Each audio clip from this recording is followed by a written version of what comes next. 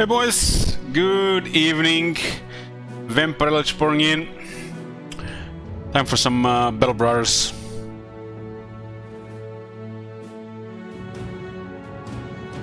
Hey guys. Okay, where were we? He doesn't know. I mean like 10 plus people sent me a message when Mortal Empress is coming, and it's over a month away, nearly 6 weeks. Isn't it early for Vampire Hedge? It's 8:39 p.m. so that's pretty much Vampire Hedge. I woke up 4 p.m. That's Vampire Hedge. Basically just woke up, went on a long walk, got a big meal, and here I am streaming. You heard Mortal Empress is coming and it's over a month away, nearly 6 weeks. Bloom cools. Hey Nerfy, thank you for giving support. Thank you Post, thank you Adrius. Sokol B Vanilla, somebody requested me to install some kind of mod. I'm not sure what it is, but I downloaded it.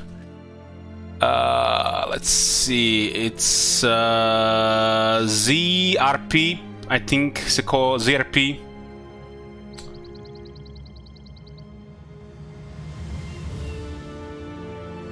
There is a sheep Hedge. When I wake up, like when Bloomcools wakes up, there's a sheep Hedge. So like sheep Bloomcools. There's the regular Hedge that wakes up usually after 11 a.m., 12 a.m. or 1 p.m. And then there is Vampire Hedge that wakes up after 4 p.m. And there is the zombie Hedge that wakes up after like 8 p.m. Hey there, bro. Guys, this month has been so crazy for me. So crazy. What do we got here? Let's find some brigands before we start talking about this. Been talking about a lot of different things the last couple days, getting sidetracked from the game, but sometimes the game can be in the background, right? But we have to go north into the swamp. I haven't been fighting the swamp yet.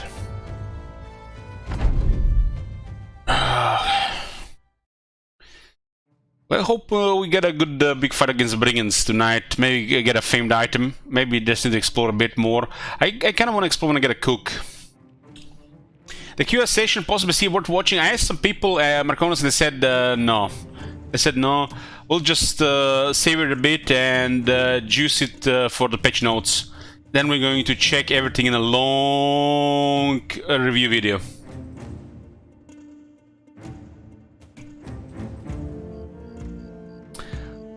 I don't give Hedge enough money to have mod. Bloomcools don't give me. I don't even remember getting any money from Bloomcools. What are you talking about? There are little VIPs and mods in this channel that never donated, I think. But somebody, you know, they can definitely grease it. But if somebody, you know, donates, it definitely has, stream in their sites. Bloomcools gives you other intangibles. you don't have proof. Something long with Hedge. Long review. So guys, what's ahead of us? It's a very long review of the patch notes and everything they revealed so far when they released the patch notes for Immortal Empires. And then when we get our hands on Immortal Empires, a good probably 1 to 2 days of checking everything. Since it's a beta, we're not starting a campaign immediately. And on the third day, FGK is gonna end the stream. I mean, we're gonna start a campaign.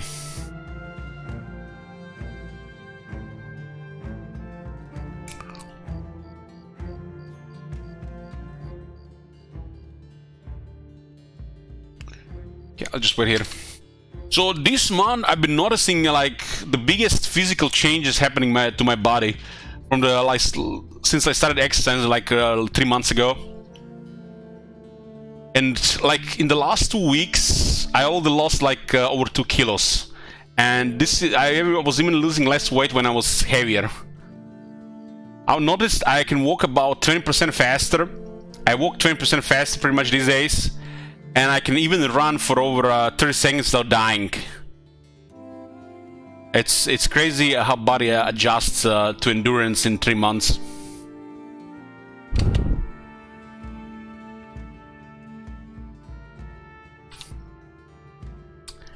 My nephew is pretty much slowing me down when we walk together.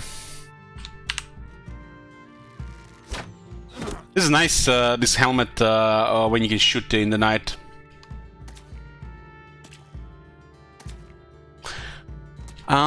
Disco says, have you thanked CA for making Warhammer 3 launch so bad you started exercising?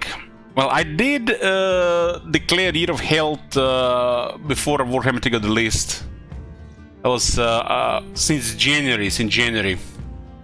But yeah, I only started exercising like 2 months later when Warhammer 3 got released, and since Warhammer 3 was not really playable in the current state, I did start exercising more. So I guess CA definitely deserves some praise for me losing a lot of weight and getting fitter. Is the plane still green for the first Immortal Emperors campaign? The plane was never green for the first Immortal Emperors campaign. The first Immortal Emperors campaign, the play as greenskins will be this Star Wars style campaign. I understand it's similar, but it's still a bit confusing too. Grimgor is probably going to be third if we decide Grimgor for this campaign. But first is, I would tell you guys about 70% is going to be Empire. 70% Empire. And all these talks about this thing today, yesterday, 2 days ago, just makes the wait harder. We'll keep busy right now. The closer we get to Mortal Empires, it's harder to stay busy to just pass the time. It's just we're getting close and close to it. Body transformation Instagram stories when? Well, Pine Templar, I put 2 pictures of me on Discord this week if you missed it. If anybody missed it, there's 2 pictures on Discord and there's 1 picture on Twitter. On that picture, I'm already have less weight than I had on that first picture I shown you guys years ago. And you can compare with this picture over the months, I guess. If somebody's with me outside, I'll make pictures like that. I don't like selfies. Selfies still cringe. But yeah. Unless there's like a mirror selfie, sure. But selfie like that, like looking at the phone, is cringe.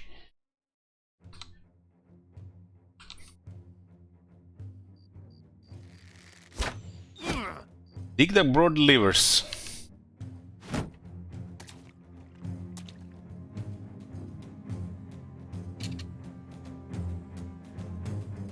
Let the Swarm Villagers let them come to us and we'll shoot them until then, just if everybody pass. Been leveling Gutch Lord. Gutch Lord is now level 5. He's gonna be a shooter. He already has a warbow ready.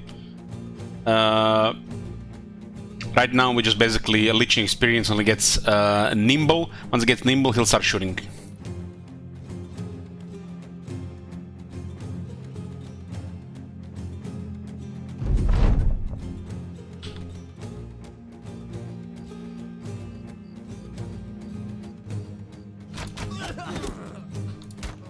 What the hell? Isn't this like the most beautiful thing in this game when you have archers doing shit like this? Nothing makes me happier than having like super effective archers, even if it did not trivialize some encounters.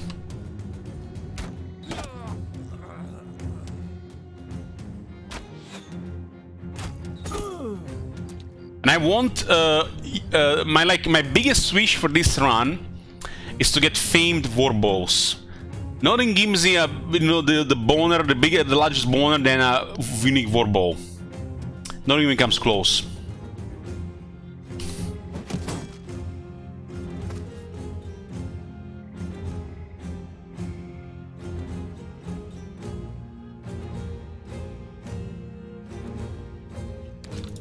We'll get a two-handed cleaver for Zertation. Zertation rolled well. Last time I think we get 2 coated plates. Well, so our front line is heavily armored. We get 2 nimble guys. You can notice the nimble guys, they got hyena fur mantle, like Guivi and Cerealty. One of them also says dodge. No more Elden Ring? We still play Elden Ring, but we also play other games right now, All Might.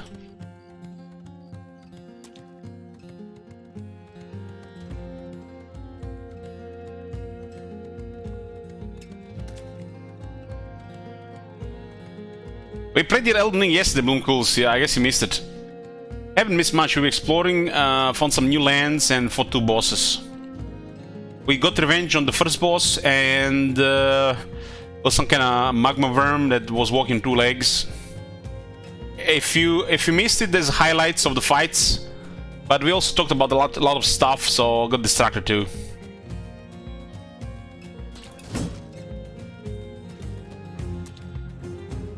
Get highlights of the fights in the channel if you want to see the fights.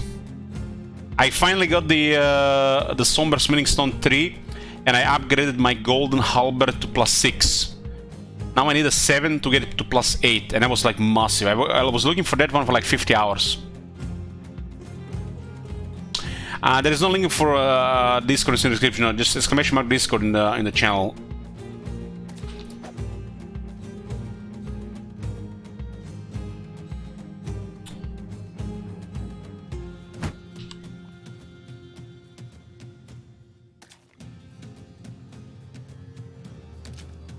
So, Swan giving minus 25% melee skill, melee defense, and range defense.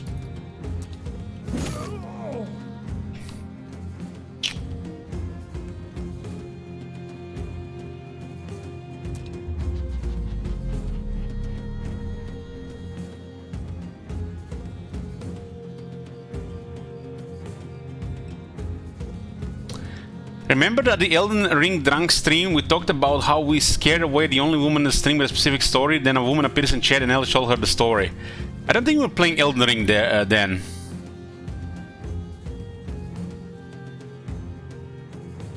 I think we played the Resident Evil. But yeah, that was a confirmed woman because she was a streamer. I can see the videos and everything.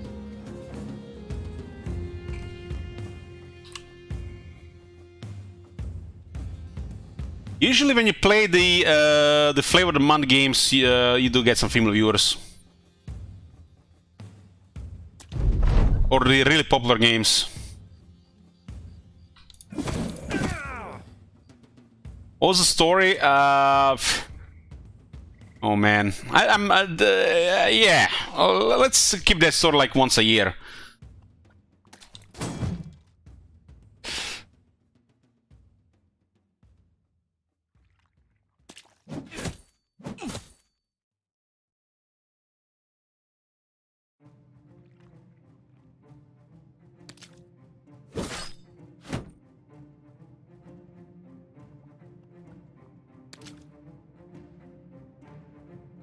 That story shall be regulated to the ancient texts.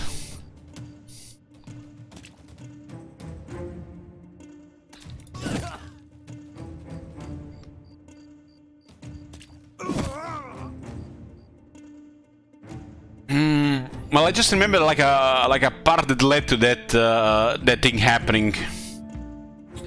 Back in Path of Exile, we saw this character when Path of Exile got released.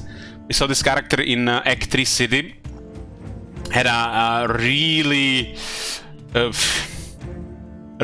red name, and it kind of inspired us like a year later to start messing up with the names.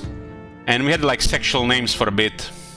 You know, when a new season starts, we would always play around with names. Sometimes we would make some really messed up names, like I would be named after somebody else, and then somebody else would name after me. We'll just mix names to confuse everybody. But there were 2 times I think we had like this sexual innuendos names, stuff like that.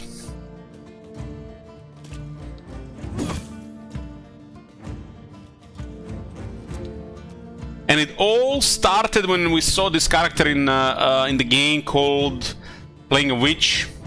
You know, that girl in ragged clothes. Everybody looked like that as a witch back in the day. The character name was Lift My Skirt and Make It Hurt. And it started all this memeing with a gang. Maybe even one of our most, I don't know, polite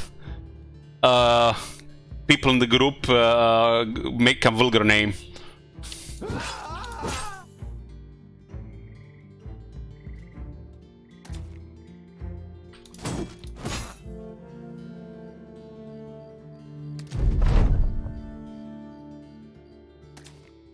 Don't give me Phil Swear, man. You know how it is. They're like, you know, men on the internet, especially like 10 plus years ago. They see a girl character, they have to do something, some sexual name about it. I remember days in the WoW when half the arena teams were some sexual stuff. The names.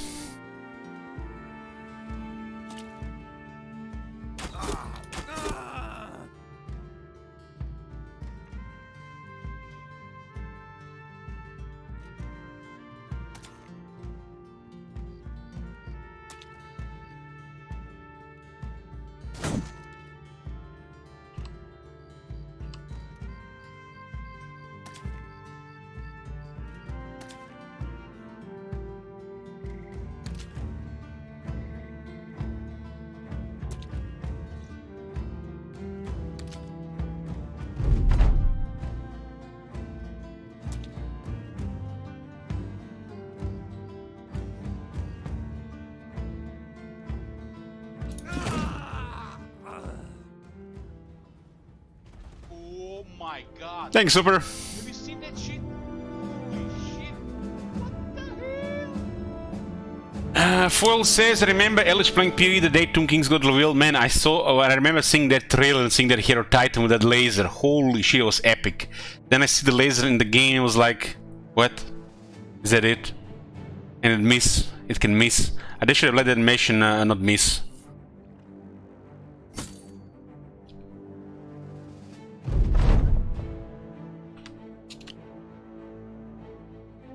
Yeah, let's see. Baal level 11. Okay. Baal is looking solid. Got one more level here. One more point here. Health, very good. It looks like he might have... I'm not sure he has Colossus. He might have it. Resolve is just good enough. Fatigue is a little bit more value here because we do have other things going on here. This is probably better in the long term, but this is more needed in the short term. Yeah, Baal has Colossus, that's why he has 92 health.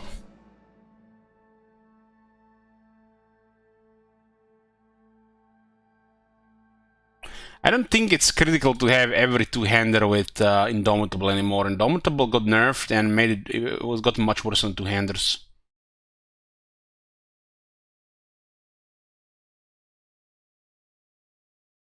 But Baal does look like he could handle it.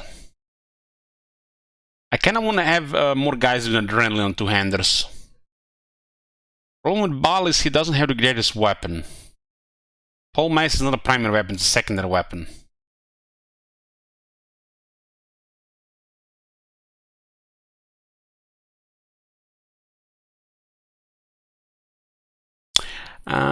Yeah, getting Indomitable in every two-hander, I don't think it's critical as used. It's not that good anymore. Not that good anymore. We just have to pay attention who has it, who doesn't have it. The fact he has Colossus, you cannot just build all the things you want.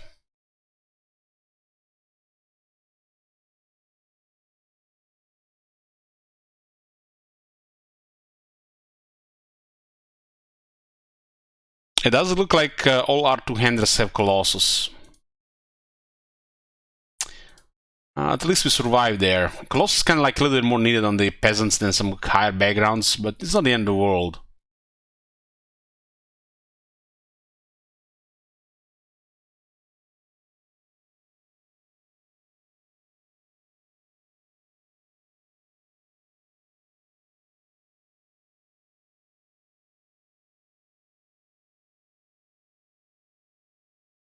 I'll definitely get the recover.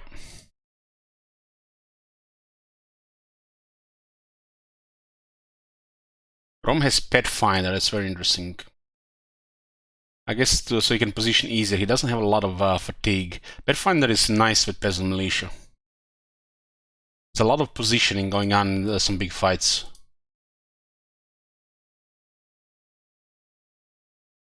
We can make Bal a little bit more flexible and give him Pathfinder as well.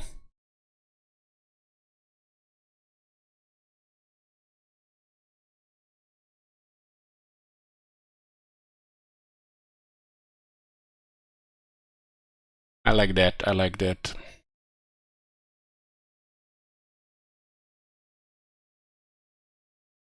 So our shield experts, Frak and Oki Jr. don't have Pathfinder, but Rome has it. Rome is probably going to be the first tank that's going to go knee-deep in shit. Well, Oki Jr. is probably our best tank, because he has also very good offense. But you don't need very good offense on a tank. Rome is our best tank, but has the weakest offense. Meanwhile, Coca does have Indomitable. This helps. Especially if we mix it with some other guys with Indomitable.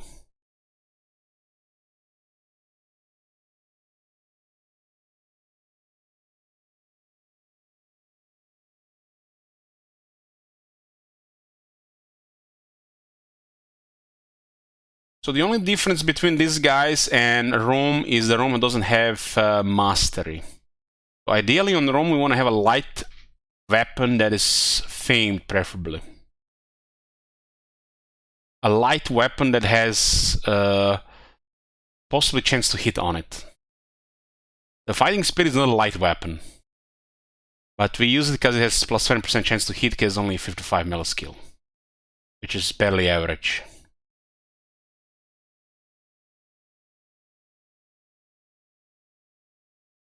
It's getting dark. Forget to have this thing here. Night light. Turn that off. Less blue. Less blue on the screen. Looking forward to getting Gotcha Lord up and getting 3 shooters. Right now, what I want to do the most is big brigand fights. That's like one of the main reasons why I really love this game. Something, you know, sit nice with me since the game got released. You know, it feels like you played from the start. You know, at some point back in the day, you know, the brigands were a common sting. It was like half the game, and then you had like the nasty stuff, you know, like Orc Warriors, Warlords, or the Monolith.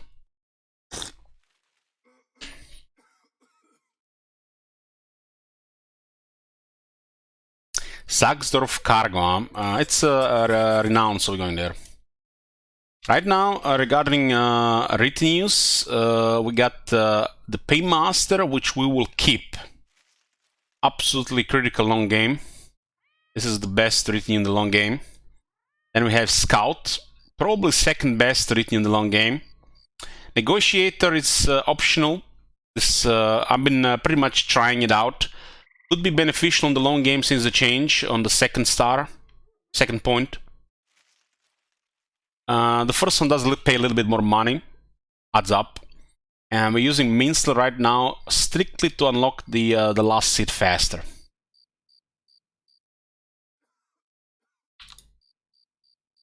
But I'll probably permanently use a Bounty Hunter. Because the chance of seeing champions is so rare in this game, even with the Bounty Hunter. 4 days only more lepers.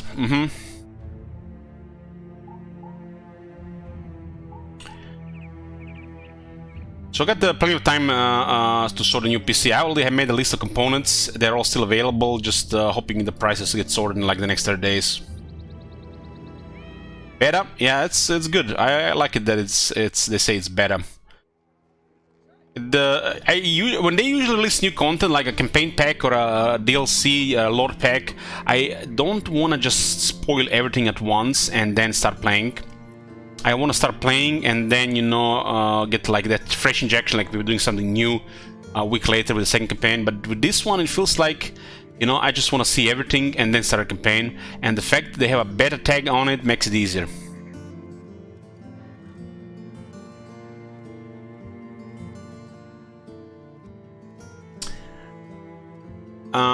The 4000 series doesn't come out this year.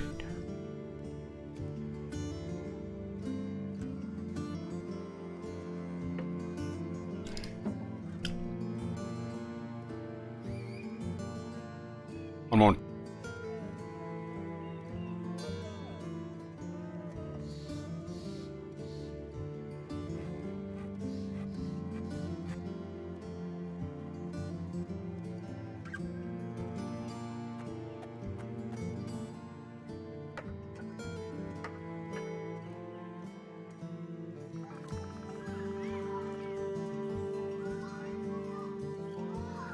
I think 1080, you can use a 1080 until it dies. It's still gonna be a very good graphic card.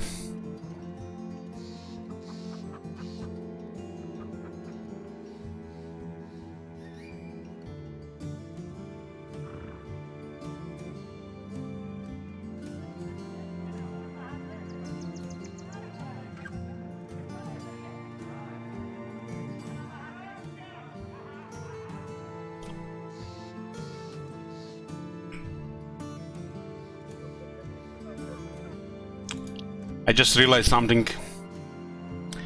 I did it right, guys. I clicked the stored items.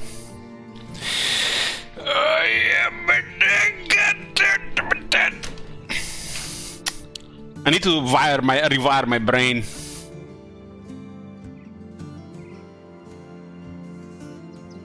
Well, here we go again.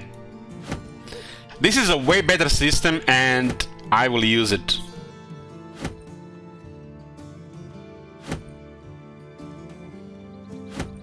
Manual sorting inventory is really much better for everything. It's way more convenient as well, as long as you don't press this button.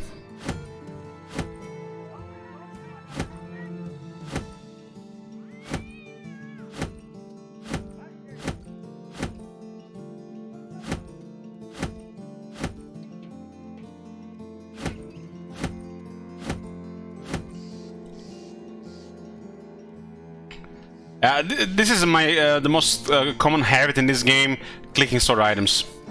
I'll break that habit. It might take some time, but I'll do it.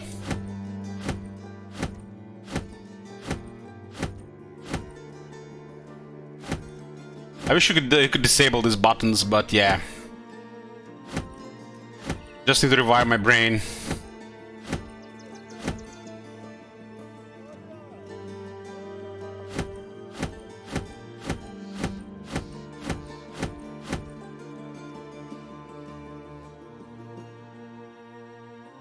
Well, Marconis, the system of manually sorting is way superior than sorting items. The funny thing is, in most games, I always manually sort my inventory, like Divinity Original Sin 2, for example, but in this game I got used to the sort items for some reason. But I realized over time that it's difficult to find some items in inventory, and it's better to organize inventory in several groups, depending how you're gonna use the stuff in your inventory. In other words, it's way better to manually sort.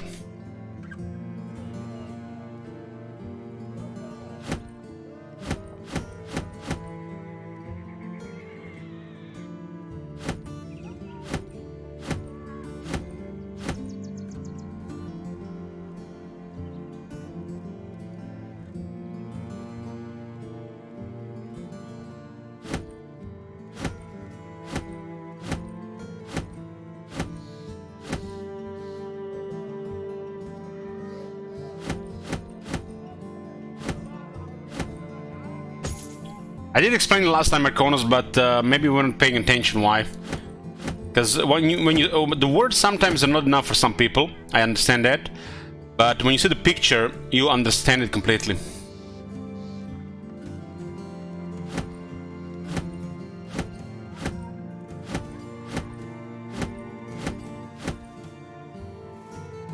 Well, eventually I'll break this habit. I'll break this habit eventually.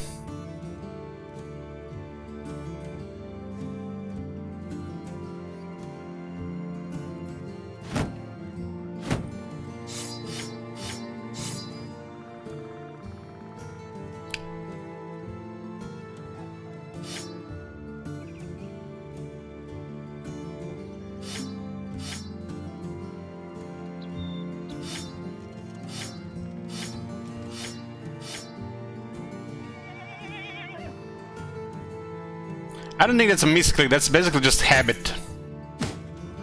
And for this game it's not a good habit. Especially when you see the other system is way superior.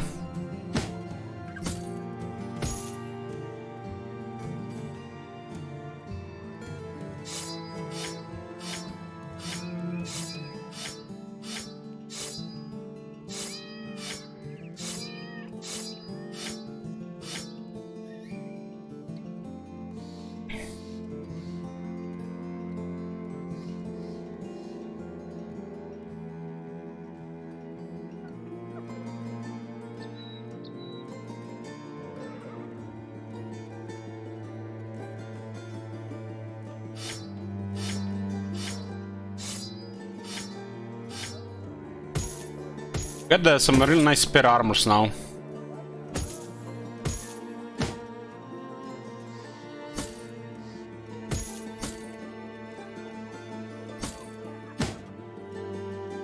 Three big ones and I think there's like one regular.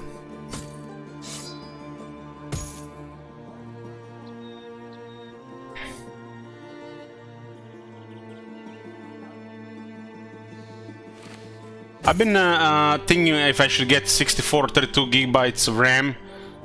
I think 32 is more than enough, even if you leave your system on for weeks. While 16 might not be sustainable for like leaving your system on for weeks or months. You have to eventually gonna have to restart.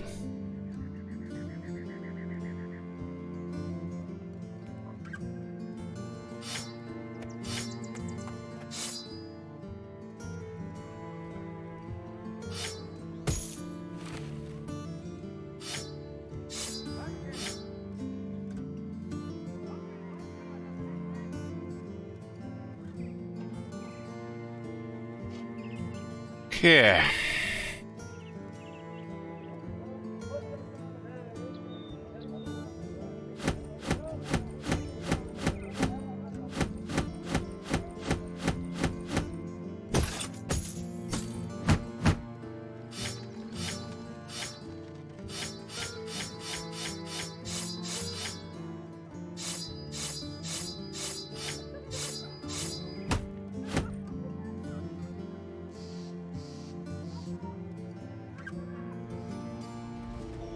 My god. Have you seen that shit? Holy shit. What the hell?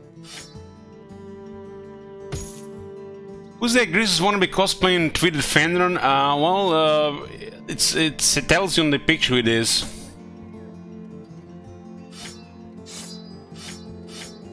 Hey, Gunner.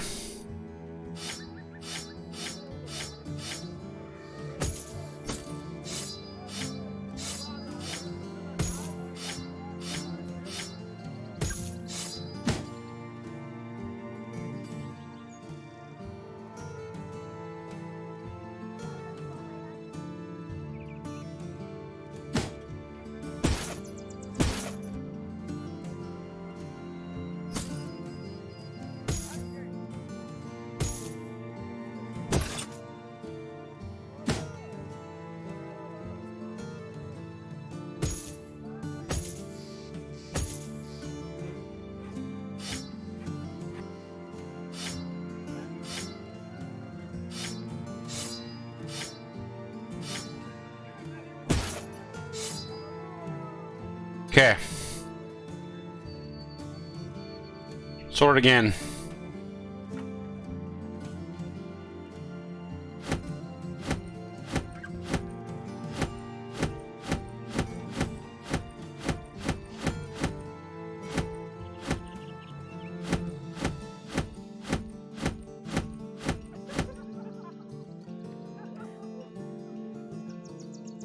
Got food for 5 days.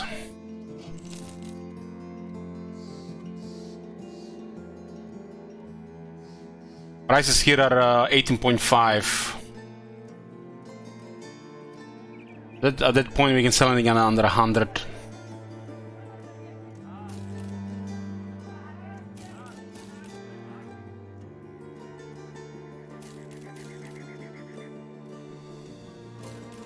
Some things are worth repairing though.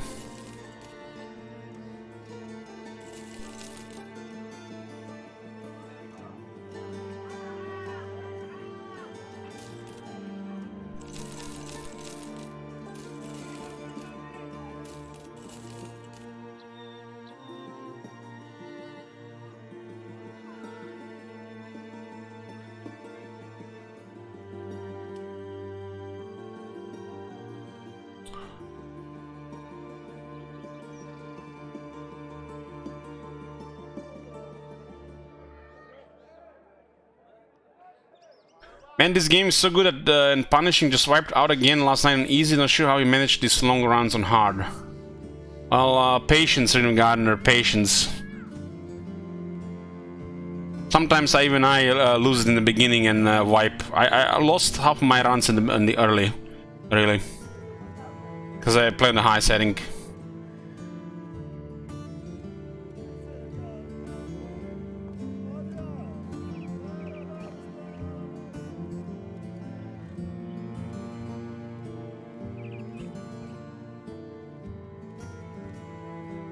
Patience is critical.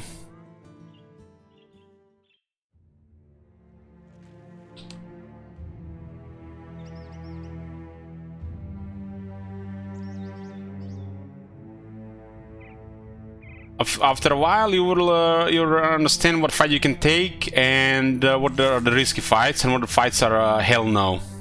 That's also very important.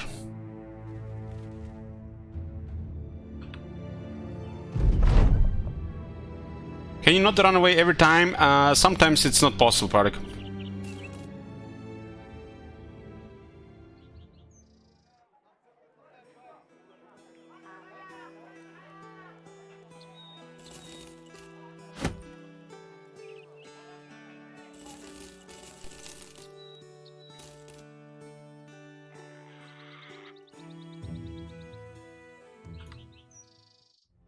I'm gonna go north, visit some of those mining settlements, get some other stuff. Been quite busy in the south, but we got a good reputations with several of these cities.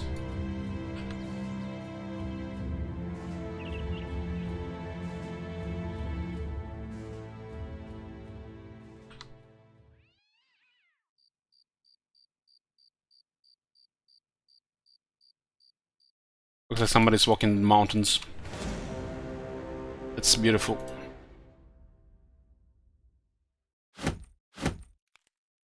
That's pretty much a decent boost to the gear. It space more than most contracts.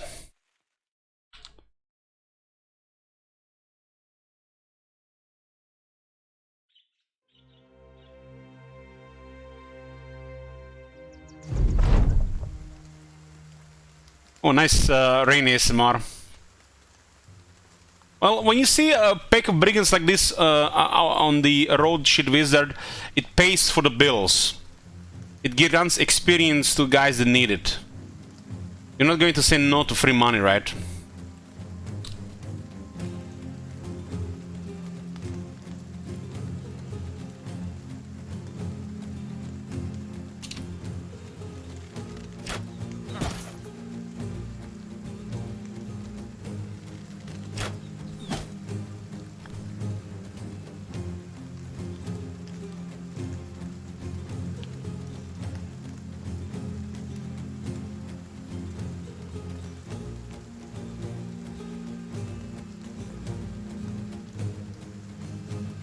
That's some really quality train sounds.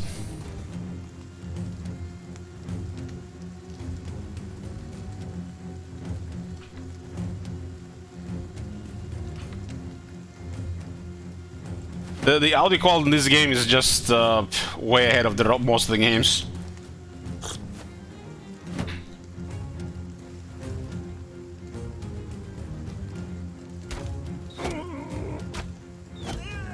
deck, bro!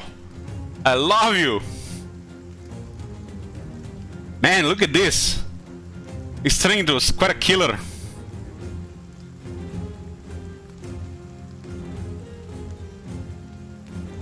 Yeah, I'm going north. Okay, trying to get some stuff in the north. I'm gonna try to explore a bit, but I think we should not explore until I get Cook, and then we should do more exploring and try to get some more famed items. We're doing a long game after all. So he doesn't have a hen hunter right now. Otherwise, I would shoot this guy. So we can shoot just this guy instead.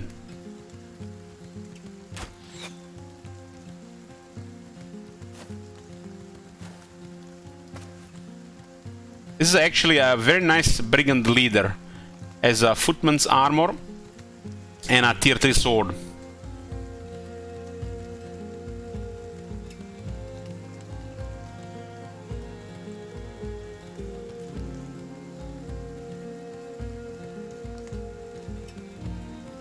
I think I read in one of the patch notes they buffed the Barbarian Madman. So I'm not sure we should risk one of our two-handers to deal with that guy. It's gonna be down to RNG since it's a duel, right?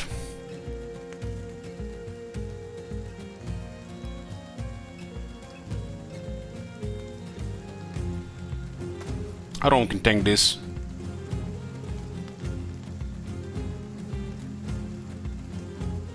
So royalty, oh, I guess we could risk royalty. Royalty is too expensive. If he dies, I don't care. So royalty is so expensive for this company, and he's not that great, but he's good. And if he dies, I don't care.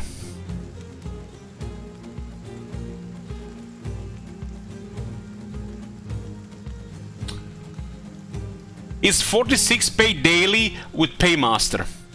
That is very expensive for this company. And he's between above average and good. Closer to good.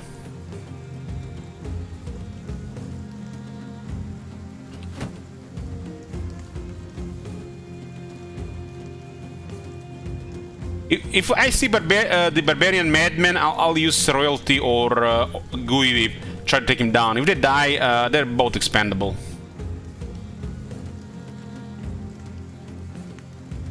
Coca, on the other hand, is one of the best butchers I've ever seen. We don't want to have Coca, deal with it. Coca probably can handle it, no problem. But we'll use the other guys. Coca is like a really solid two-hander here.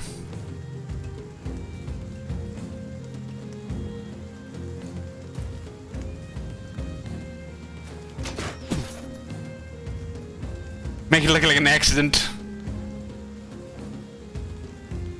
Coca's background is a butcher, surprisingly. But Elich, who will guard your rear if Serolti will die? Billhook number 1, Billhook number 2, Billhook number 3, long axe, and a sword lance. That's plenty of rear guard.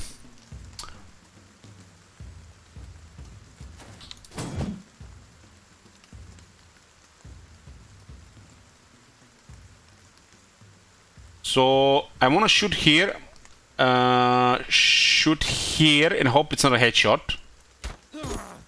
Now we got. I was not a what? The other had a buff. I guess I missed it. He actually hits. It doesn't go up.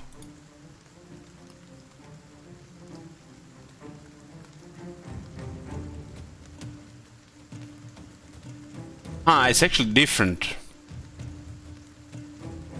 Go for the head. Hitting the head of a target will give you a guaranteed hit to the head also with your next attack.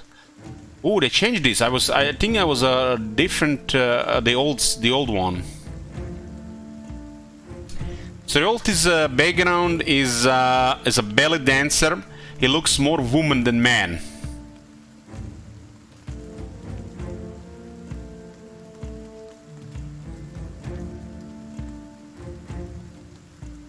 When we found royalty in the world, we thought it was a woman.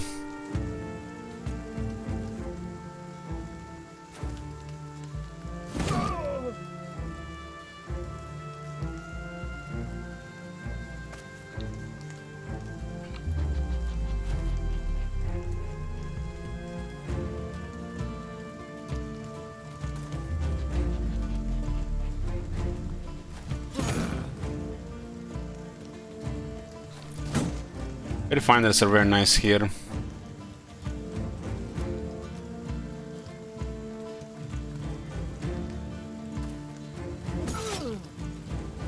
Love the sound of cleaver.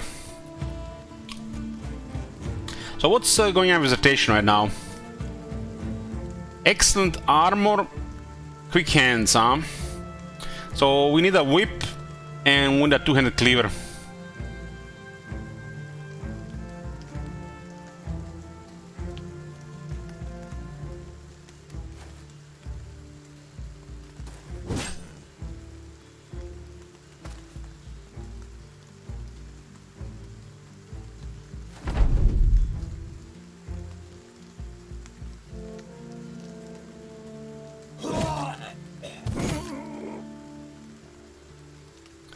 And if we get a famed long axe for Armon, I would like to see a famed long axe with damage and more effectiveness against armor. With huge and killing frenzy. Oh my god, that would be something.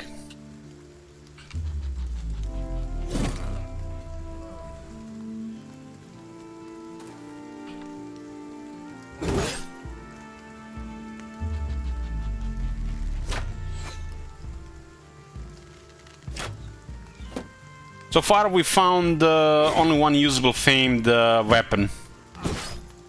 It was a fighting axe that's light. And lighter to use. So it's lighter to carry and lighter to use. I didn't even roll that good.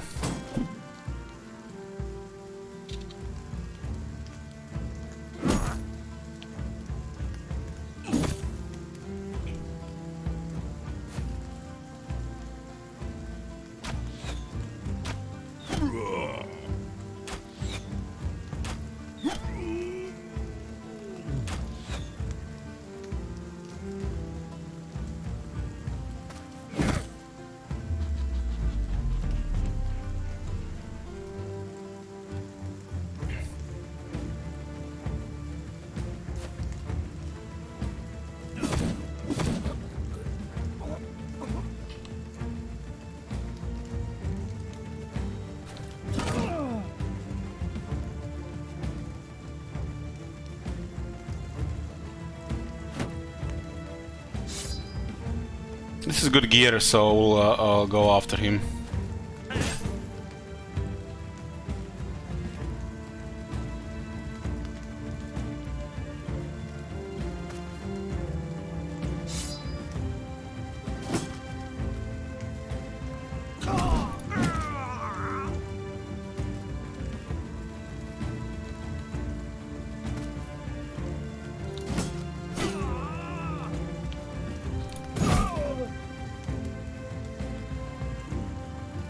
Gabriel says I found a famed two-hand cleaver in my run. Yes, the LH wanted me to mail it over. What did it roll?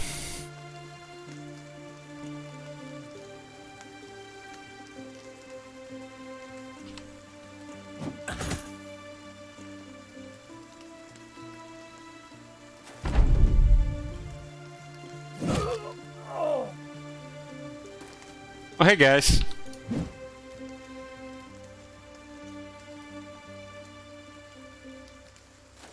Exhausted, huh?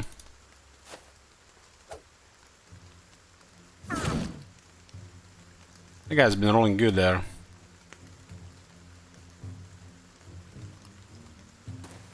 Okay, leader is wavering.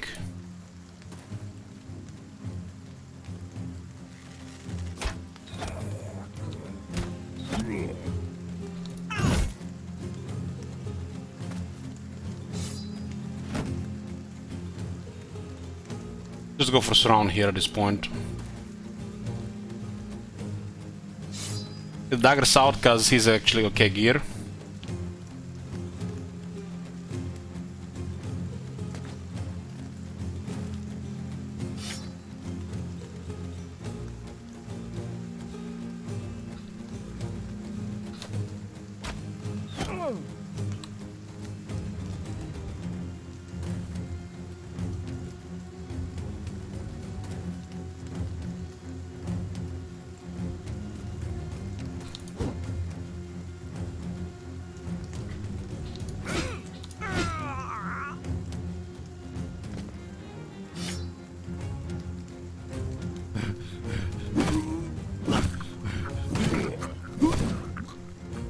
Goddamn those sounds. Music to my ears.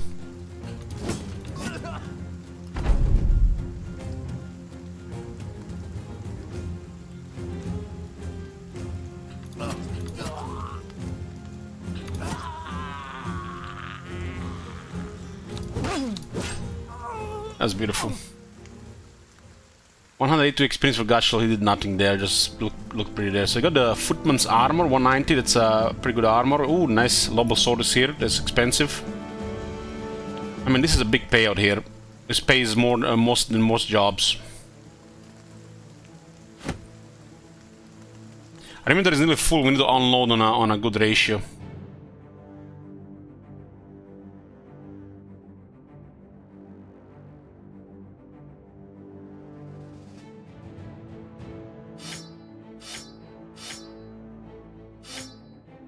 We can make probably 20,000 what we have in inventory.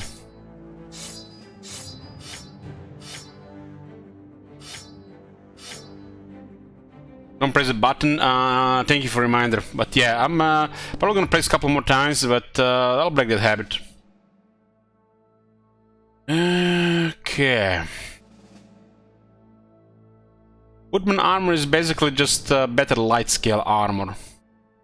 It is slightly heavier. This, you know, could be effect, but if you're leveling a new guy, better armor is more important.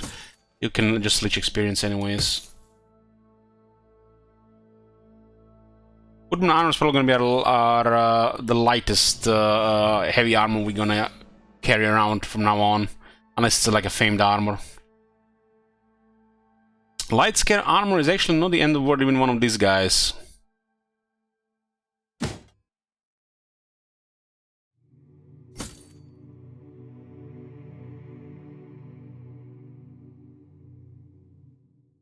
Reinforced mill halberd is like a low heavy armor.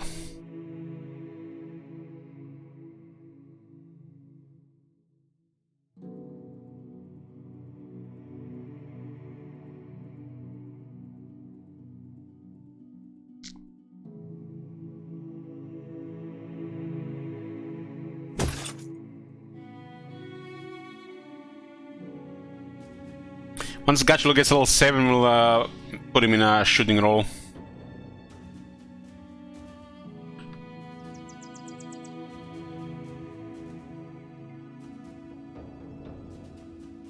We'll do a company inspection every 100 days, so the next one is in 16 days.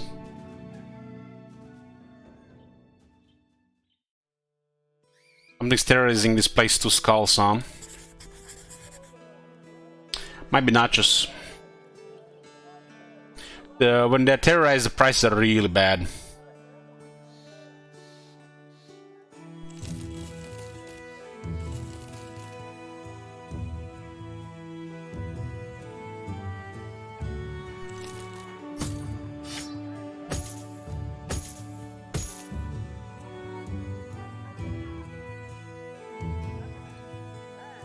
Might be just spiders. We haven't seen direwolves in a bit. 26 nachos. That's actually a lot of nachos. The nachos scales really badly for peasant militia.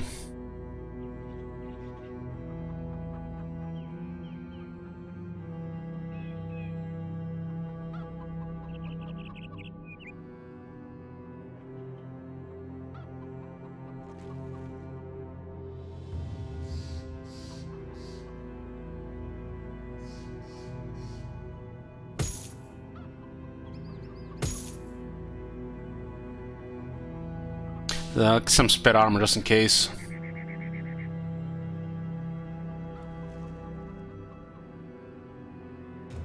I think this goose will...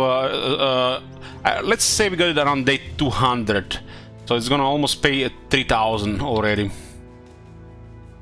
That's a lot of nachos.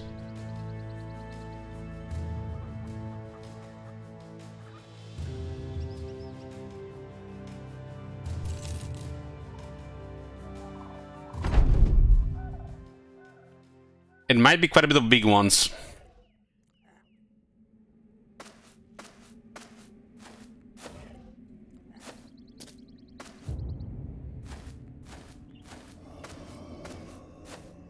Looks like it's a couple of big ones. Maybe 2.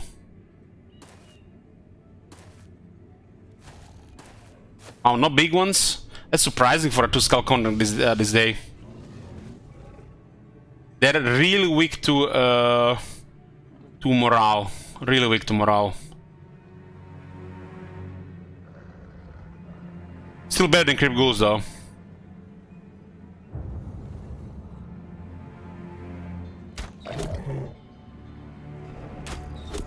Let's wound them, and then we'll just step on their corpses so they don't feed and grow stronger.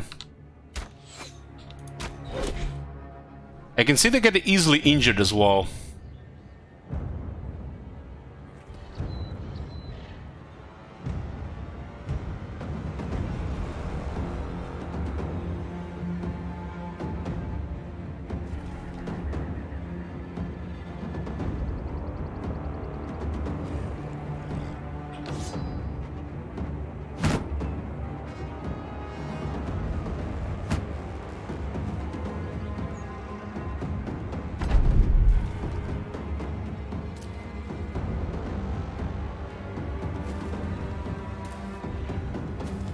Something tells me that Crypt Ghouls are always gonna be shit because of multiplayer token.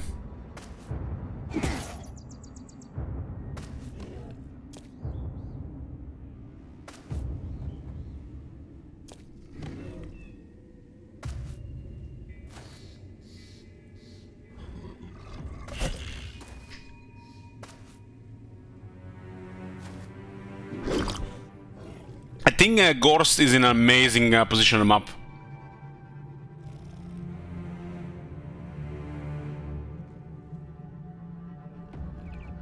Well, the closest the Crypt Ghouls were to being good is when there was apparently a bug with the Striga Ghoul Kings.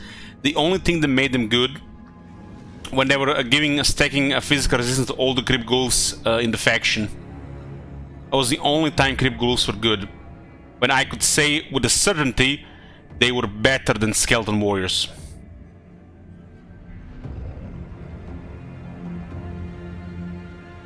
But saying that something's better than Skeleton Warriors isn't saying much. Problem with Crypt Ghouls, they're too squishy and they don't have enough health. So Crypt Ghouls need like more health and regeneration from technology or something.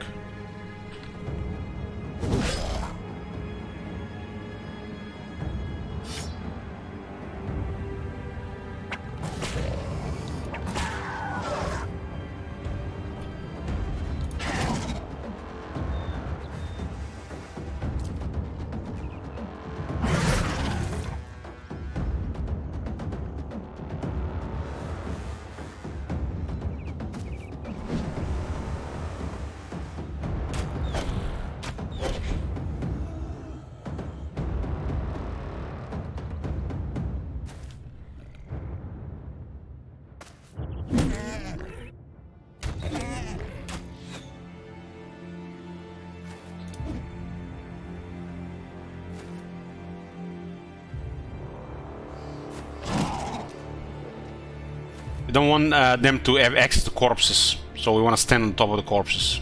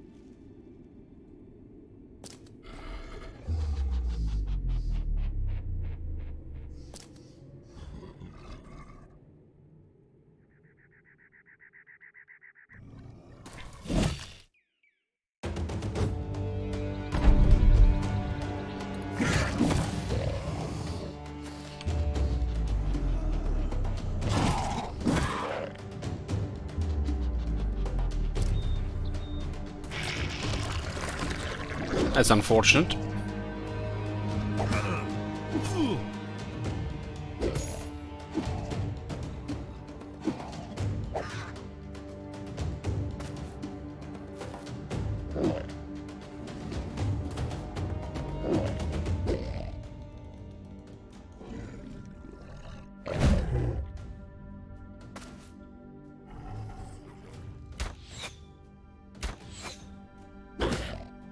That was embarrassing there.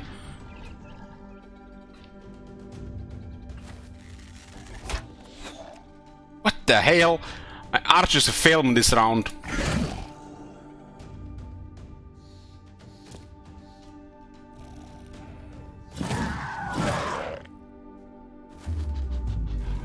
At least calling is very reliable.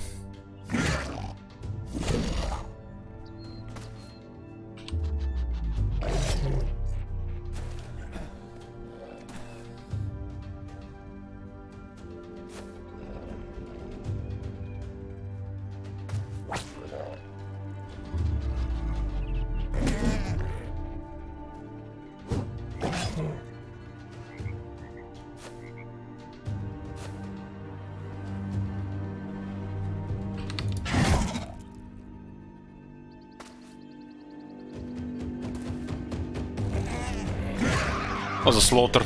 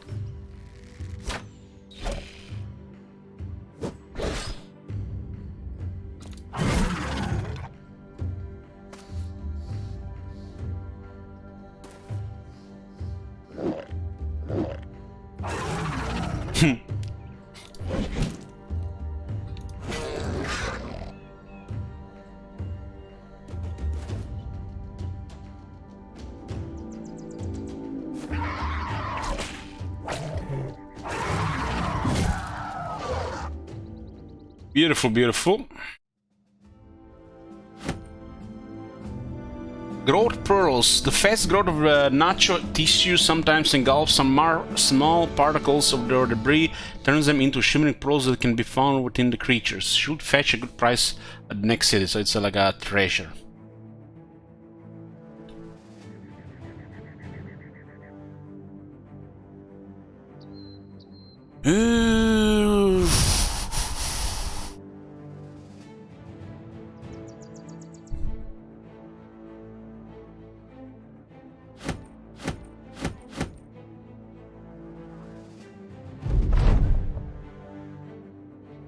No, that's actually, yeah, it's like the pearls that go in like the oysters. Yes. We're 200, so they're between web valuables and the soul splinter. These are materials for crafting, so that's at the bottom of the inventory. Useful for the trophy necklaces.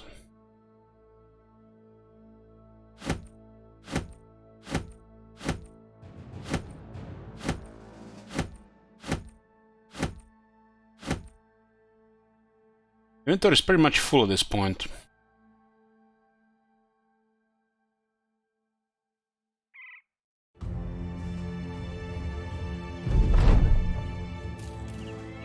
That was a very nice mission here. The tools are still very expensive. I gotta go back to one of the trade cities and sell some stuff, even if it's at 19. I need more tools as well. Been hoarding stuff for resale lately. Disappearing villagers. Oh man, I don't think so. Oh, this is bad here. Let's see Hellenland. This is horrible one. No joke.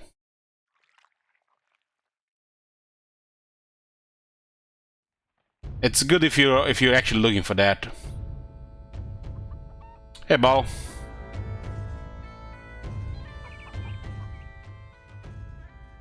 Prices here are at 18. I guess it's good enough to sell anything 100 or lower value. Because we do have to. This is basically common that something's happening there.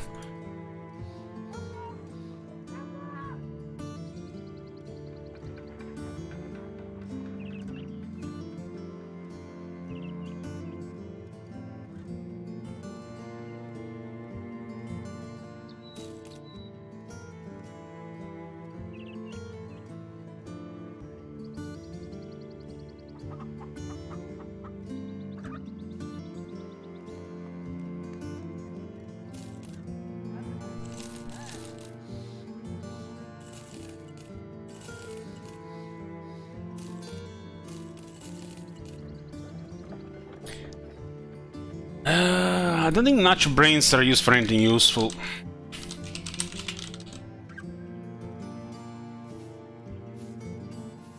It's used for Iron Will Potion, Smoke Pot, Potion Oblivion, and Snake. Also, it's useless, yeah.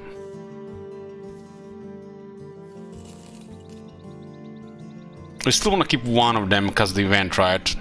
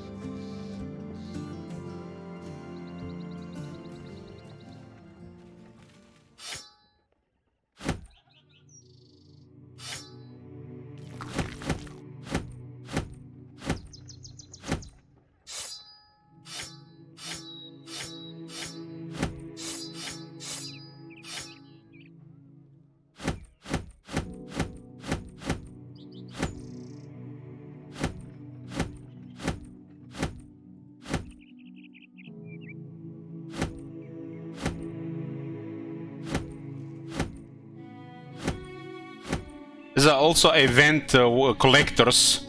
It can sometimes happen with another event, and all of this stuff is worth way more.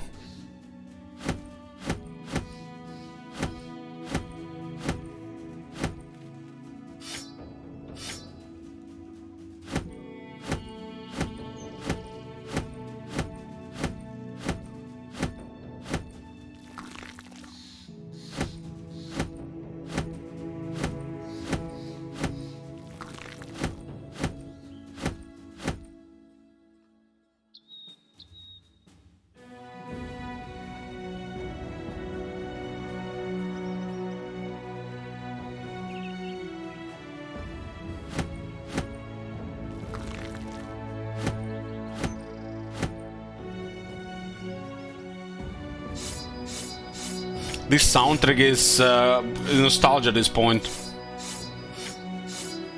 This game has already been so out that this soundtrack feels like nostalgia.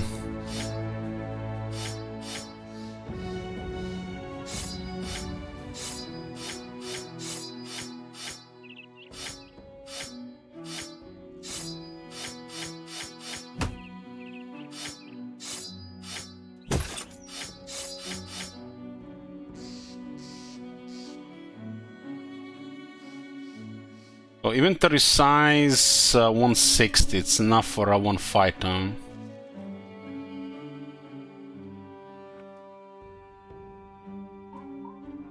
Let's go north. Renown is at 2671.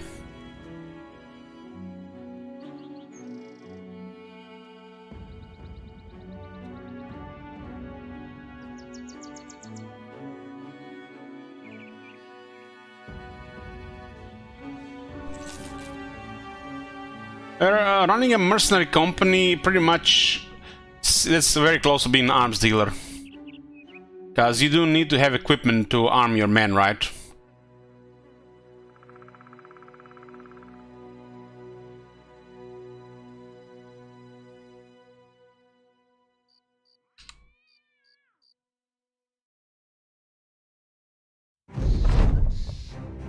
Entering Eisenheim, it isn't long until Guibi is bothering the locals. He's slapping buckets out of their hands and kicking women in the mud. When an old man confronts him, the sellsword draws out his weapon. Other peasants beg that he put a stop to this at once. Why is Guibi doing this?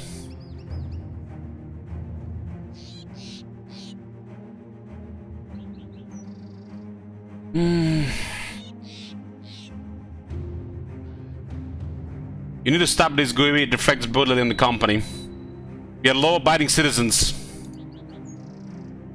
As Guibi raises his weapon on high, you grab him by the forearm and bring it back down.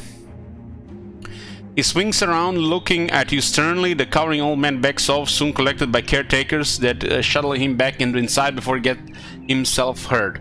A few other peasants linger around, watching with keen interest. You tell the sellsword to back down. He's paid to fight who you deem he should fight. There are a bunch of peasants who are minding their own. As Guibi glances around, you realize you've left him no out that he will save face. In his eyes, there is a look that says he's about to kill you. At the end of him. But he'll go out with the suicidal pride intact. But the look fades and embarrassment and humiliation take its place. He sheathes his weapon, spits, and remarks that he was only having some fun.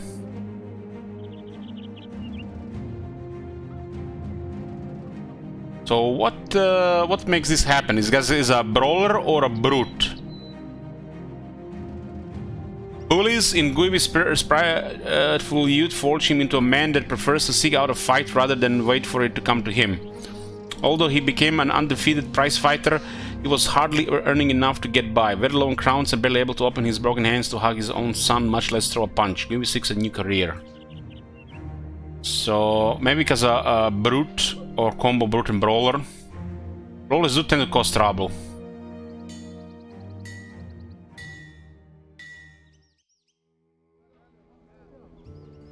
Ruins of Borgena, maybe.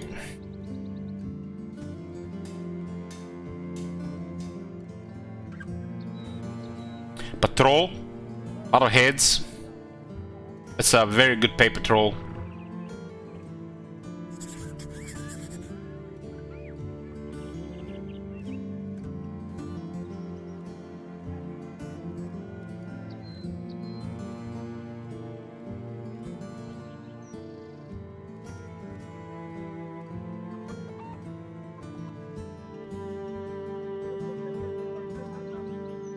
Border Straits can roll the event. It seems to be like a little bit high for some reason.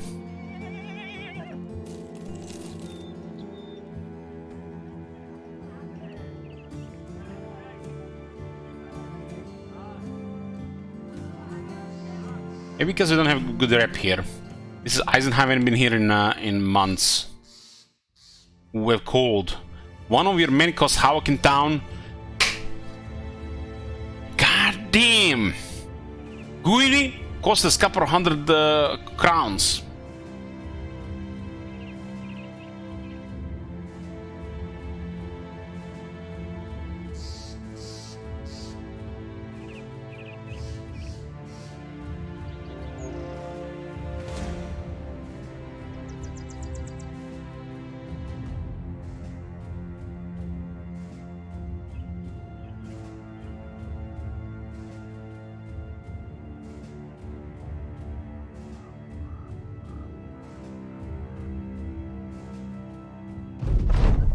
The first Unhold here on. This is a really bad terrain though.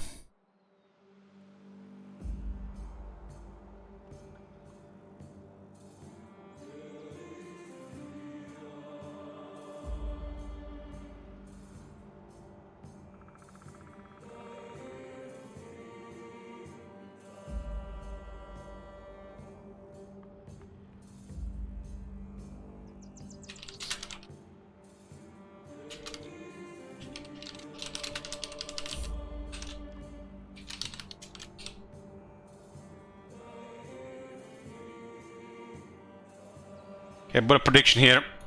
This can be bad RNG in this terrain.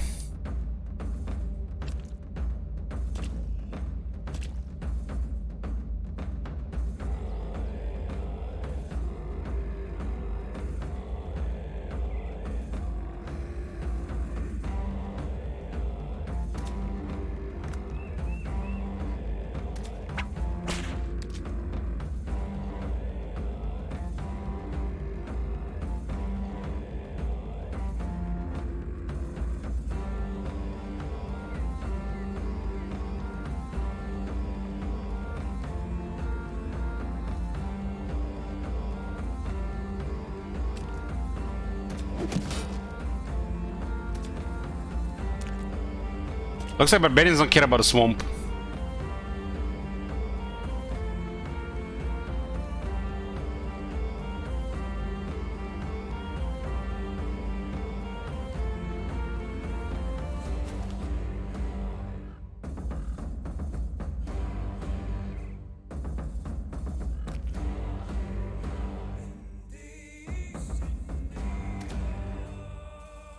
Most of the guys have Pet Finder.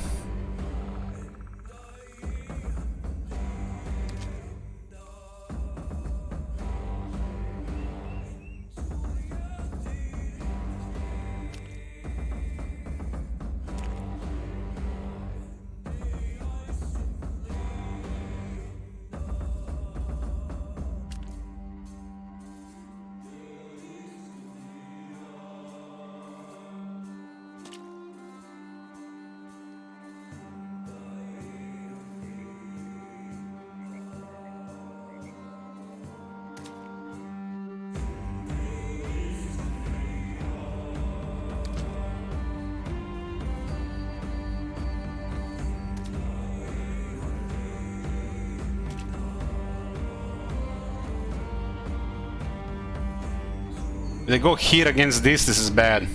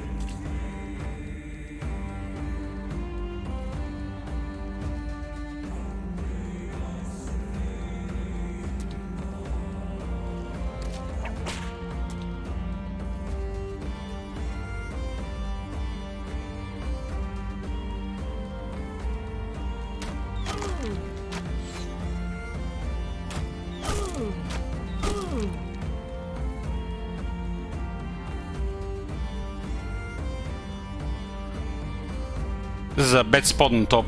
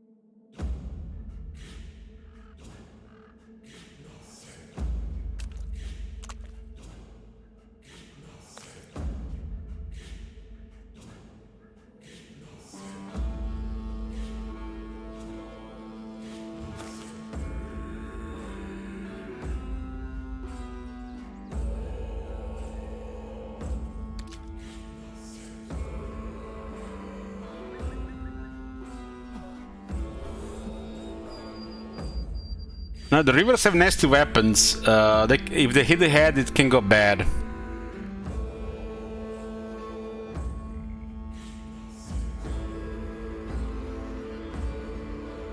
I guess more surround makes sense here.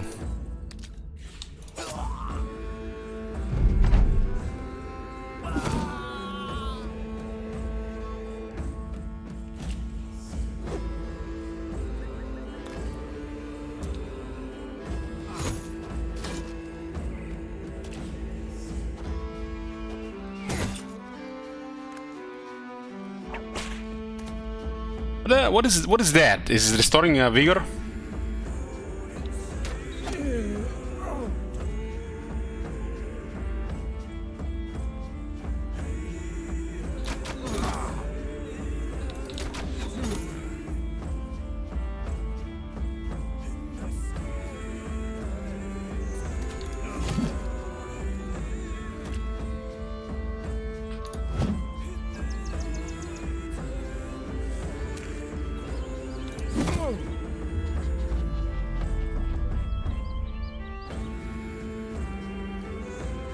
Yeah, this guy's unrealistic to target because of the swamp.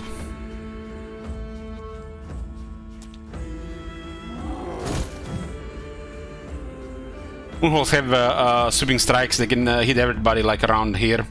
You can also grab people and move around. They have some nasty moves, so they have to be handled properly.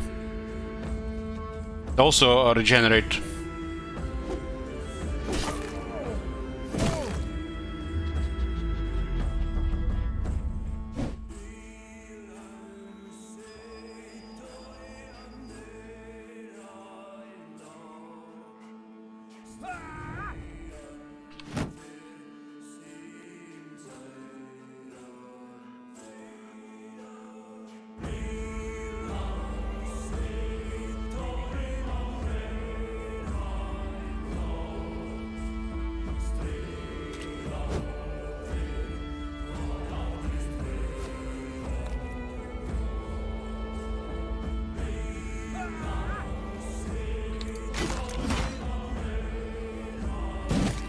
Oh, what the hell? What is that armor?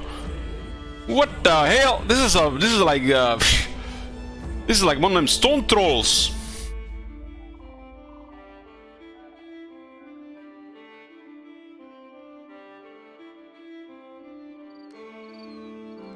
I can definitely see some crushed bones here.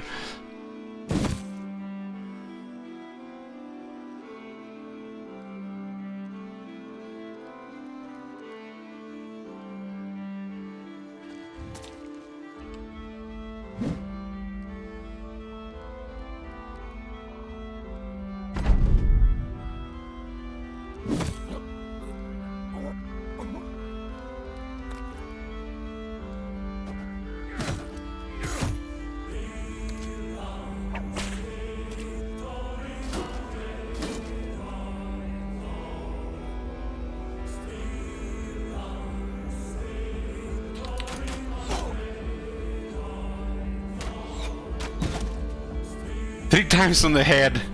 So I was guaranteed, right? The second time miss with this weapon, damn. The thing has crazy fatigue.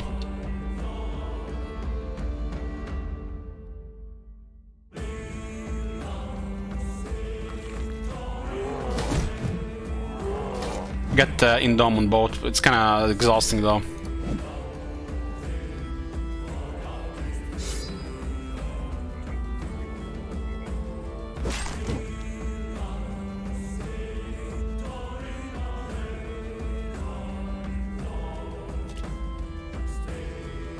It is a little bit trouble, this guy approaching like this.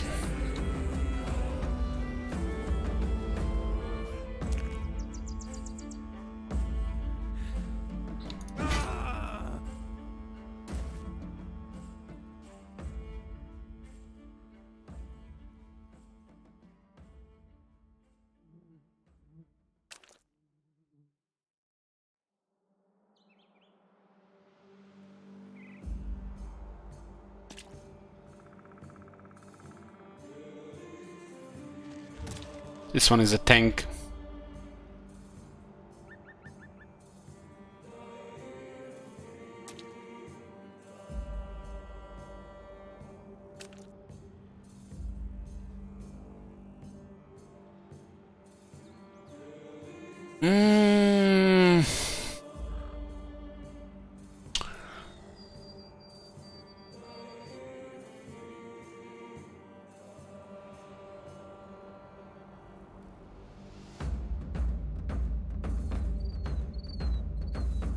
Should probably not move here.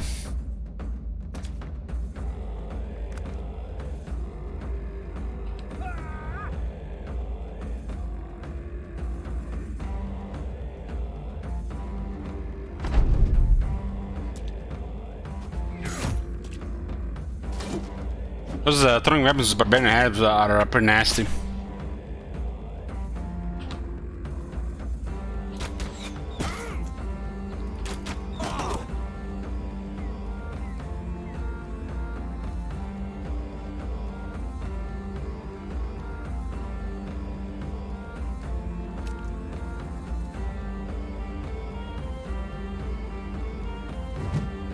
Yeah, that's so much missing here.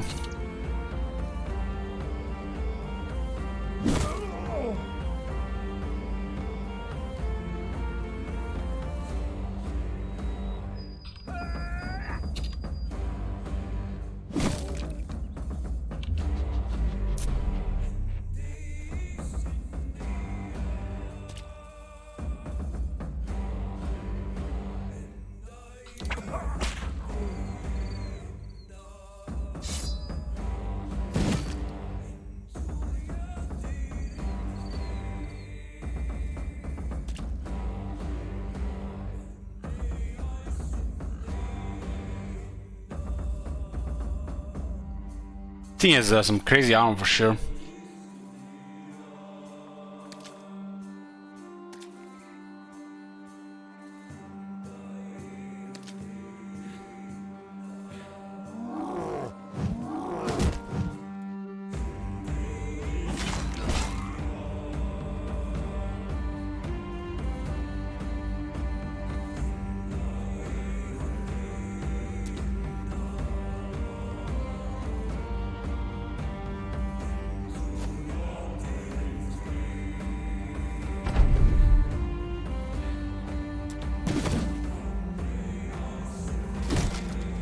Trying to break the shield. It was like the toughest shield in the game.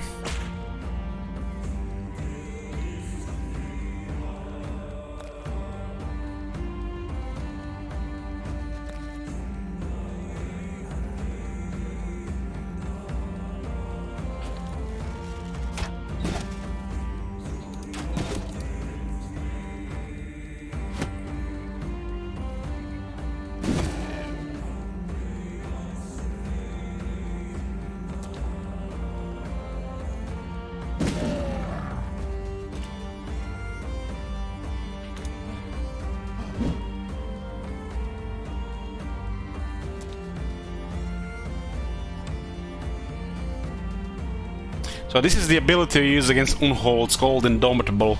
It is quite demanding. 5 AP and 25 fatigue. It will only receive 50% of any damage, immune to being stunned, immune to being knocked back or grabbed. Usually one have one of these big tanks tank at least 2 Unholds. Another one Unhold pinning 2 of your guys. Then the reach and the range shoots them around. This armor one's a little bit different than the regular though.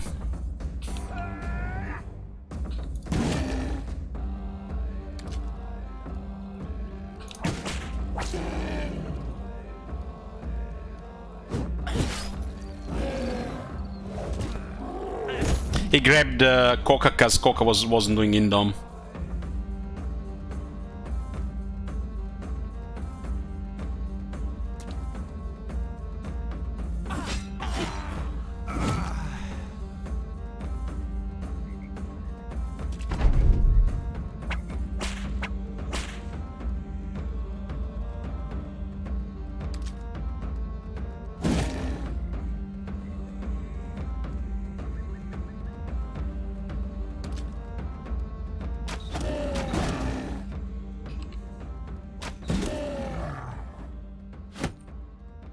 Unholes are kind of important. They drop some items which are quite valuable for some items, like bigger quivers or add-on on the armor, which will prevent damage to the armor once a battle.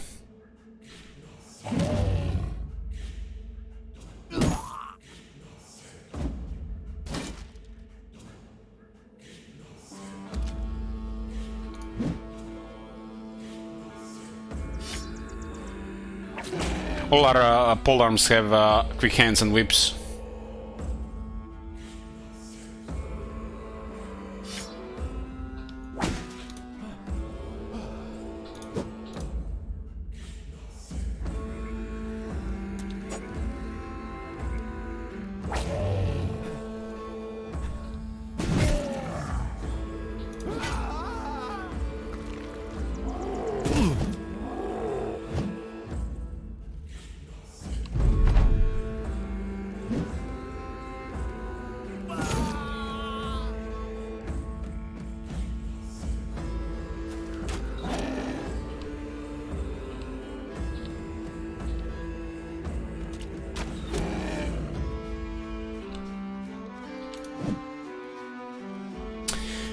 What's the most amount of woundholes you run into at once? I think it was 10 or 11, which I handled one-on-one.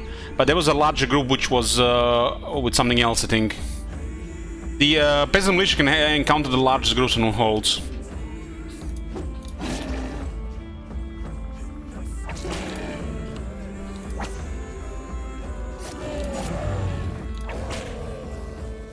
Okay, I was very clean. Not even a single injury.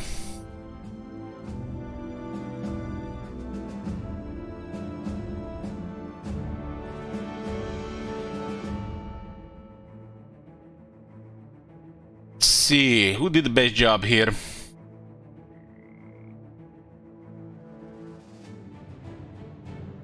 Looks like Goland. Goland did the best job here. Goland MVP. There's a giant skull and bones. These large bones taken from an unhole are available trophies amongst beast hunters. This is the I think you need 3 of these to create one of those attachments.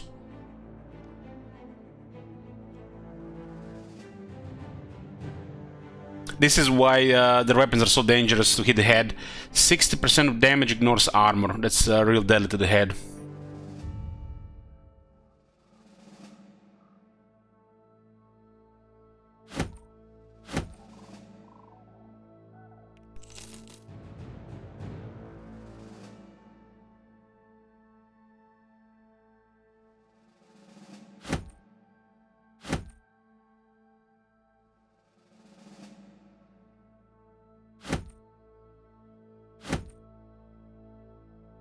Get some on there 250 worth on.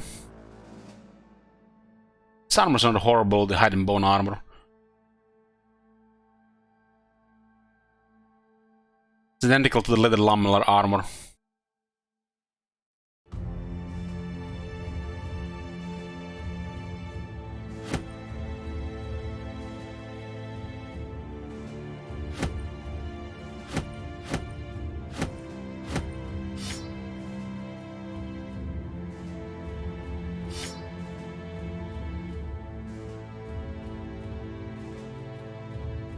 I feel bad for Cletus. You're absolutely right. Because of the skull helmet, right? Very nice.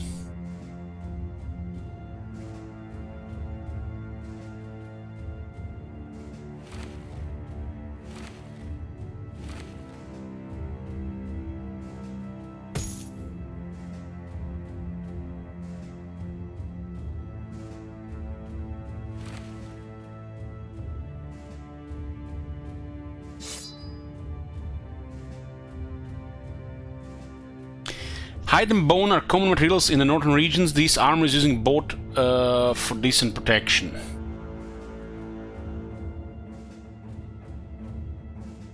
Now the Cletus is just missing a famed warbow, right? 10 heads from that, very nice. Hey Cletus.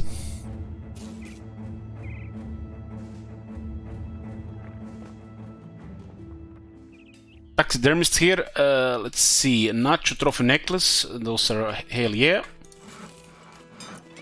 Alp ones are not that hard to get for us, but Alps are much rarer than Nachos. This is basically one of these items, trophies for resolve. Who needs resolve? Oki Jr. kinda needs a resolve, but he has one more level, maybe he rolls a 4. It does have all we have at Alf Trophy Necklace plus 5. Ball is okay.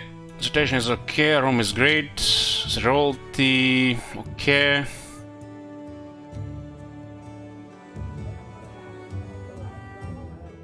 Armand I could use it. It's not critical for him, but still better get converted easier.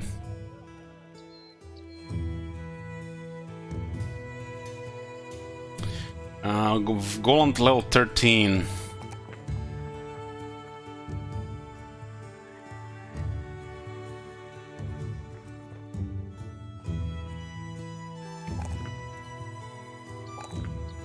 Okay, this is for the long term. This is such a nice melee skill. 98 without even any extra stuff.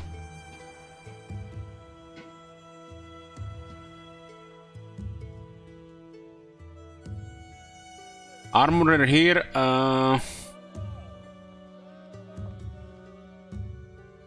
Nothing special. They're selling some salt and copper ingots. This is a village, so the prices are very close to base. And we should have food for more than 5 days. Cheap tools as well.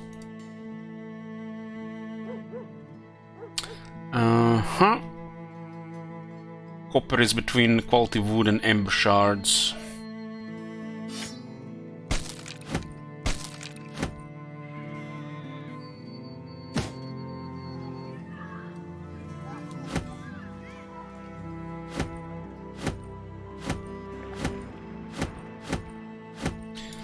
I'm probably gonna sell this eventually, but I'm hoping to find a collector first.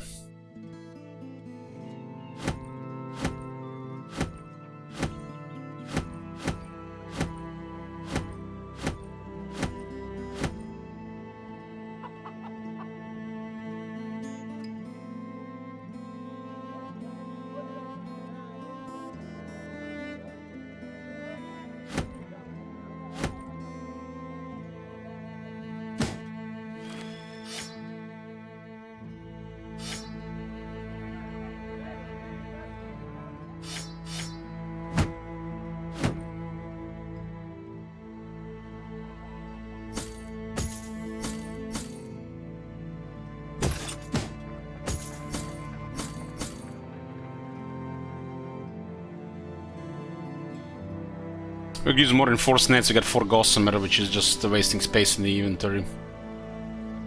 Repair-wise, repair some of this stuff for resale.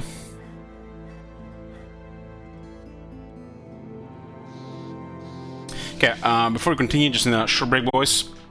We're back. We're back, boys. Patrol, Altenhof, so on the other side. Like 2 days away. Ganheim can have some leather and then we can just go south. This village is it's very by resources, luxuries and resource, I mean. Usually close to the price. Oh, it's a shame it's 9-day close. Unhold attacks, that's actually nice. I want to do some unholds these days.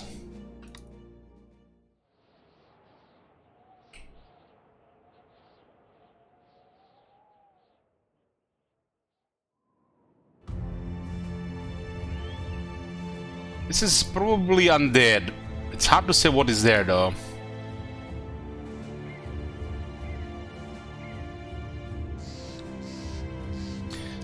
Hard to say what is there. We don't have a room for a big fight.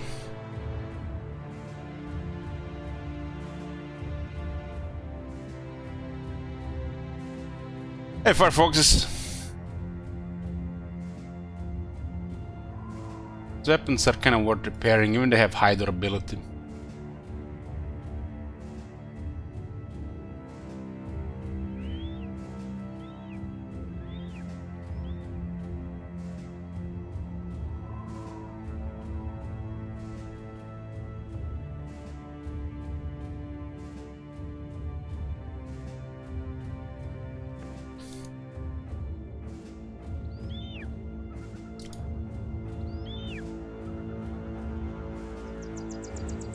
What? Forgotten mass grave. Lots of ancient legionaries, some ancient honor guards, an ancient priest, and a necro savant. That's cool.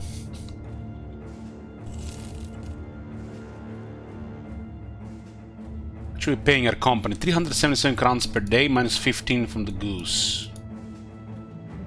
Still not very expensive. I mean, I have 16 guys.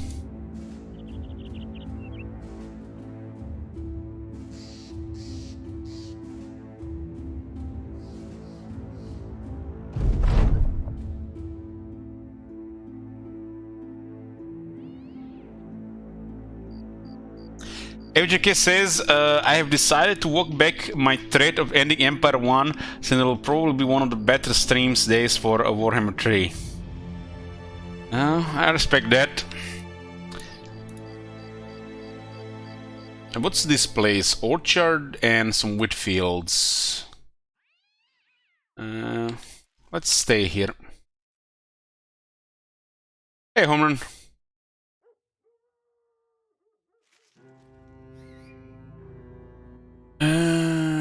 Orchard has dried fruit, and bread fields have the bread. Wheat fields have bread.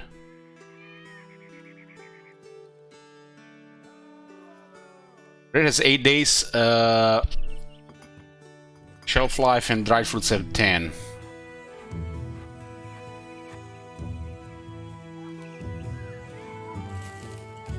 This different food is either used when it's nothing else available, or for a variety of food, so if you want to increase happiness, or if you're losing like a cook.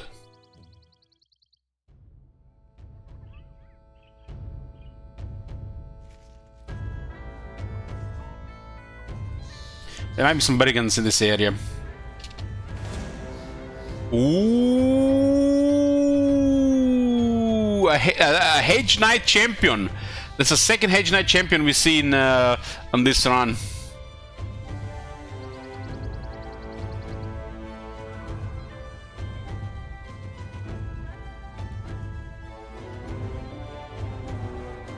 Should attack outside the forest.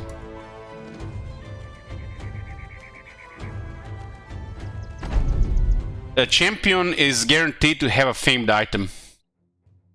Full helm, famed armor, and a great axe. Ooh, shit.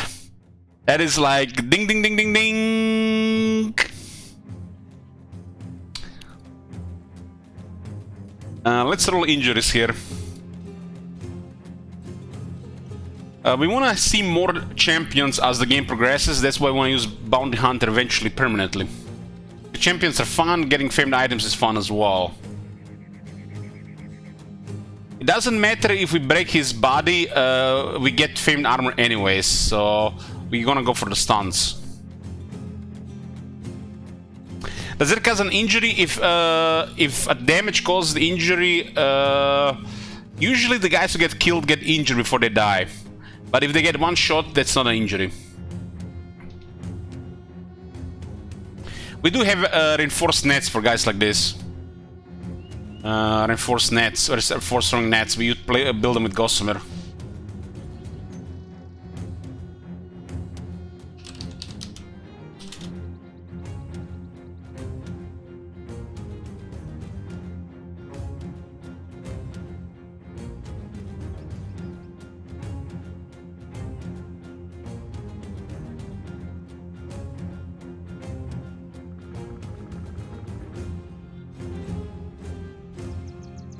Okay, Gachi Lord is 2 levels away from greatness.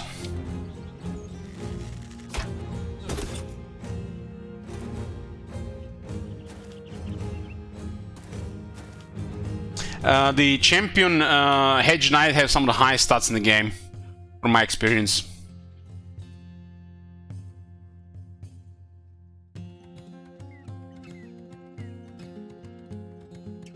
If I hit this guy in the head, this one is going to be guaranteed a headshot as well.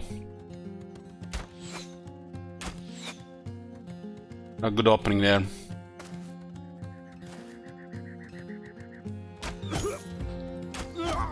Okay, beautiful. That was a headshot. Now that the follow-up was a headshot, this one is guaranteed to hit the head. So if we hit this guy, he's dead. Hit his body there, but it's still a very good hit.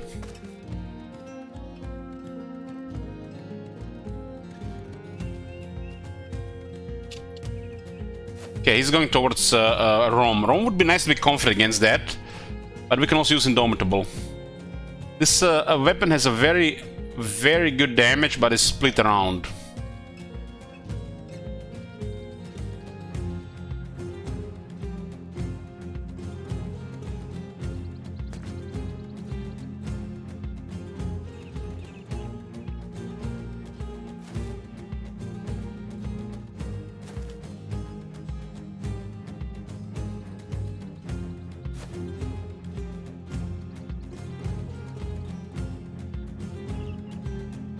Okay, so we have two options here now. Rome has 73 melee defense. I think when he was confident, the last Hedge Knight had about 20% should hit him. So it's probably better to still rely on defense, which he does, and use Indomitable instead.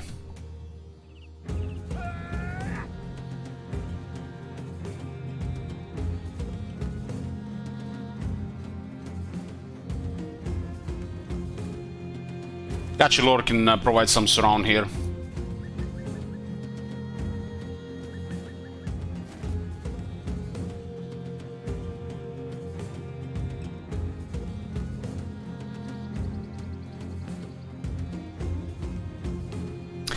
That helmet is very good, but I don't think we're gonna risk it.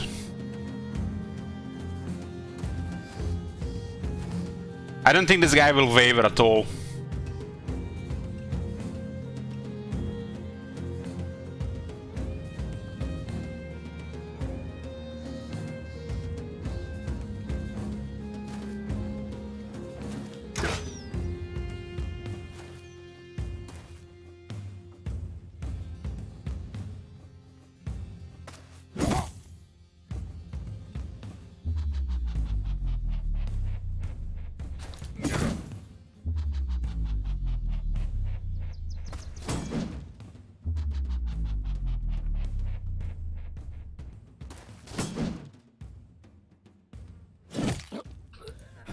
Nice.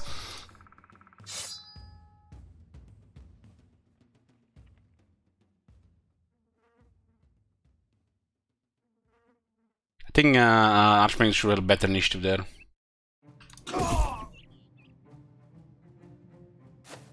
The Tej just chopped off this guy's head. We're all in the range.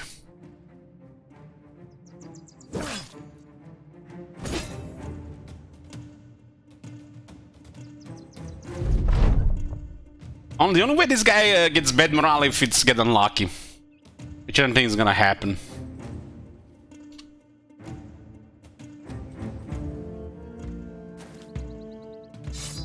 We'll try to disarm him anyways. 30%. Get lucky.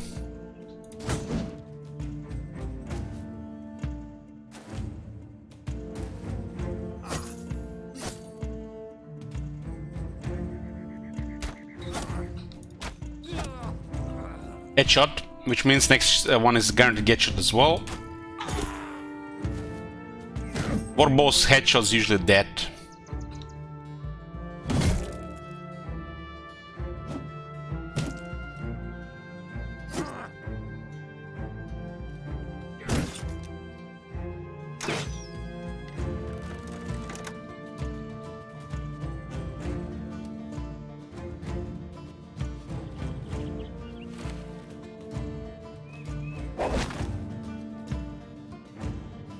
Surrounding this guy is very scary.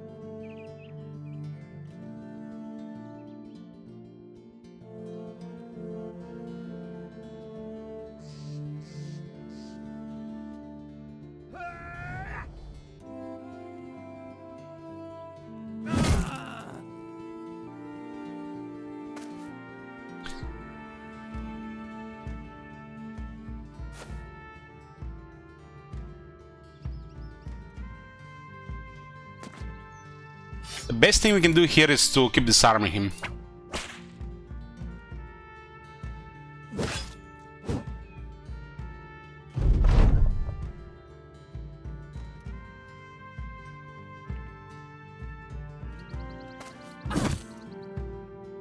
Oh, he's wavering.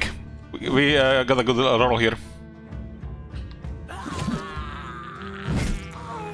A guy wavering like this, it's rare. Don't have a dagger on royalty though.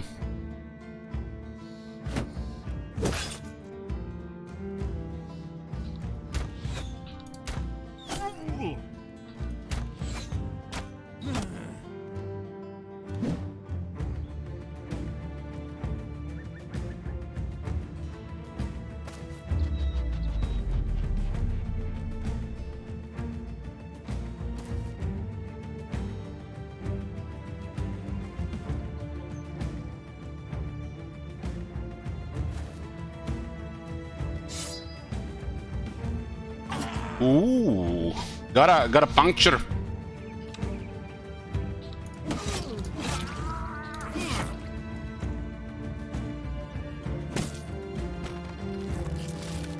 Love it how he gets the net reinforced net down with his hands. It's crazy.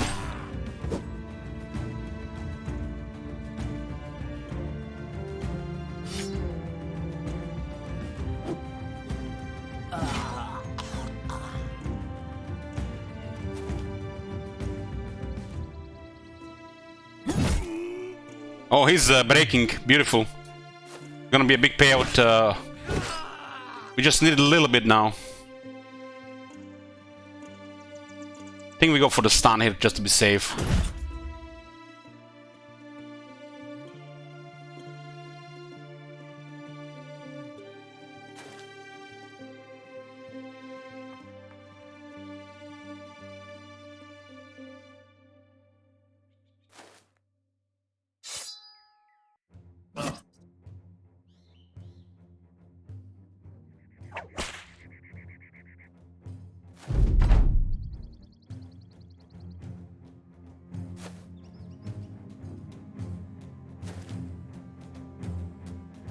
He has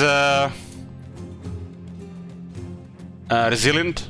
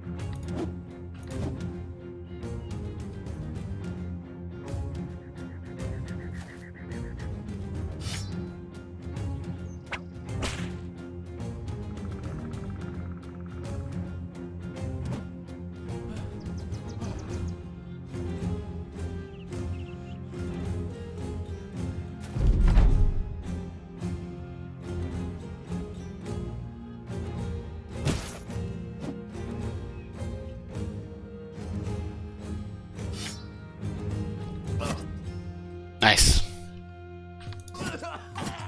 Big payday, boys!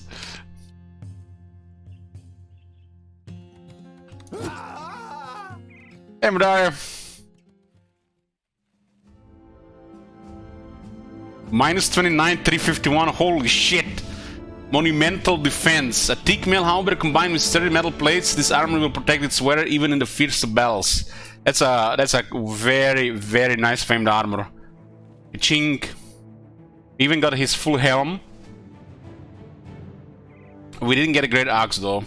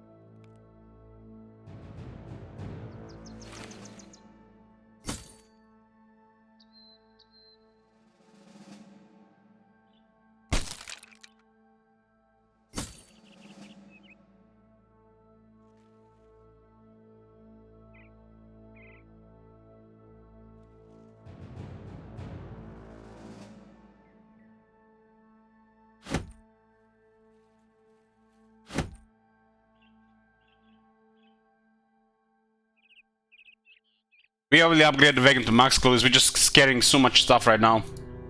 I'm waiting for a big sale. Big sale, I'm gonna unload a lot. So this is an amazing armor, 351 minus 29. If you compare this to the heaviest armor, Coat of Plates 320 minus 42. This one is 10% more protection, and it has 50% less weight. Nearly 16, nearly 4% less weight. 13. That's huge.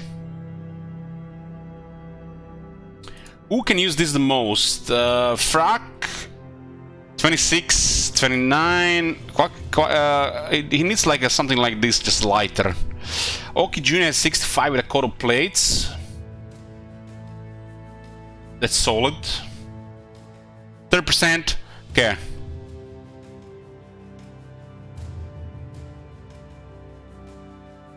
Give it to me and send me in. Look at Zertation. So heavy.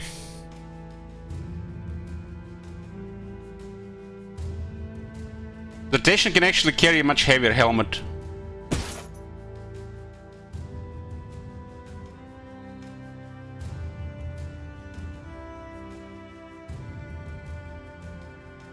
Ron could use some fatigue, right?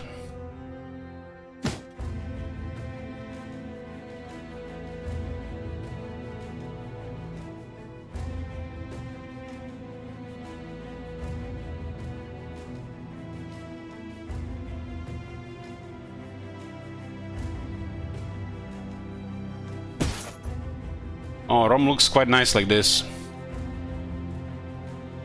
Thick metal halberd combined with sturdy metal plates, this armor will protect its wearer even in fierce battles. Rom just needs a lighter, more effective weapon here.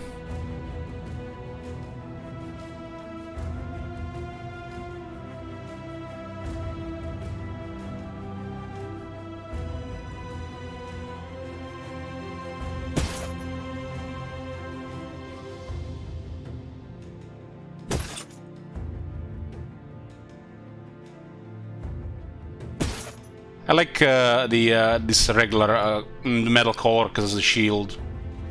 Oh my god. Have you seen that shit? Holy shit. Hey, Hip Crab, thank you. Yeah, we've been getting some heavy gear recently from the Hedge Knights. We've been lucky with the Hedge Knights.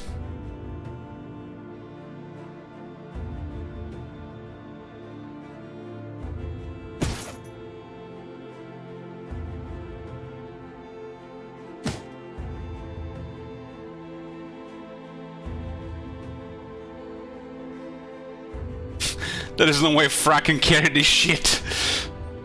Frack needs to stay with on the lower end of heavy armor.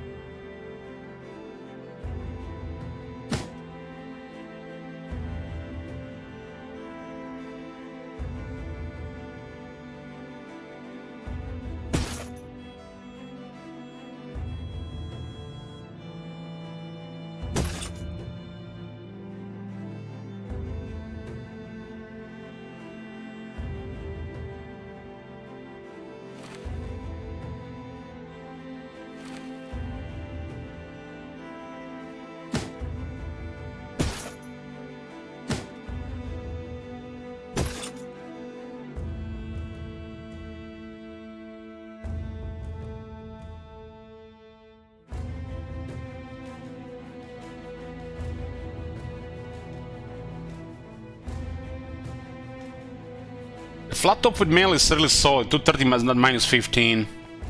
Like this one is 215 at minus 14. This should be our lowest helm on the Battleforge guys. What is the famed weapon? It's a quick warp pike. That's the Goblin Pike. I'm gonna sell it. I'm waiting for a good price to sell everything. I mean, look at the Coat of Plates. With an item like this, you are patient usually to sell it, and you get at least close to 1400.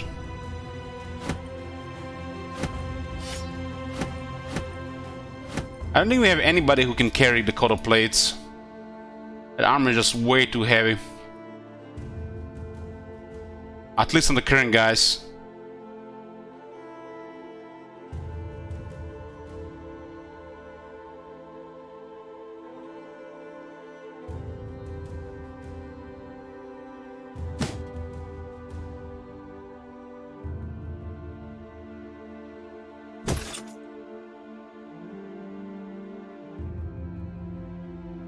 Bulk maybe could have carried this one.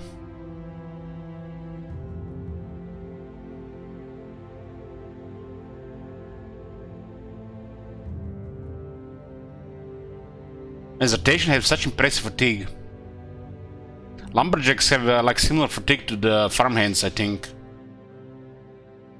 We improved fatigue on Rome quite a bit.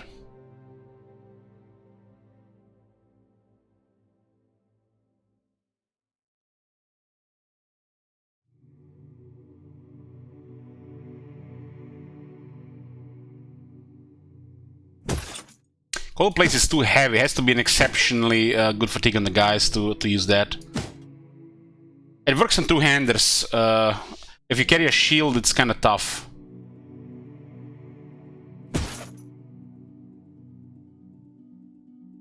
This is the heaviest armor in the game.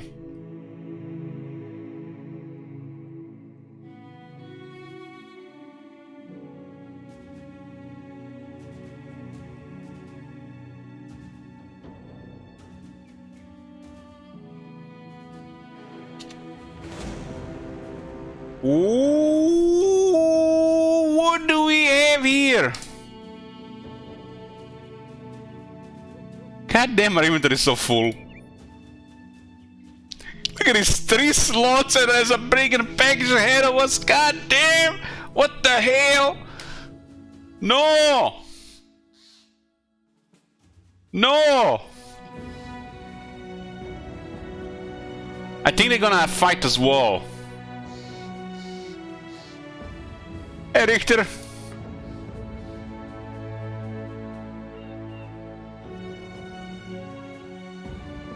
No! We have to ignore them. We need to sell this shit.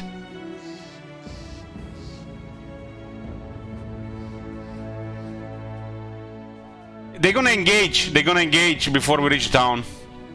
These guys will fight. What the best peasants begging to recruit? Lumberjack, militia, poacher, more or less.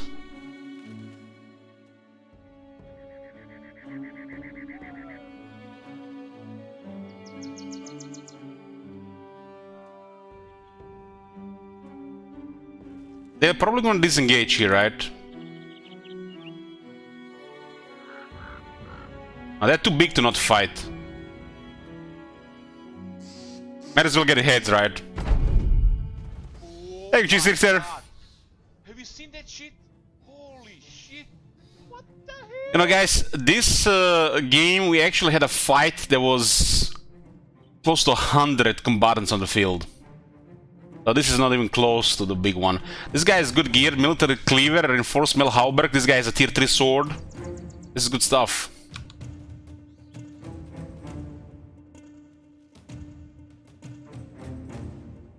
This is how you pay your bills, the groups like this. And this is my favorite part about peasant militia, large brigand groups. And that was that fight that lasted 3 hours.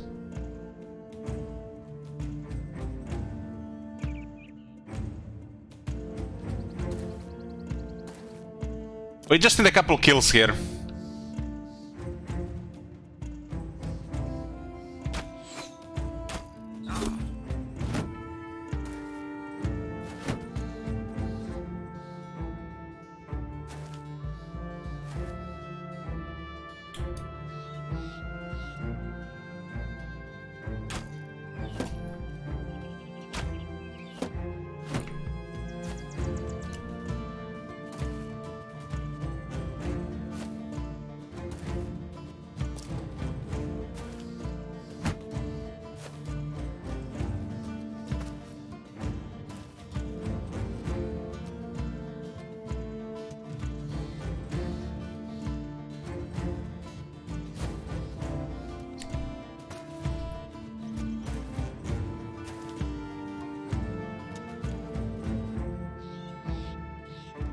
If somebody wants to see like armor for some of the fights, just say in the chat. I usually prefer to play with it off, but on some fights I turn it on myself.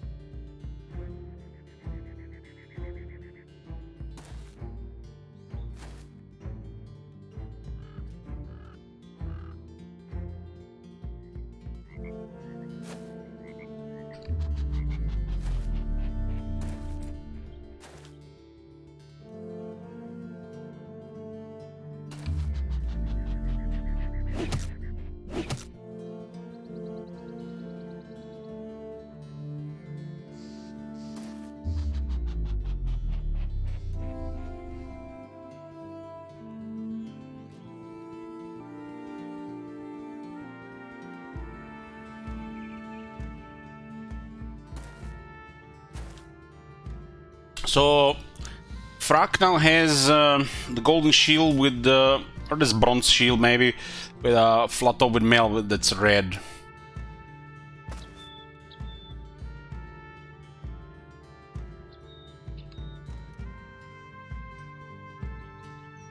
Rome has very good gear now.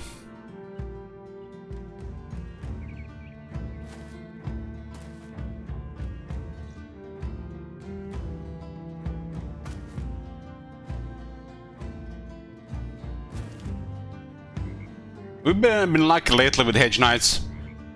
I mean, I think this game we had 2 champion Hedge Knights, and the last long one I haven't seen a single one.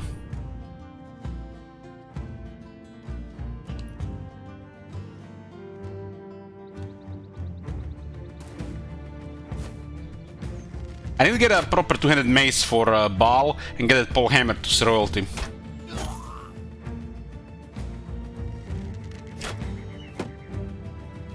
Pole mace, not pole hammer.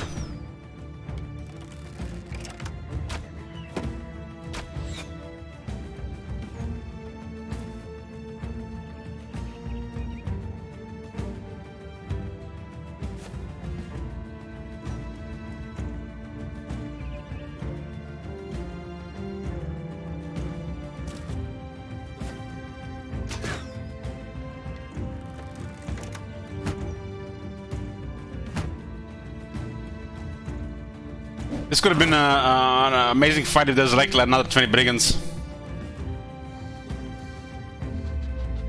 Yeah, that was the Plain Pine Temple. I was supposed to buy one of the castles in the north. There are 4 castles in the north, but I was getting distracted and sidetracked.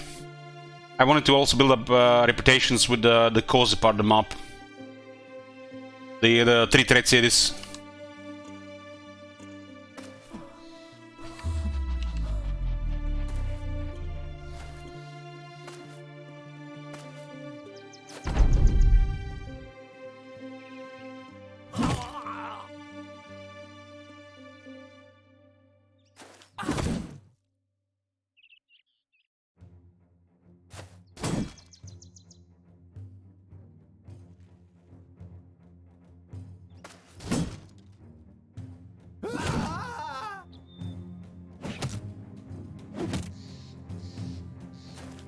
Hey guys, I'm missing eye.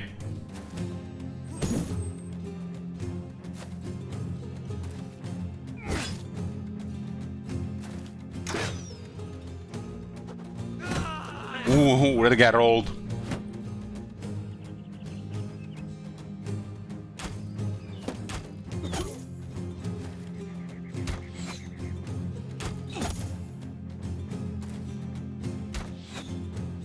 The guy was just unlucky there. Sometimes you just unlock him.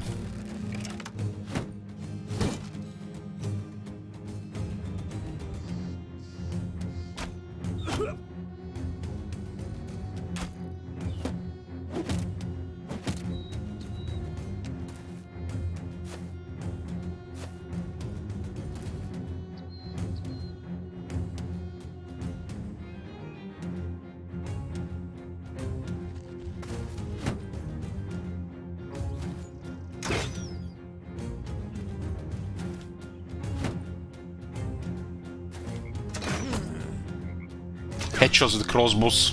Those hurt.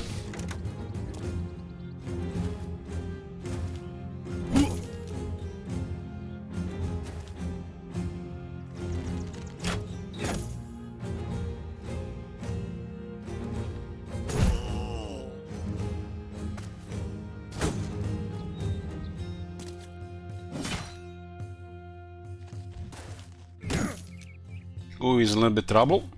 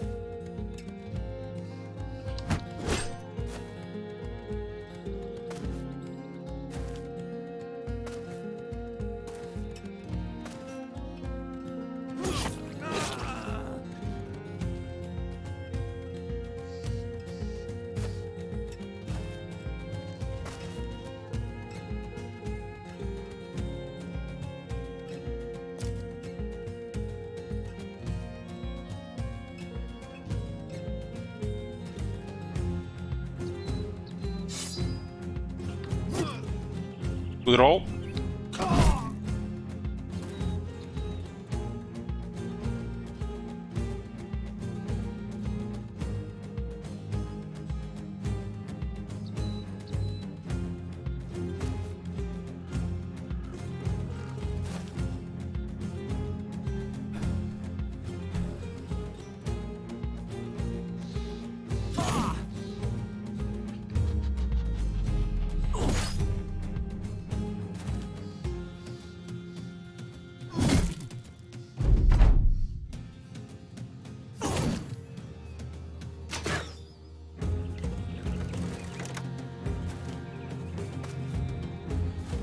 All these shooters in the back. Just needs one guy in there to kill everybody.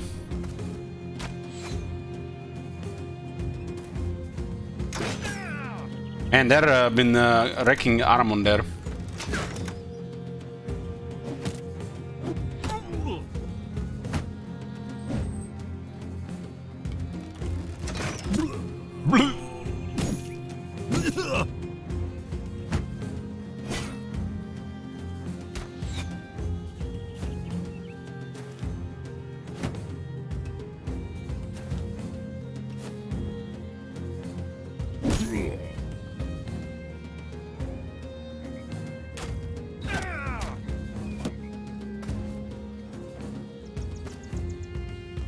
This guy's a pretty good initiative for that armor they wear, like a medium armor.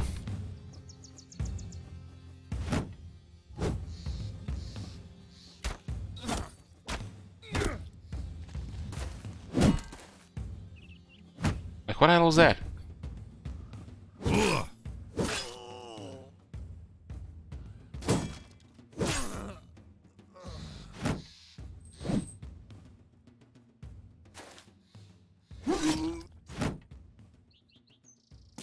The officer is gonna go down from the looks of it.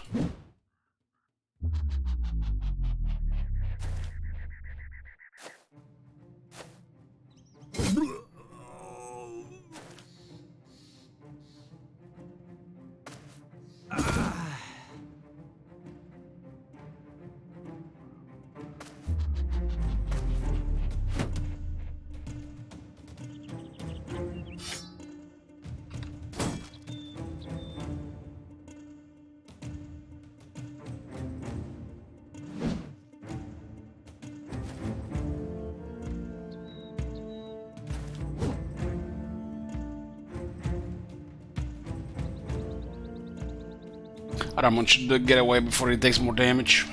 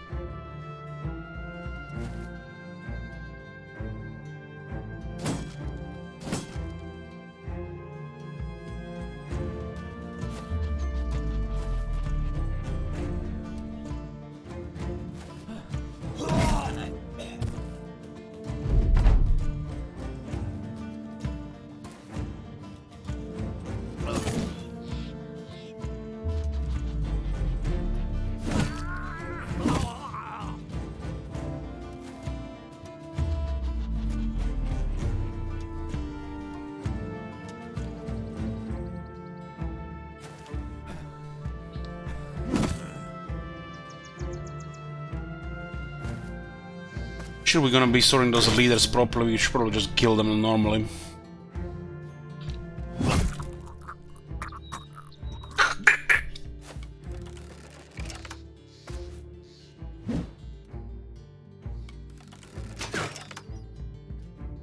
The crossbow could have easily hit our guy.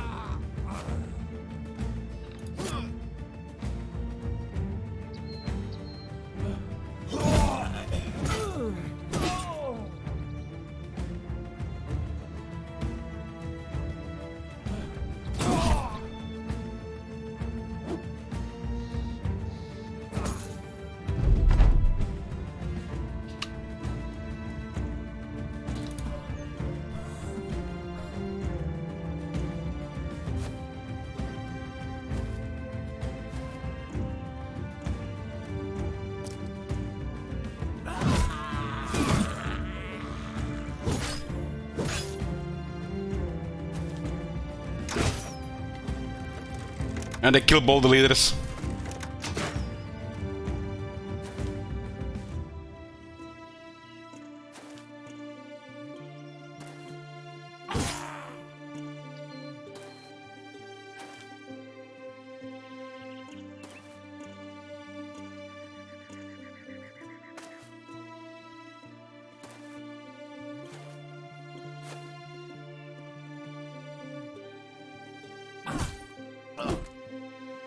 The Gutchlord can get a kill there.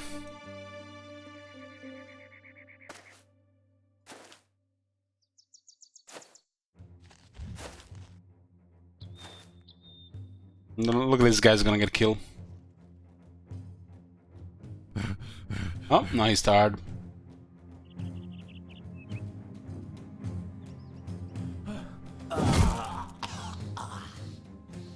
Okay, level up. Oh my god, look at all this loot.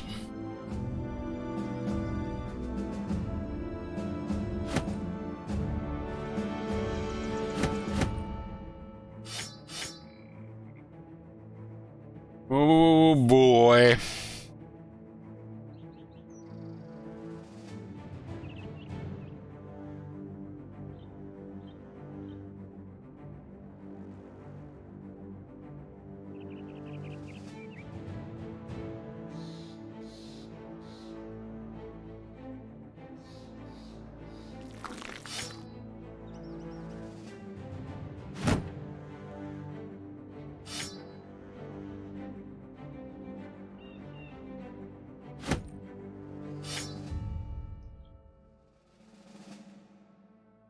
Yeah, without auto loot, some of the stuff takes space initially. You get auto loot, so the automatically gets added, and then you have more room.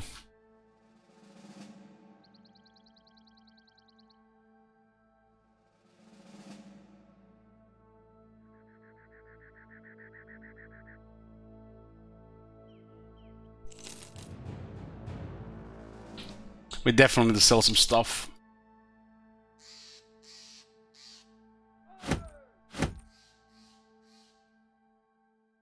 Okay, level 12.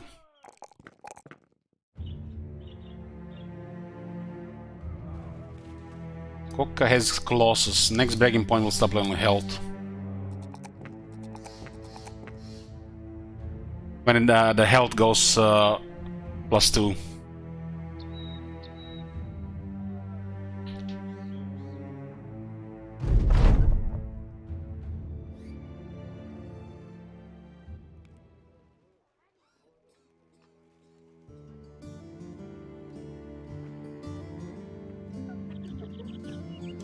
Okay, prices here at the 18.4, that's enough.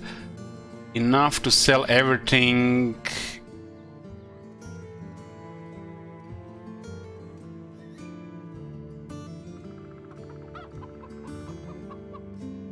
Below 150.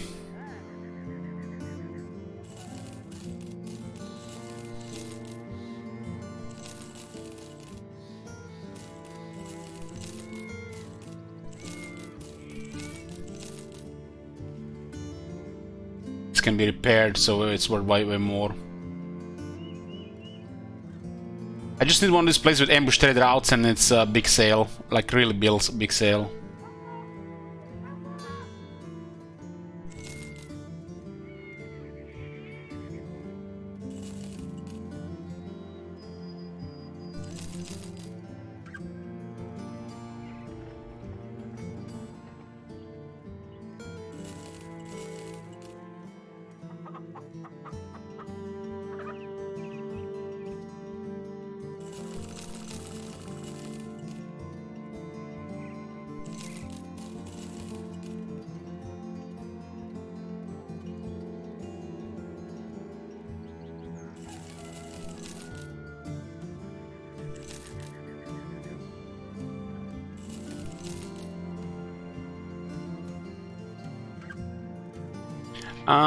It's not really a lot, Pine Templar, it's some.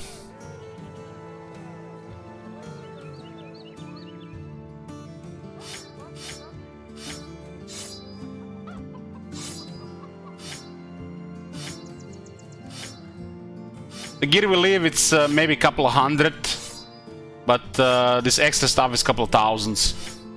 But it can add up to the point where we're missing more for sure.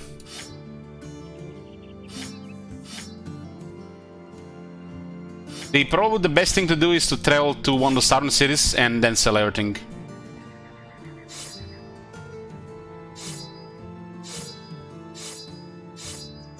Which you probably should do after this mission.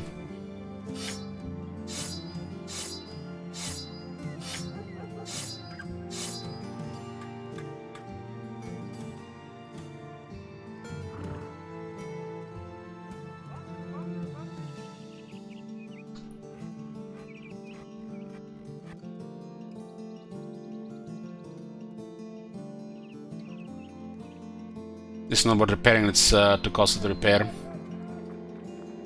So it will take what? About 6 tools.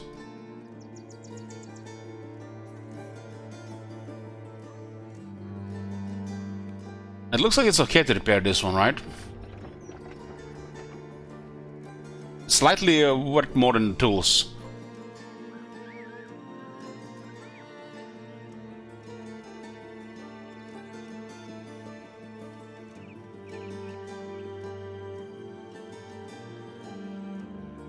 Yeah, it's probably best to go south at this point to guarantee a good sale. This one is random. There's been hasn't been any bad events in a while.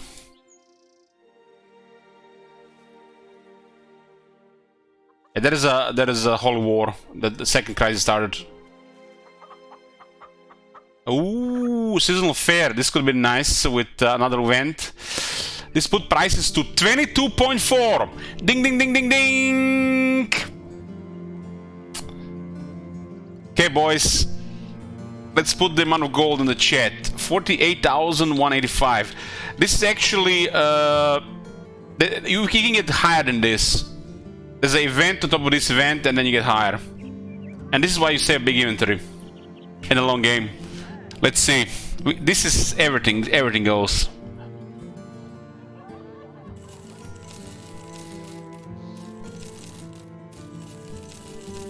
This is one of the best events.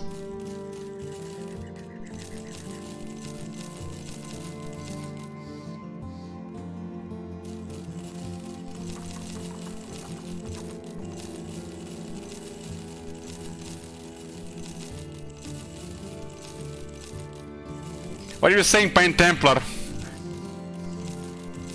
Missing some loot for this? Totally worth it. Eventually this will happen.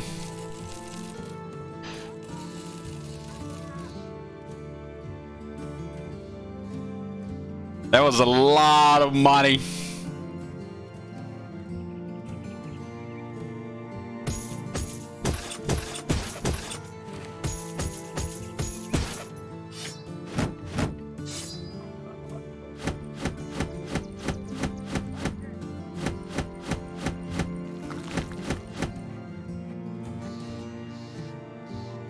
And now we have a nearly empty inventory.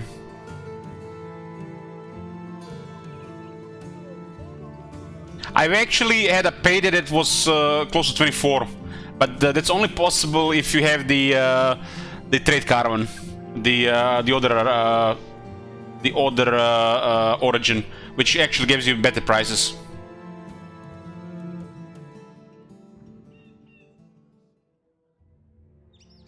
Let's go north, buy some weapons, maybe some fame stuff. We are at 2677, goals to get the 5th one, drop this one. Probably Negotiator eventually, but it looks like Negotiator is holding. Edelland we were friendly, we were not even max reputation here.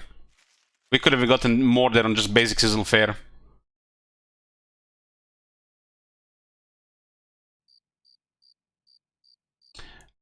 There's actually nothing there. There's no shops there, Gravi. The Fletchers are in 2 other cities.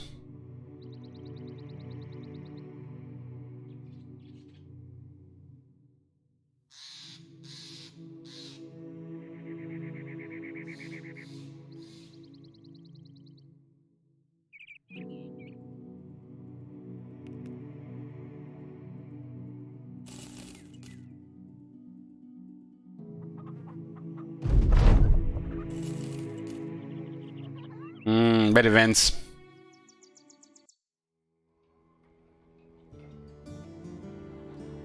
There's inflation and bad prices.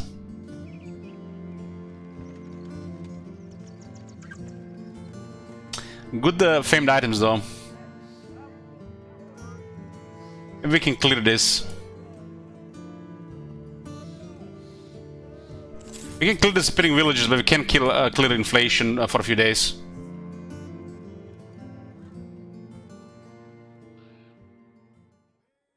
Looks like nachos.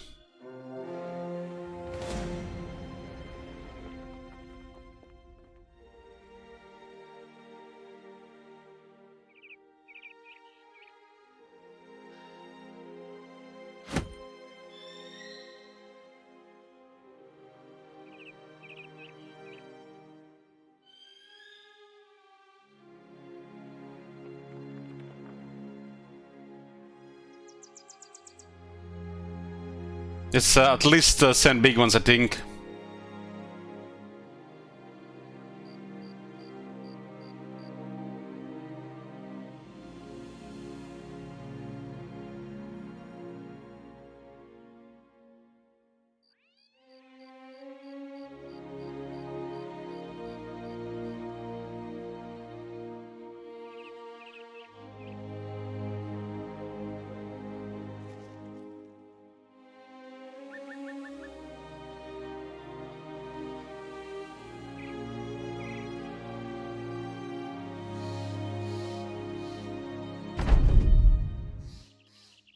Yeah, this works.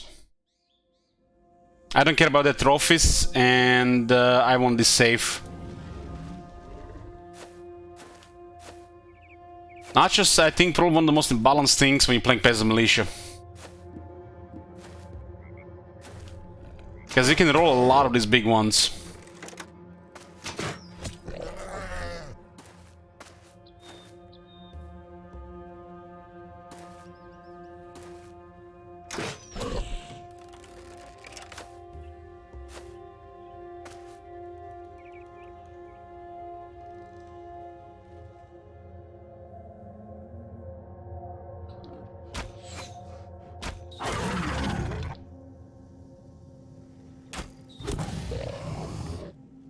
Next one is a headshot as well.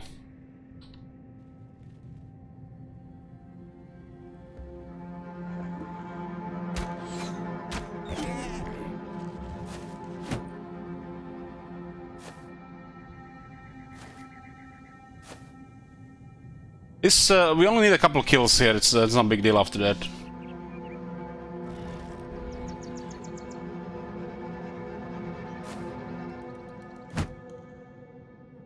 Fight like this is longer, we get slightly less experience, but we save money in tools as well. And it's just really easy.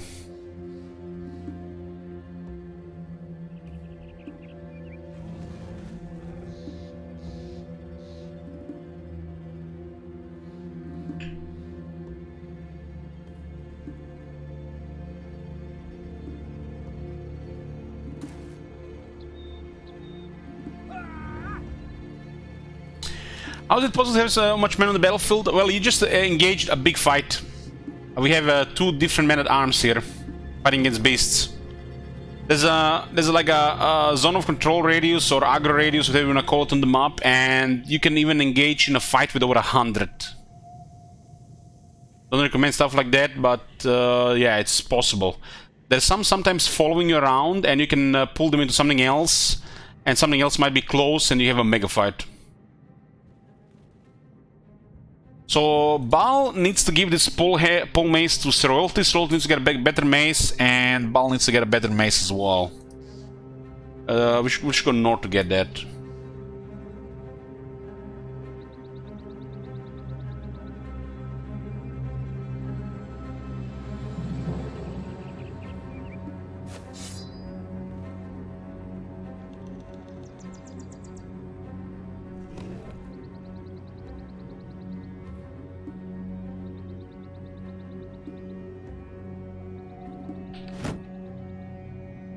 Rome has two famed items now. We just defeated we were here okay earlier. We defeated another champion Hedge Knight. Holy shit! What the hell? Thank you, Walji. We got this. Beautiful.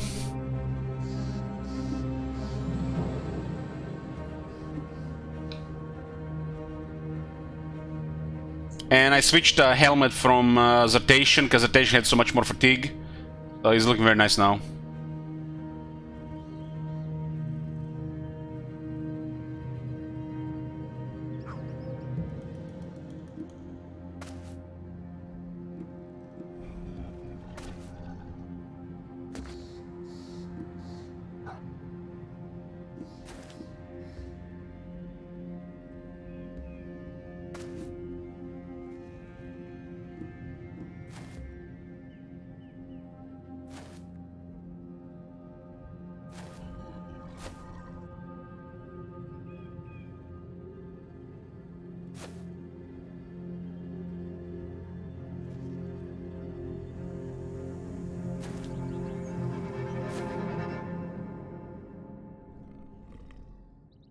Yeah, we've been lucky with Hedge Knights lately.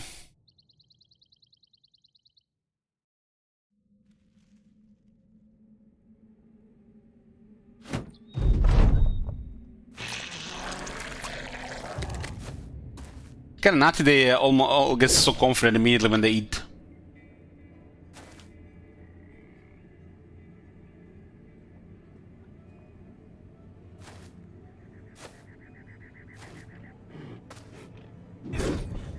These guys do hit hard, the big ones.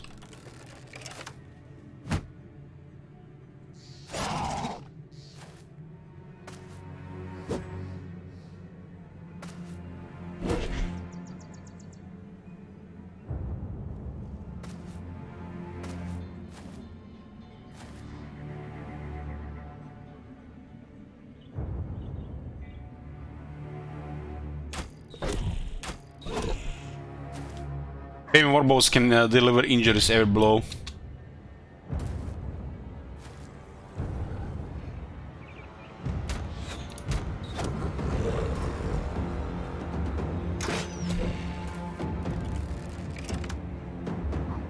And just pray for this, yeah.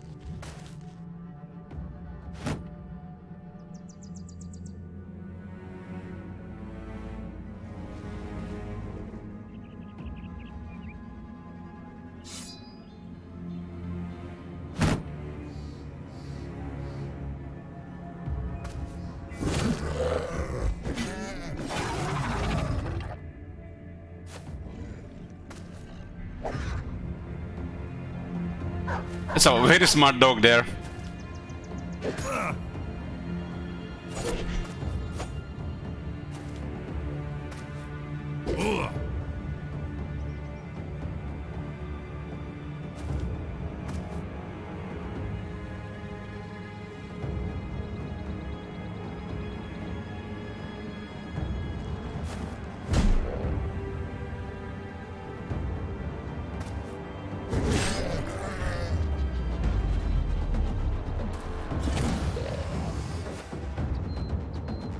This one is a little bit trouble if these guys get closer.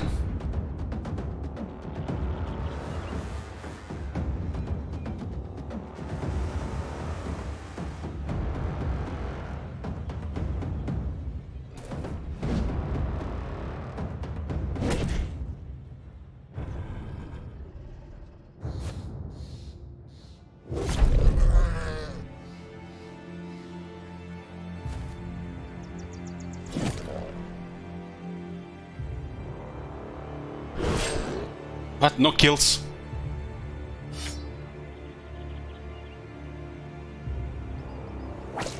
What?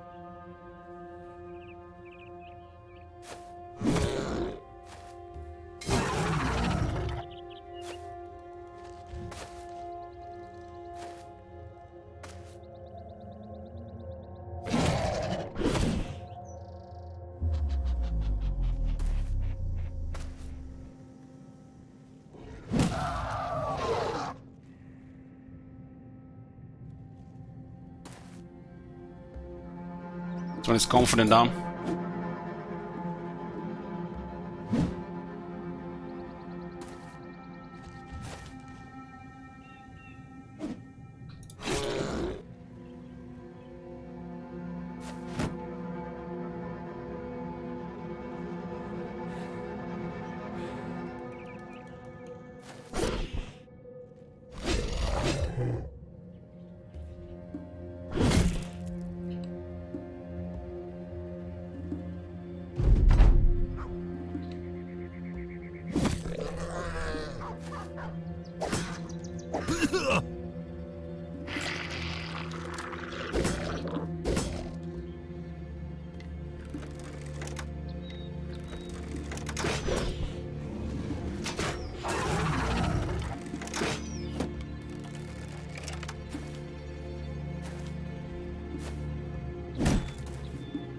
That's interesting.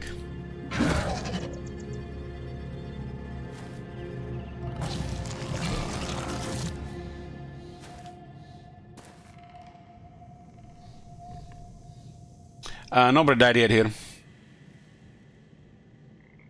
We outnumber them heavily, so they're going to meltdown on the movements and the blows. Sometimes numbers is all you need.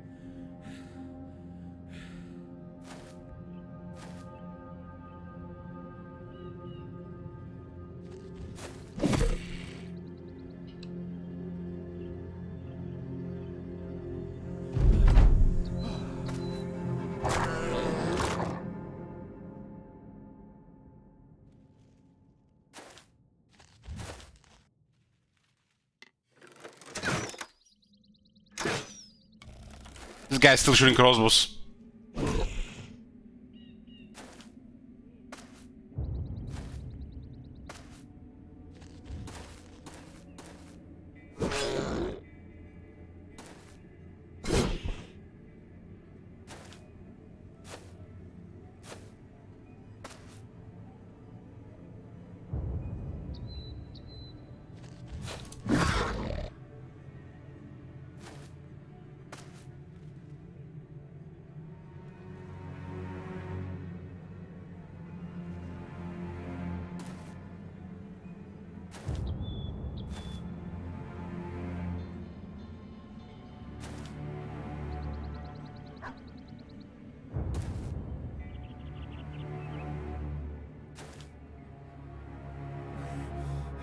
Get good fatigue on those shooters.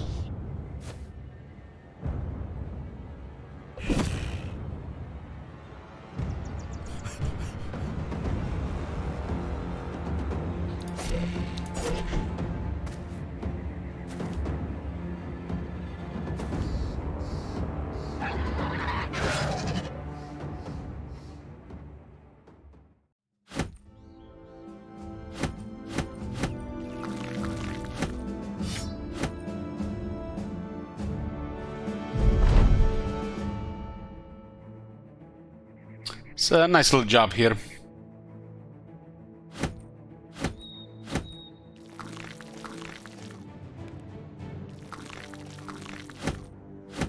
They remove those events when somebody approaches you and wants to buy one of your exotic items?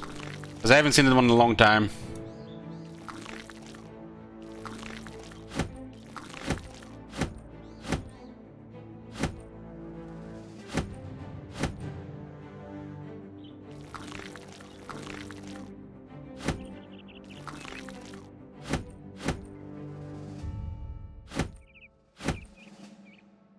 Hey, Privilege.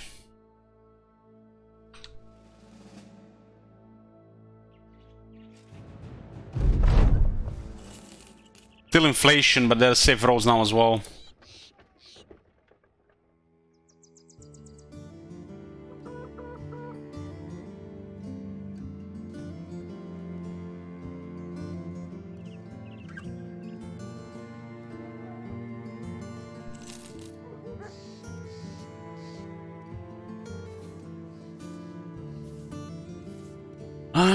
That's a nice light helmet, Tom.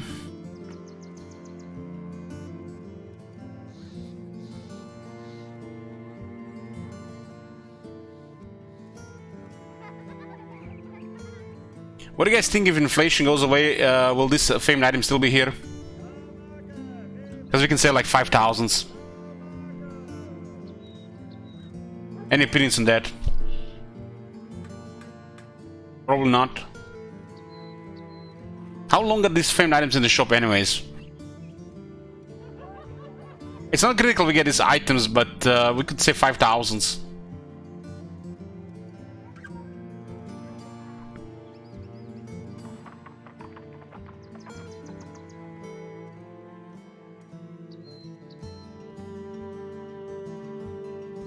The light helmet is fine, but this one is not needed.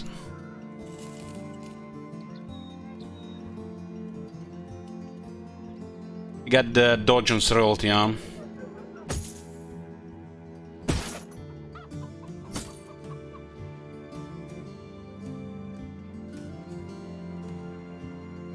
It's basically 16 more protection at 2 fatigue. It's not the greatest thing, but still it's nice to get.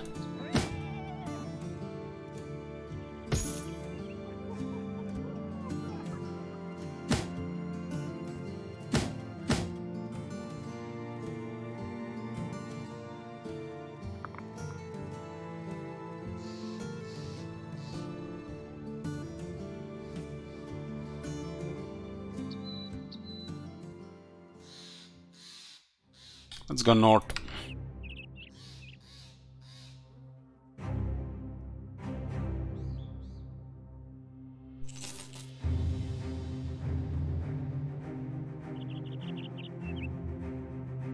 A lot of movements here, the war is in the south.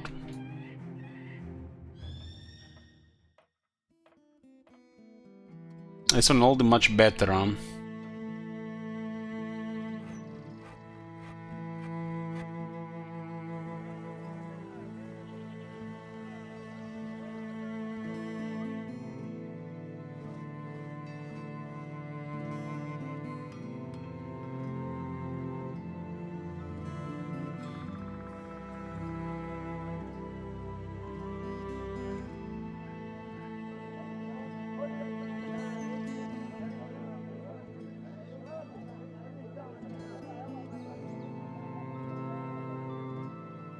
$3,400 for this. What are these southern raiding parties?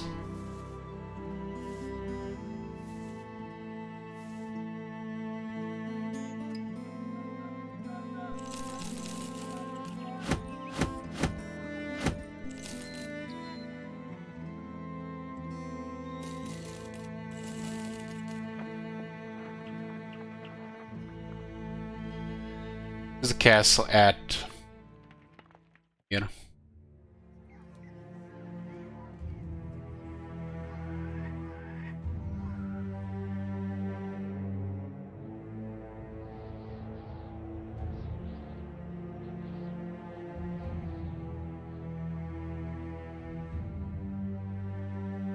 I'm happy with the vampire counts positions. I expect something like that.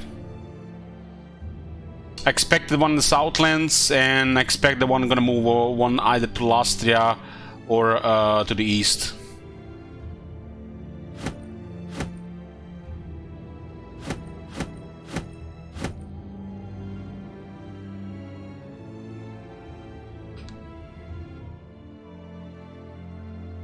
Hey, Heimdall.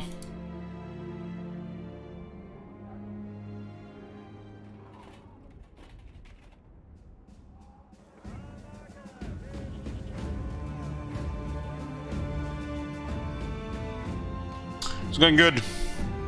Got a famed armor today.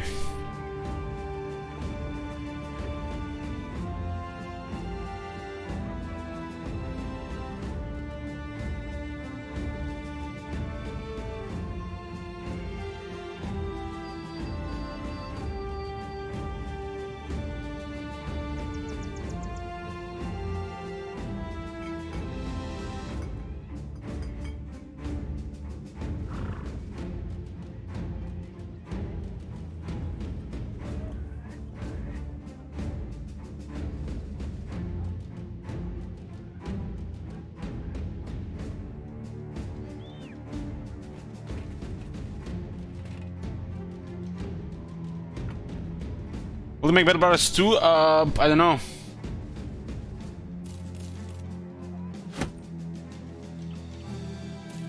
I think this game might get more updates.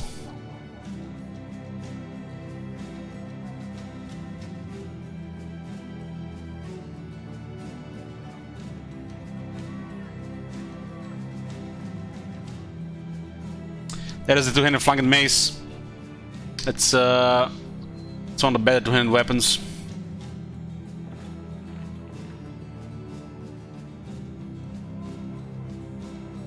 Been looking for one of these.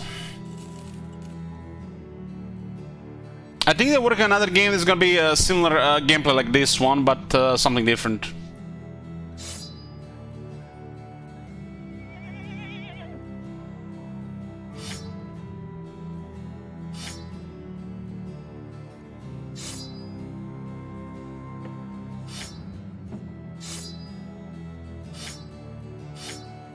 We actually don't need any more bill hooks. Bill hooks are outdated at this point. We better build two-handers that can tank two.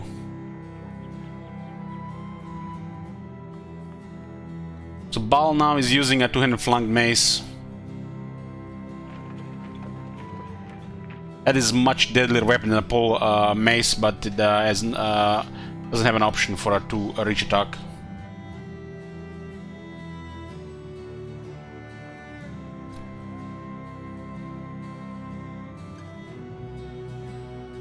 And Seralt is looking for the same one, but he's in a pole mace on a quick hands.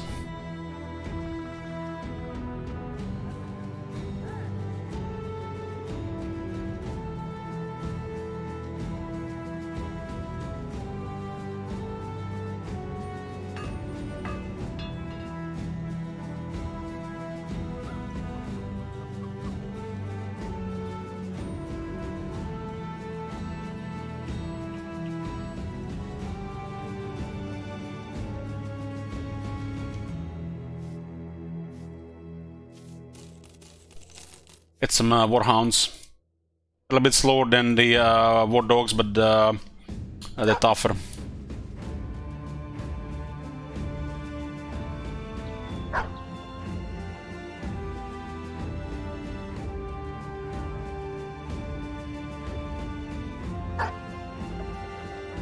You need to clear the Goblin contract if you want to get Sergeant Sash.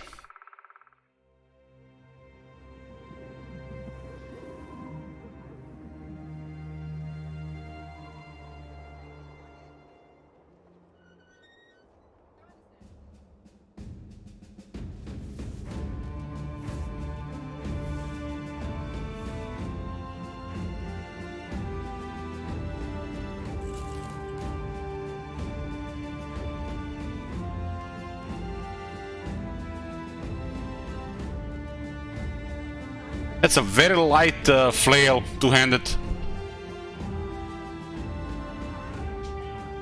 Weapon skills build my 3 less fatigue, max fatigue minus 8. It seems like it's a max roll on the how easy it is to handle.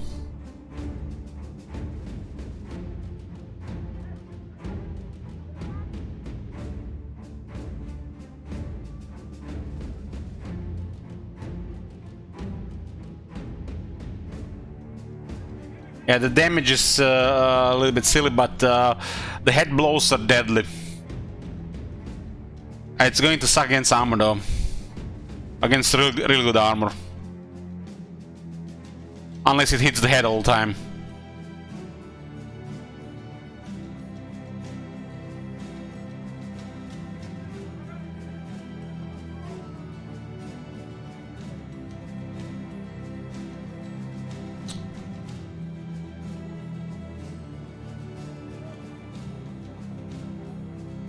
We have a drunkard in the party, and there's a probably high chance we lose this to a drunkard, then find a guy who's actually gonna use this.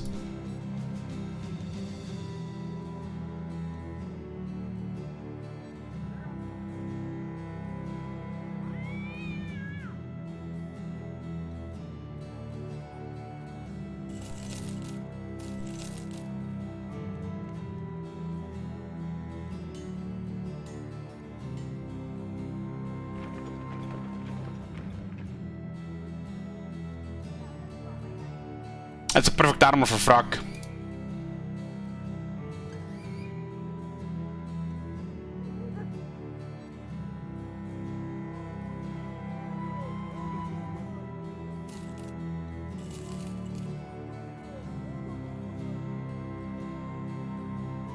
Frock needs something lighter and more durable because his fatigue issues. Over 6 now is ideal.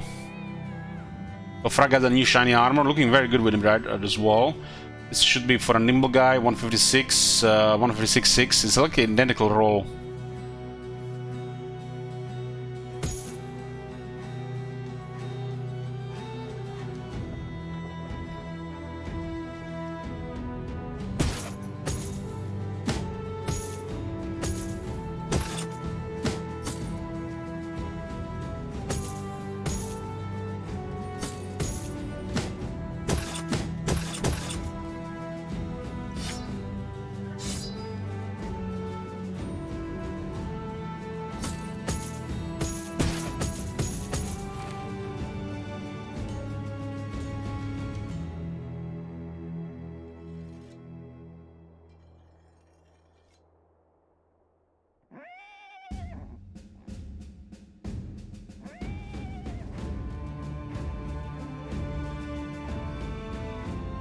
Pound ignores additional 10 plus 10% armor of head hits. Uh-huh.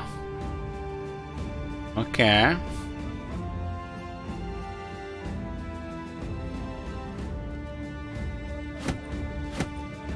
Well, we spent some money, boys. Got some famed stuff. 2 famed helmets and 1 famed armor. I was looking at something exactly something like this for Frock.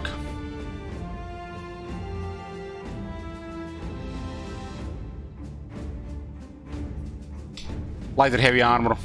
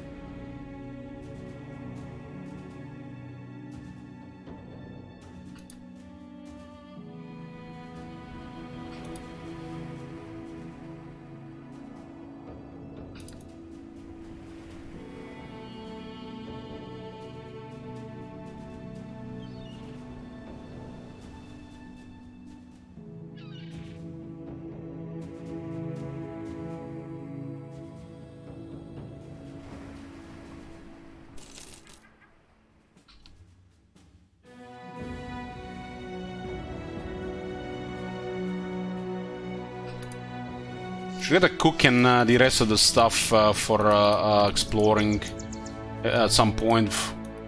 Spend like 10-20 grand on exploring.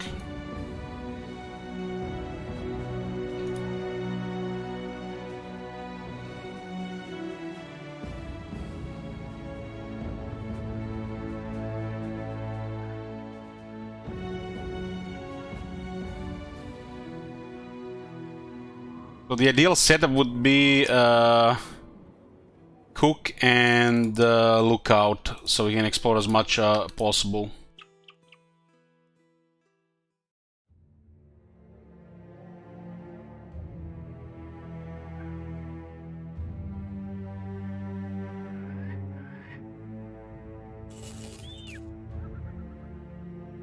Hey, Ground's End.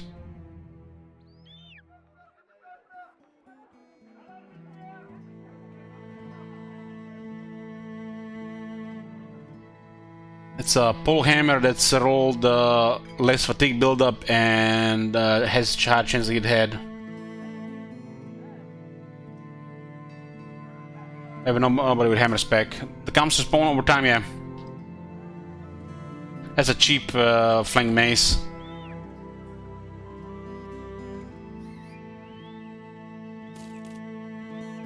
What effect against armor? It's the same effect as gun 5185. Just higher chance to hit the head and less fatigue buildup. And we got the maces, boys.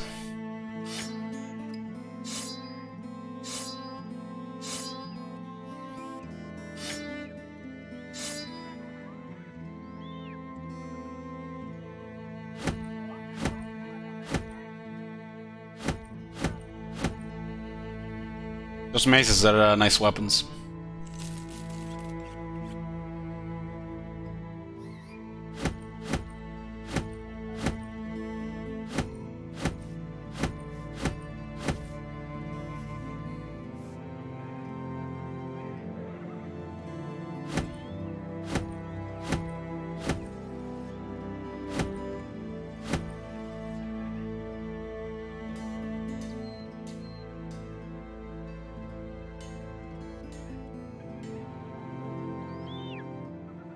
Yeah, the idea cleaver would be from the barbarian madman.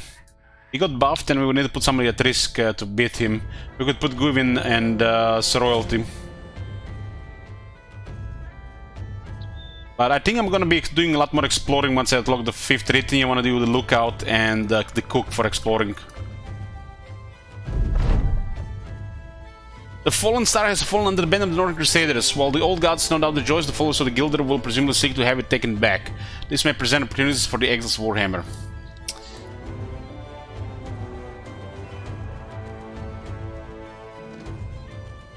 Oh, that's perfect.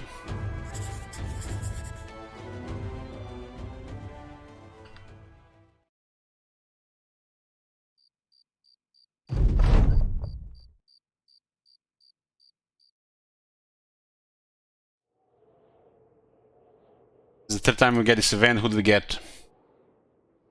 We get a Vagabond with Strong. Not good enough to keep this stage though.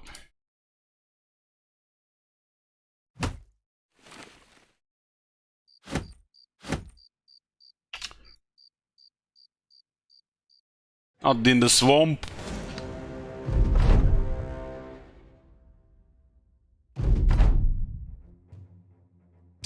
Okay.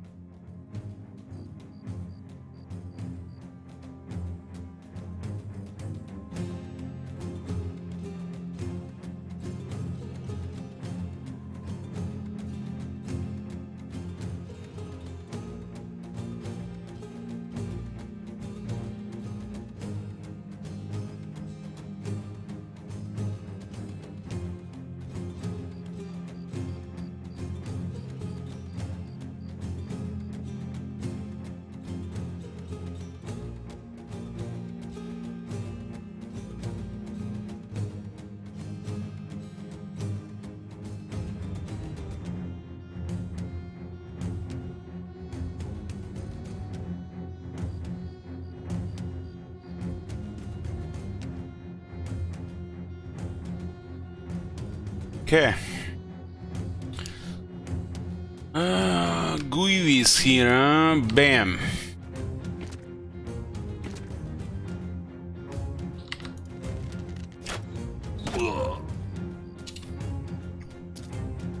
Gotta settle two-handers. It's basically just a nice pay here.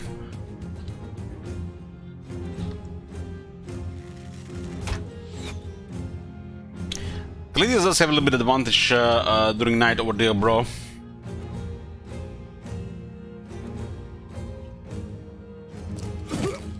We'll just wait also for sound bonuses, but we can go hard on them.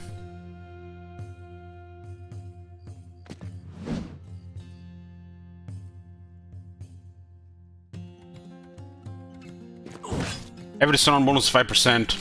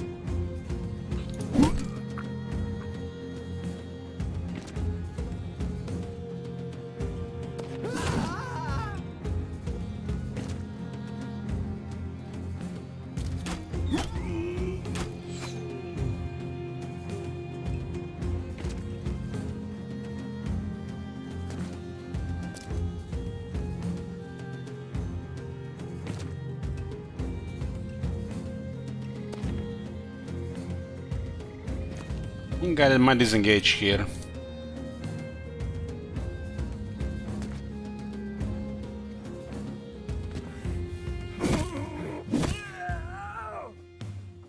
Yeah, one will live. Maybe dog can catch him.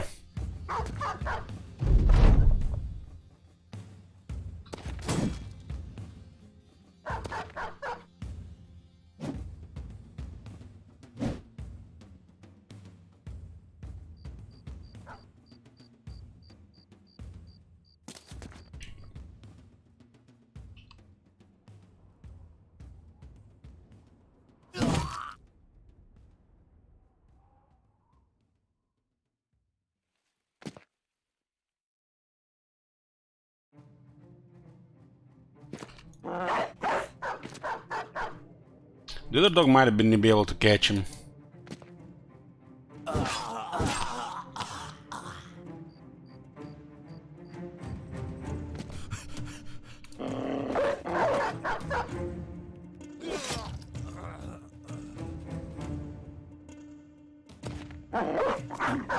That dog will catch him.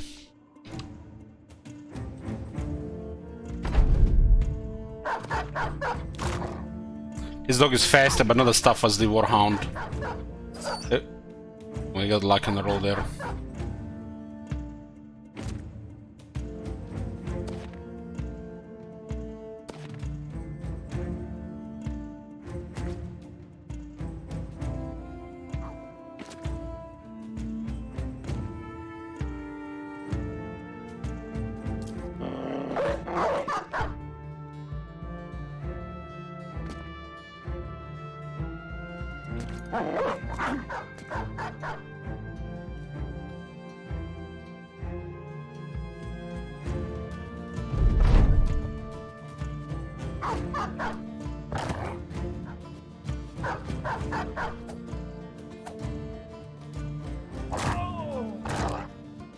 Get him, Pooch!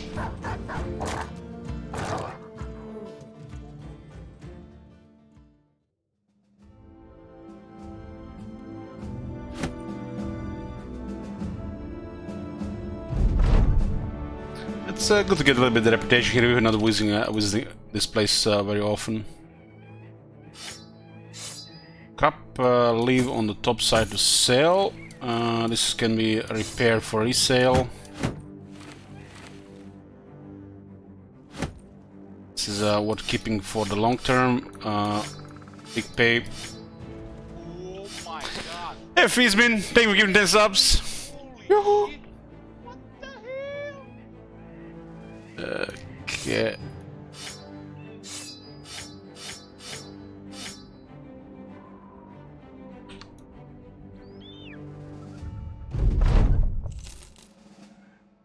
I'm not sure what this is, but it pays a lot for 2 skulls. Have you seen that Ooh, shit? Holy shit. What the hell? 37,000 for this. This is a really heavy armor.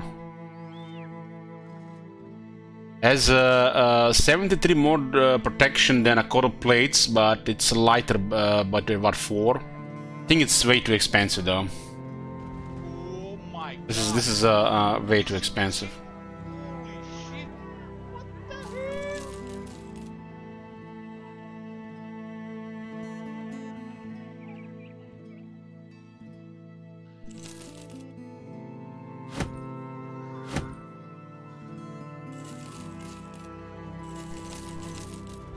Oh my god. Have you seen that shit? Holy shit. What the hell?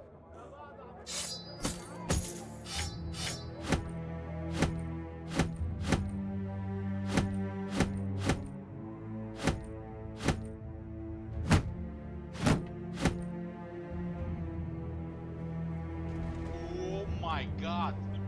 Have you seen that shit? Holy shit. What the hell?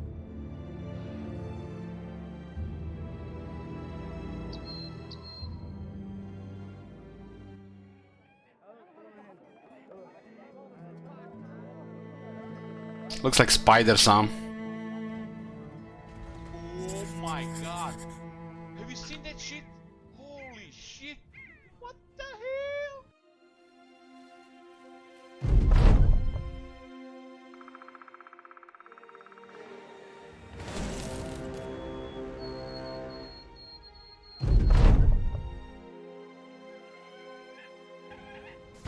Oh my Spiders are good for Gossamer. Have you seen that shit? And we do have several guys that can use reinforced strong nets. Oh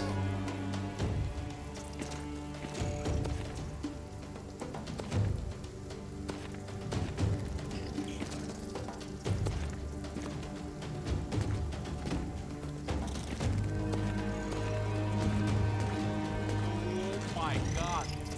Have you seen that shit? Holy shit. What the hell? That's a lot of spiders. Spiders looking elite, yeah. We got in some upgrades. Our shooter is getting there, and once we hit the 5th retinue, we'll start more exploring. Oh my god. Have you seen that shit? Holy shit. What the hell?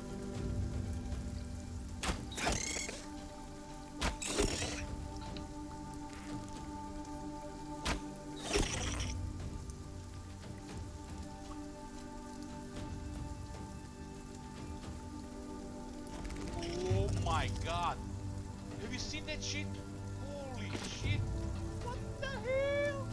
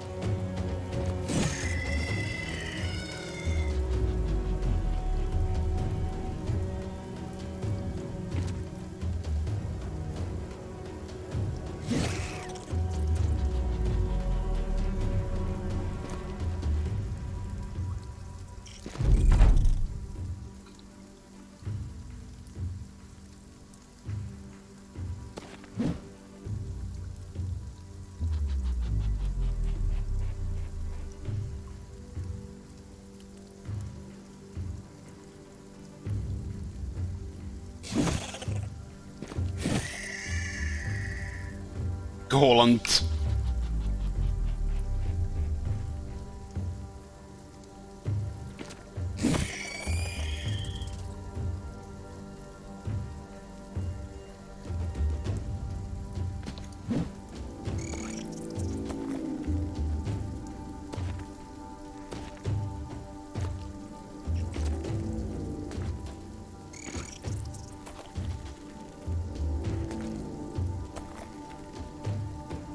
They go with nets and poison and numbers.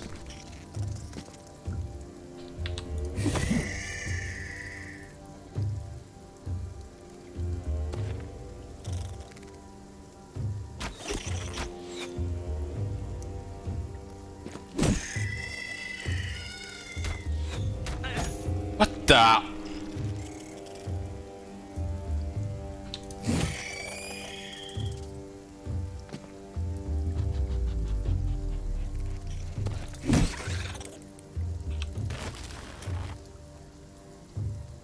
So the trapped in web says unable to move. Twice as much damage received by a web next attack will ignore armor. Minus 30% damage, minus 50% melee defense, minus 50% range defense, minus 50% initiative. So it's a big debuff.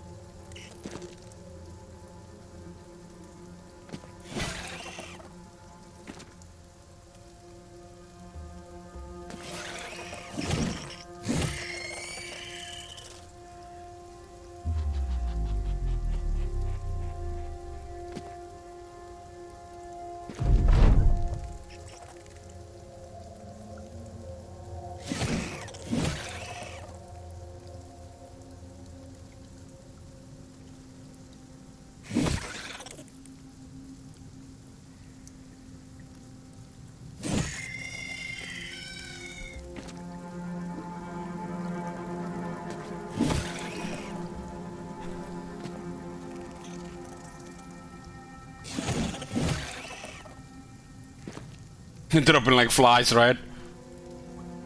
They're like, I'm out of here. Unless the spiders outnumber you by like 7 or 8, there's like the trash. Especially, you know, after the early game.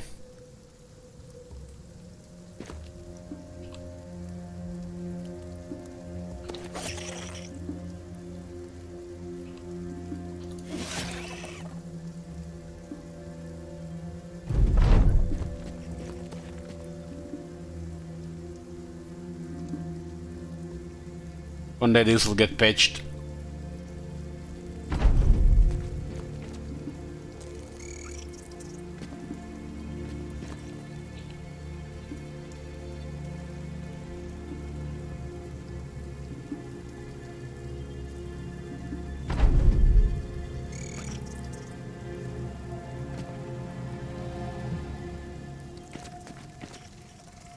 This used to irritate me like a lot. But I got used to it.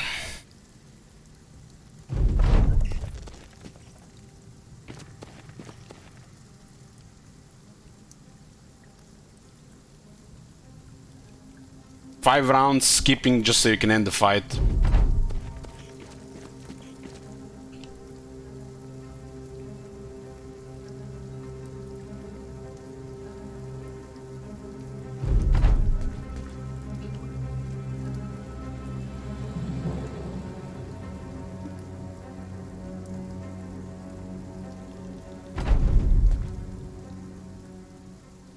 I got a level up, and Gachlo got a level up. 2 web valuables, bunch of poison, and 3 gossamer.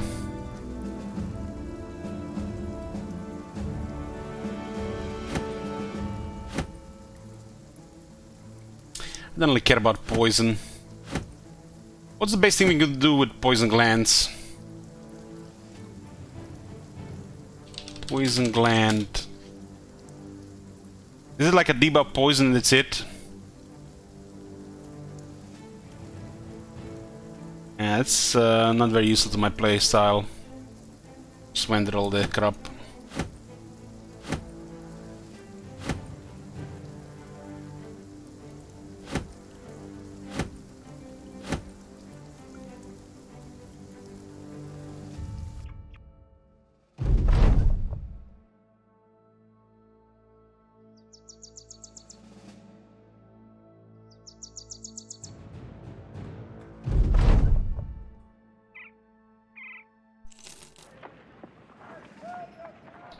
Oh, the price all of a sudden stabilized.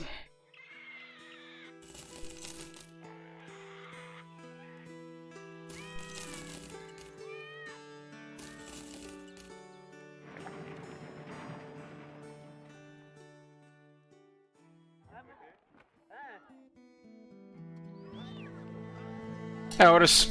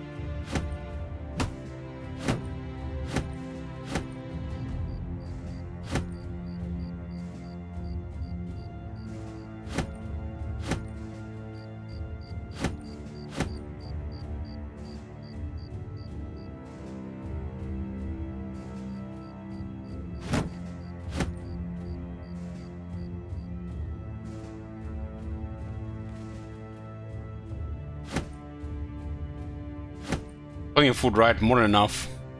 Yeah.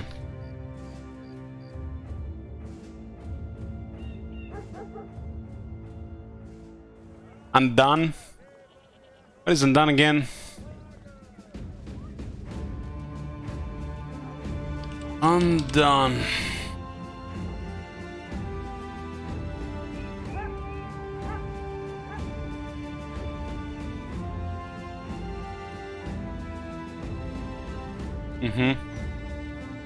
Looks okay.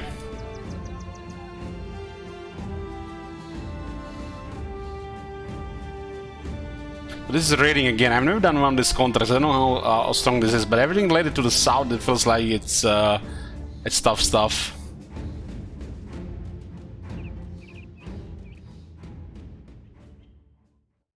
Rack level 12.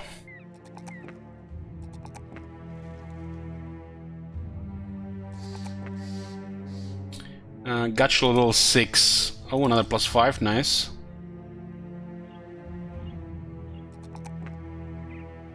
They're rolling the range defense 3 constantly.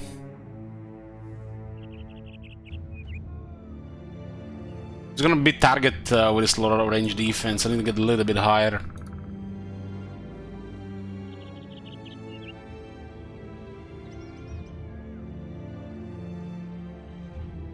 I'm not getting close on this guy, so it's probably gonna be a pet finder.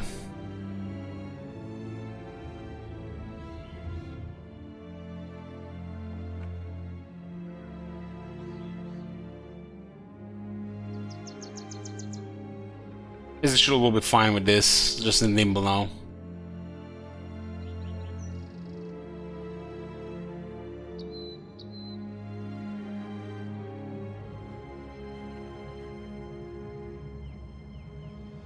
Yeah, one more level until he's kind of safe.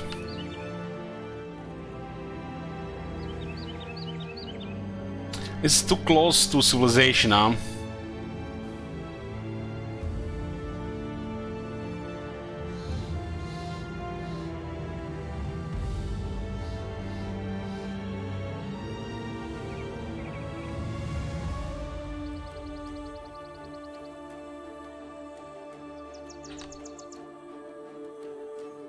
Like standard stuff.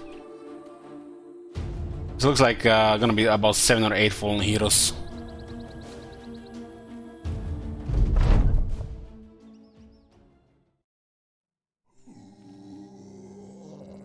So Rolti has 85 initiative, and Guibi has 96.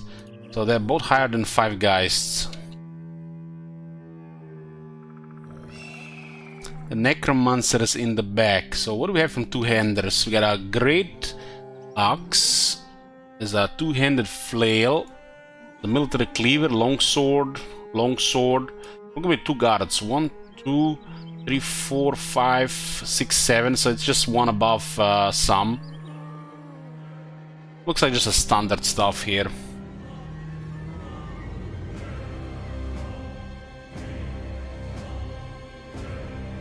So this is aim short range. We need to move a little bit forward.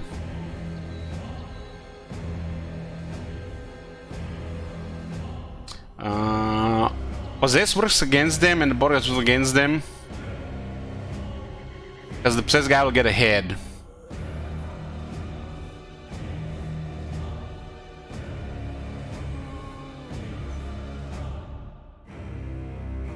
It's probably for the best that we go for the extra resolve immediately. This additional 9 resolve to everybody in 4 radius.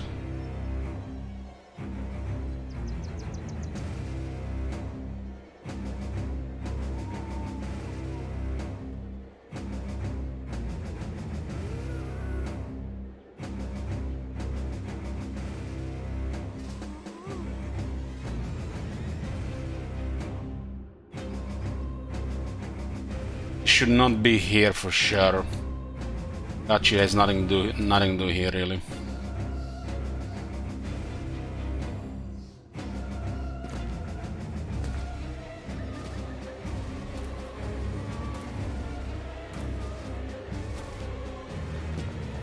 This music after midnight, ogres, right?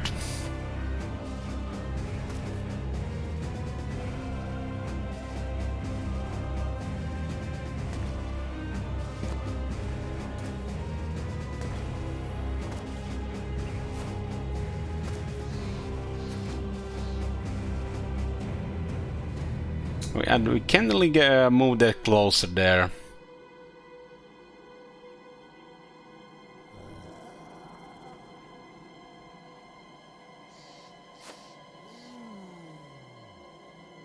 This looks like Necromancer's Guard.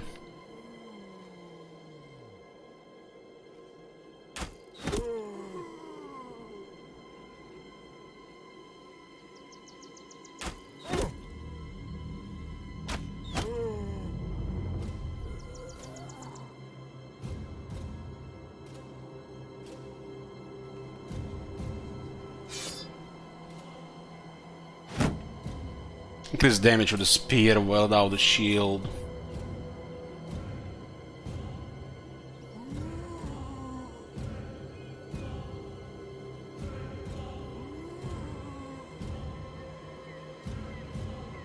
I think Baal should go a little bit one slot up in the future.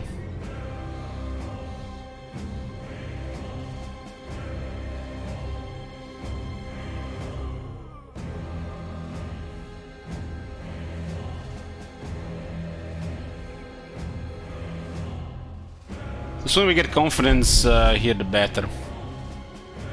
Shame they didn't possess the right one there. Yeah, that's a good possess.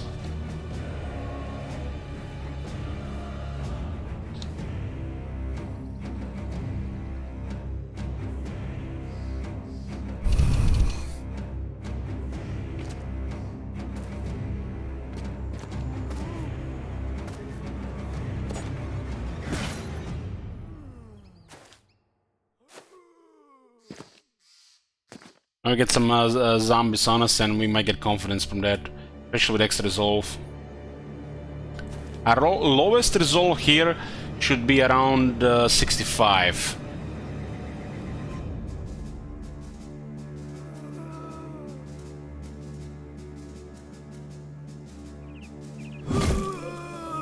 Holding some confidence here. Confidence grants us bonuses to skills and defense, 10%.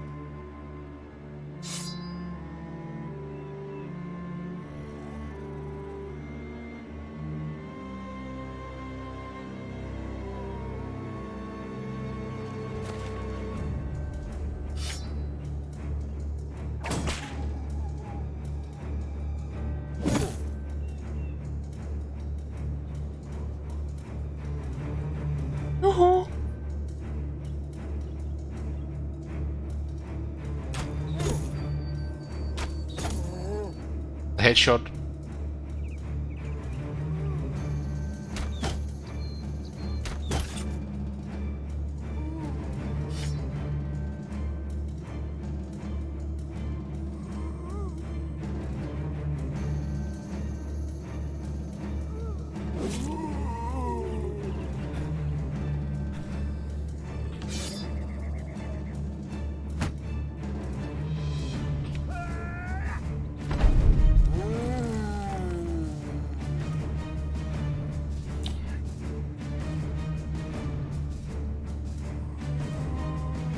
What do you guys think was going on in devs' heads when they were adding guys in fights like this? It's just strictly for better RNG, right? The additional flavor is like just extra.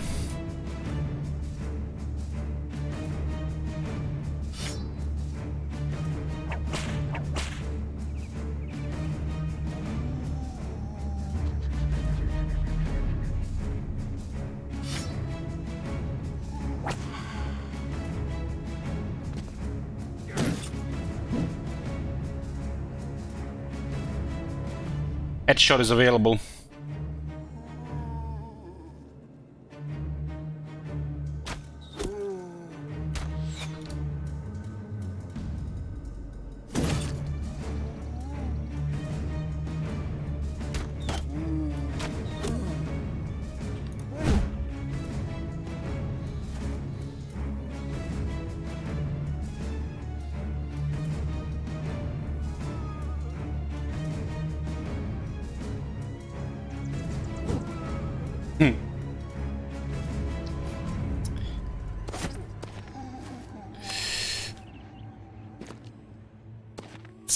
We had some big upgrades got like cut on the company. And exhortation with cutting off heads. So good to have a cleaver like this in party.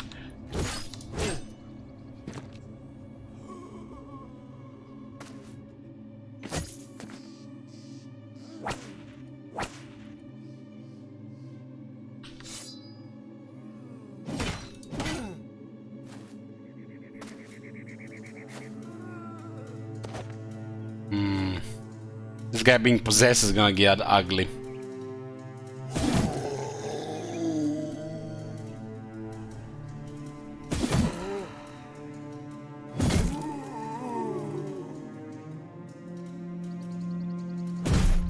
Do I have maces? Hammer stands out, so let me show you. We bought this. Needed good armor with low fatigue for frac. I bought 2 of these for our nimble frontline. A champion Hedge Knight dropped this. Pretty amazing armor.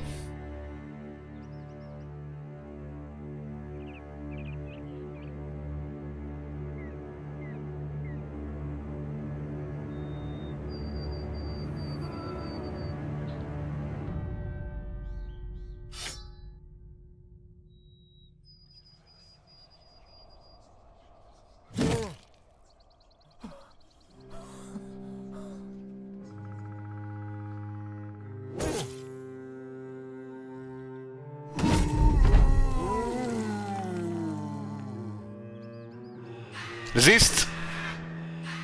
Hit. Hit.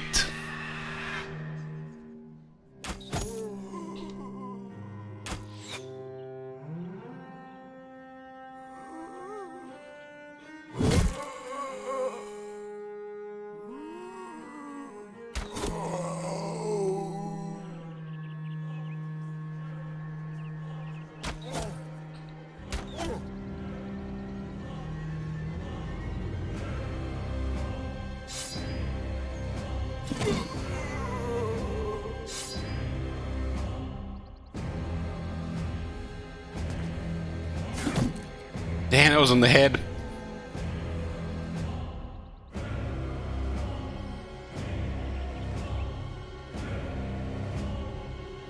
Can't move this one right now.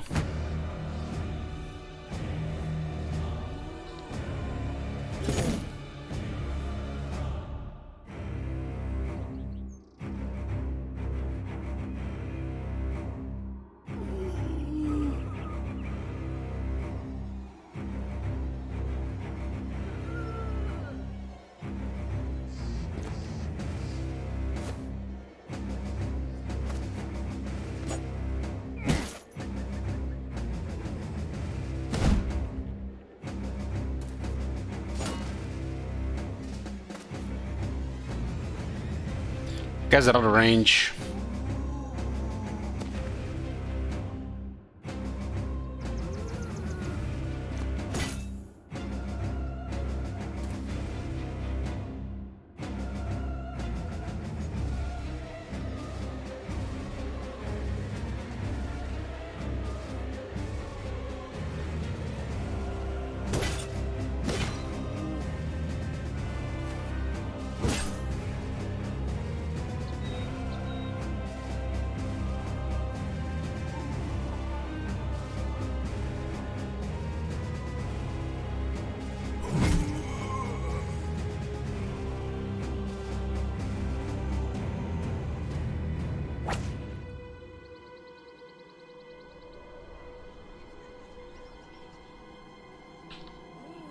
Don't have the guys in range.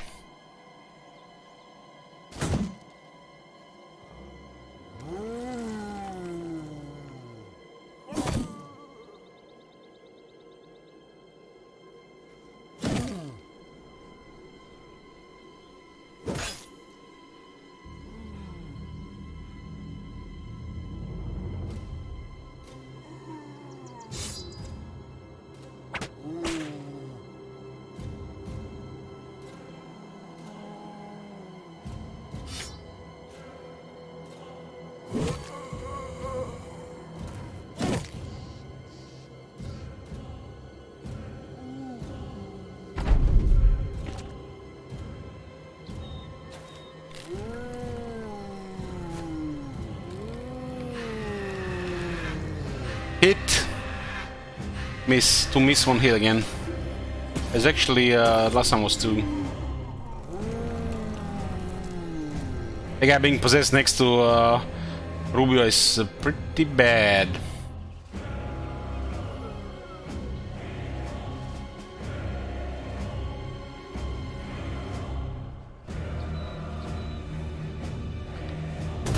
Okay, got stunned.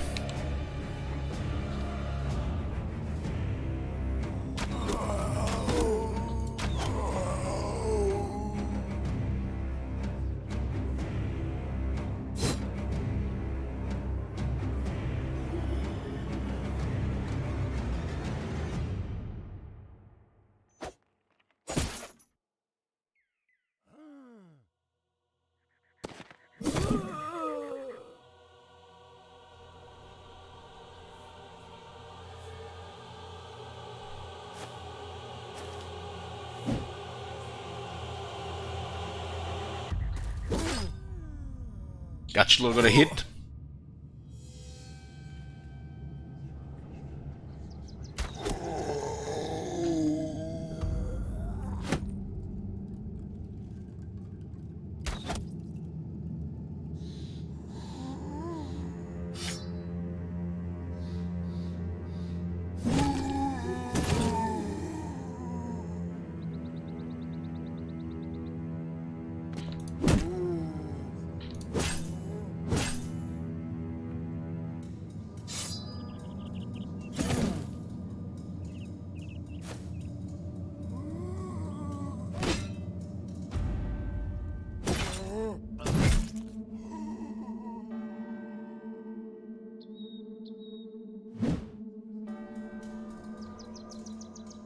Having a couple of these stuns goes such a long way.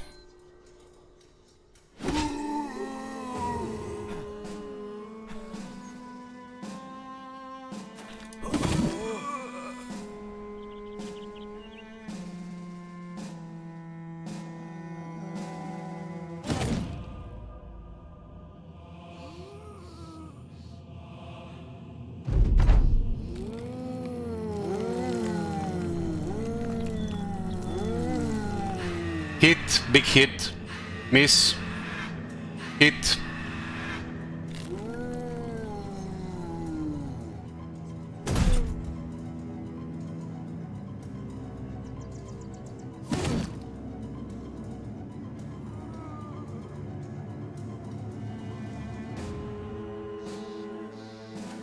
Rally here try to recover Archman Jr. there. Okay, he's wavering now.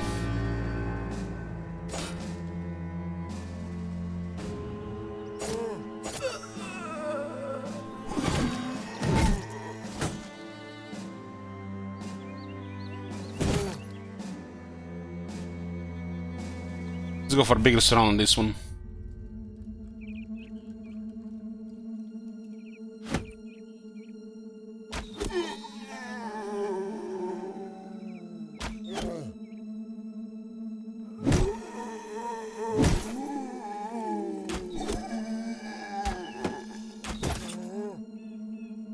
Oh, kill for Gachi Lord.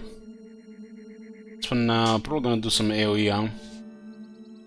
We could get hit.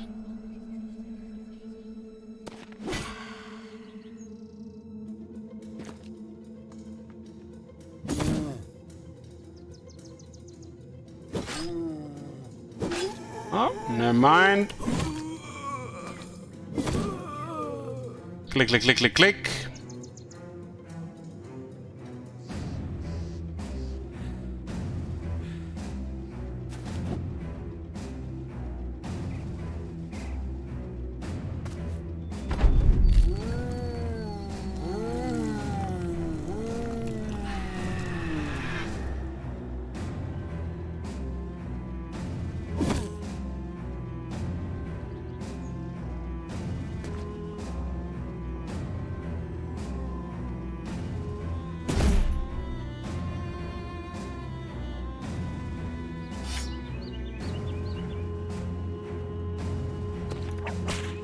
And it's hard to notice as well.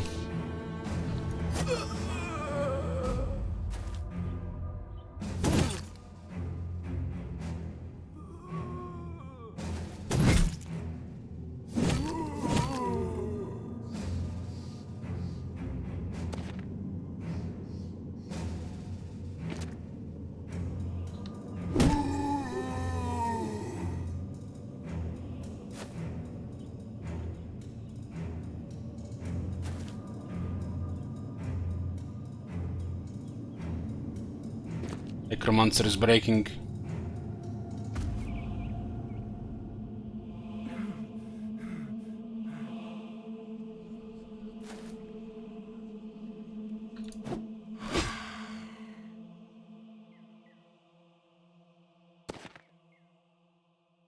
But this calling don't have recover. Bullwink.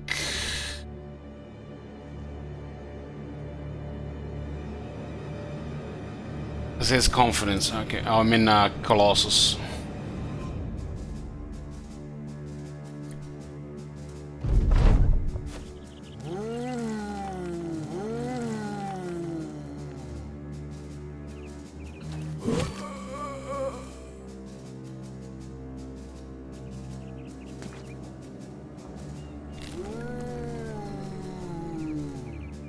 Yeah, otherwise you can just get to the Necromancer and kill him.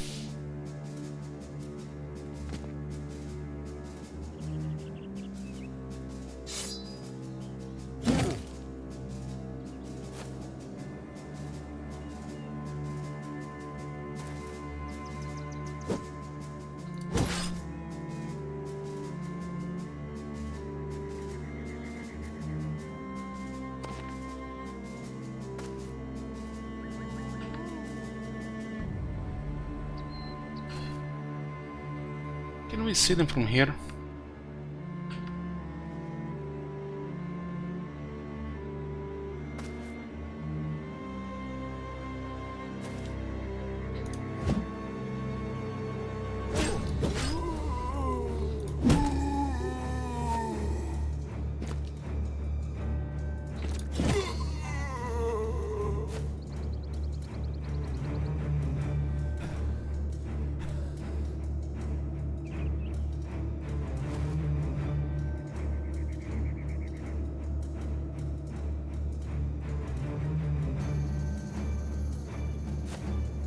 Calling was broken and now confident.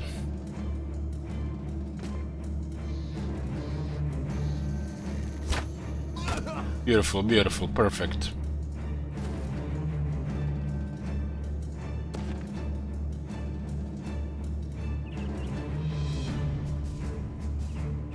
I think if the Necromancer is broken, they move.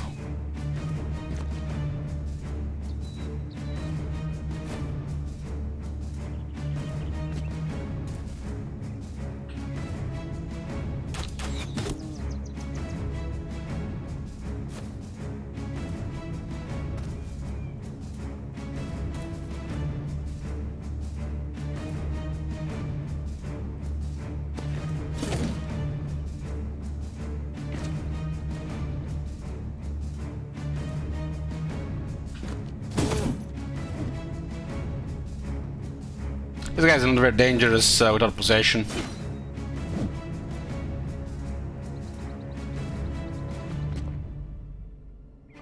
So easy to recover the necromancer, huh?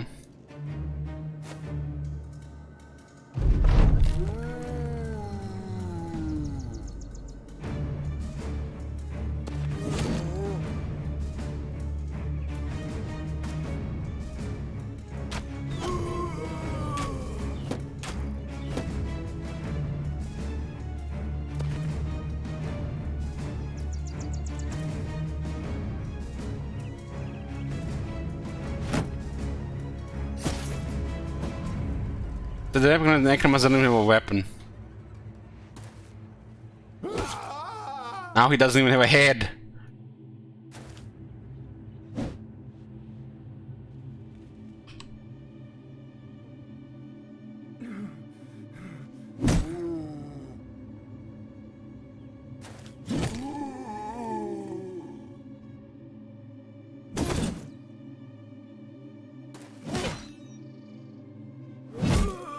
Nice. 354 experience with Gotcha Lord. So what do we have here? Some ancient gold coins and a signet ring. 224 crowns, some big weapons.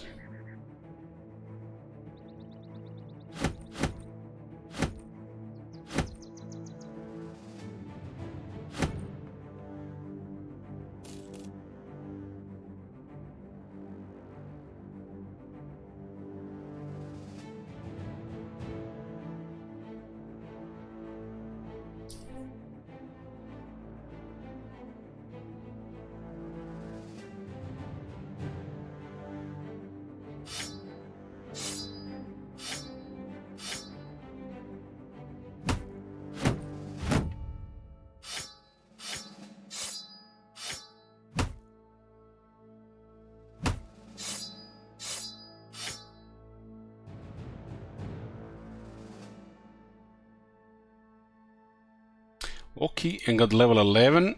Ooh, for defense all the end. 52 resolve, huh?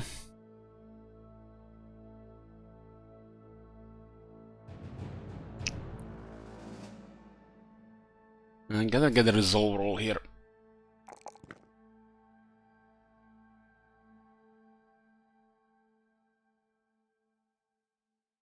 This is a tank, it does have Colossus as well.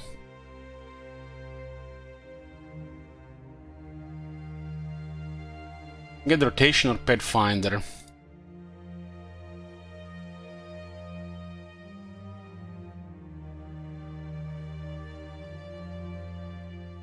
I like rotation.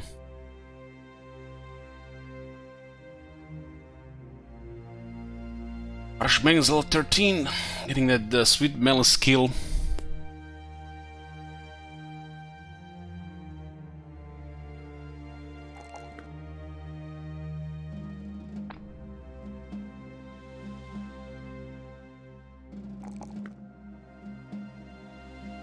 $85 health, no Colossus.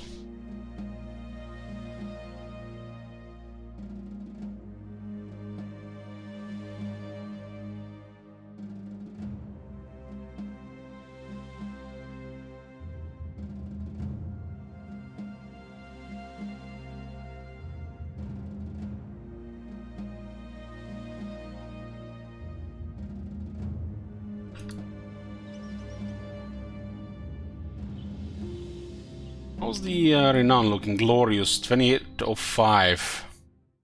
Still quite a bit until the last slot.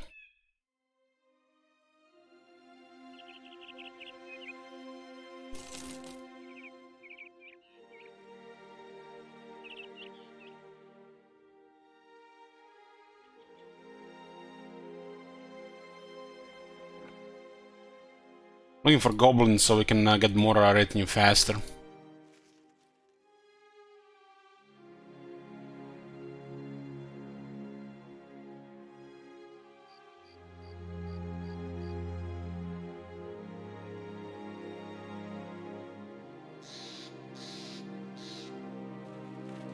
That's easy.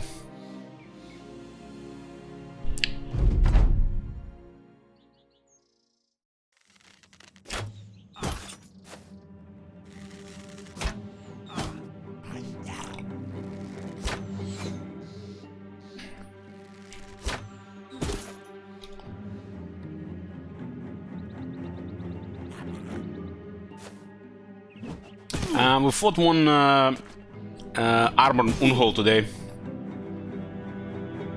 But we haven't seen many of them, yeah. Well, we definitely want to got some Unholds. Cletus Hopium looks like is working for wine and women.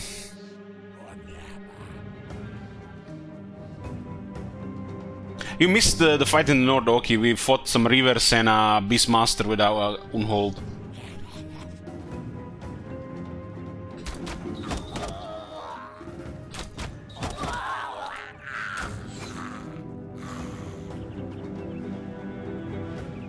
Ain't we all looking for that? I don't think so.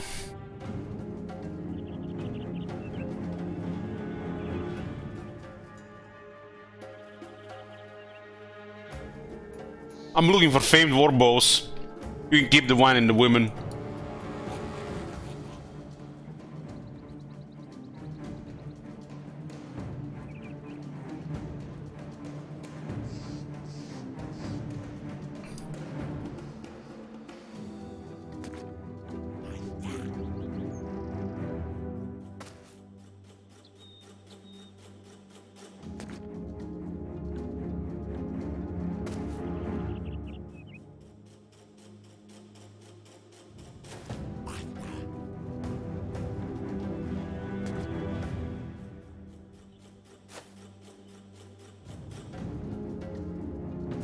The goblins have tricks, but they don't have much morale or health.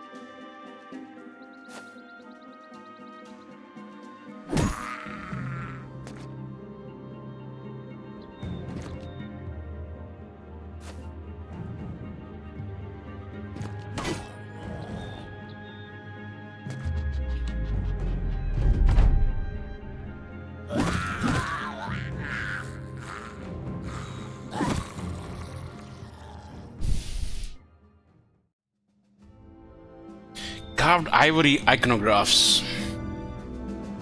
Strange meat.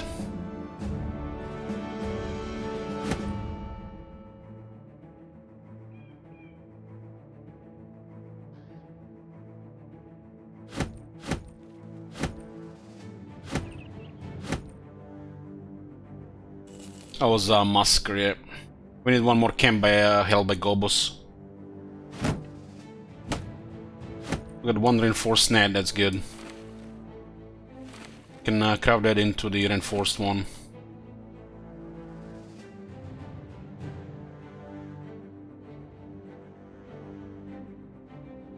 There's a big Gobo camp here.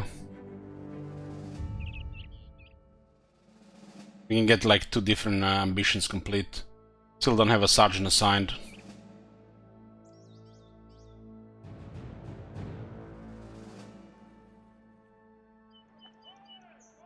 This place is a mess.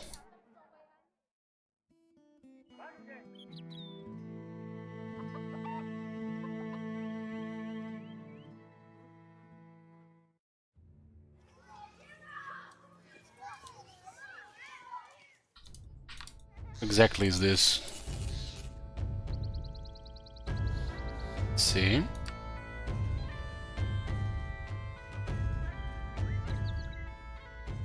$1,400 for this. I guess if we get a good renown. Let's see what it rolled now. So it actually scaled them down.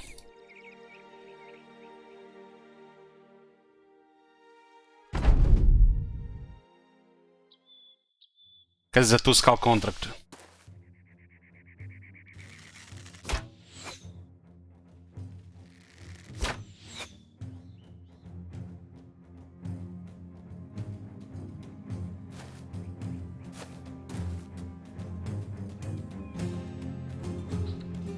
Should probably just stick to high ground here. It has a fighting spear.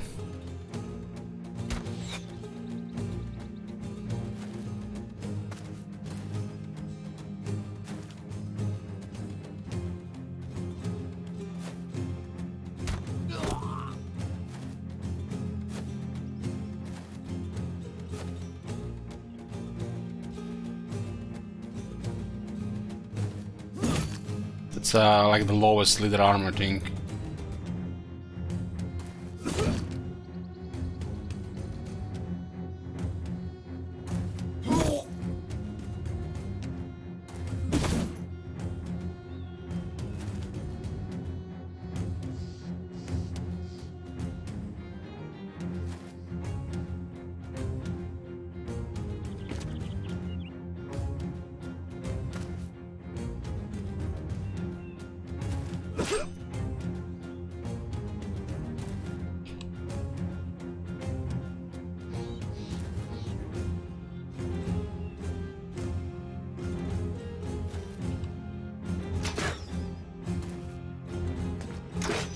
They wanna shoot the Dutch Lord there, almost a wound.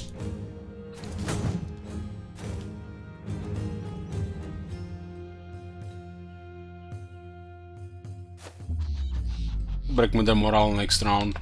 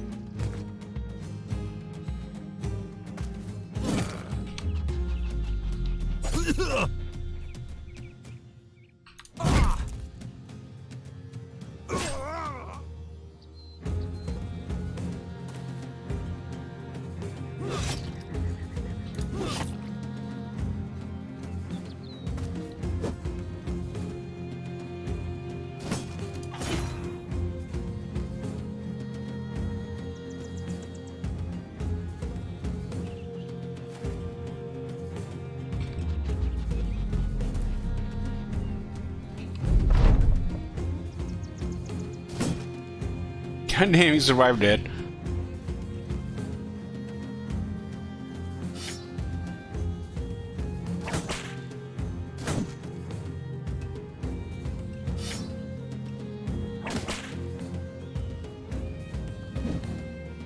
That's a one lucky archer.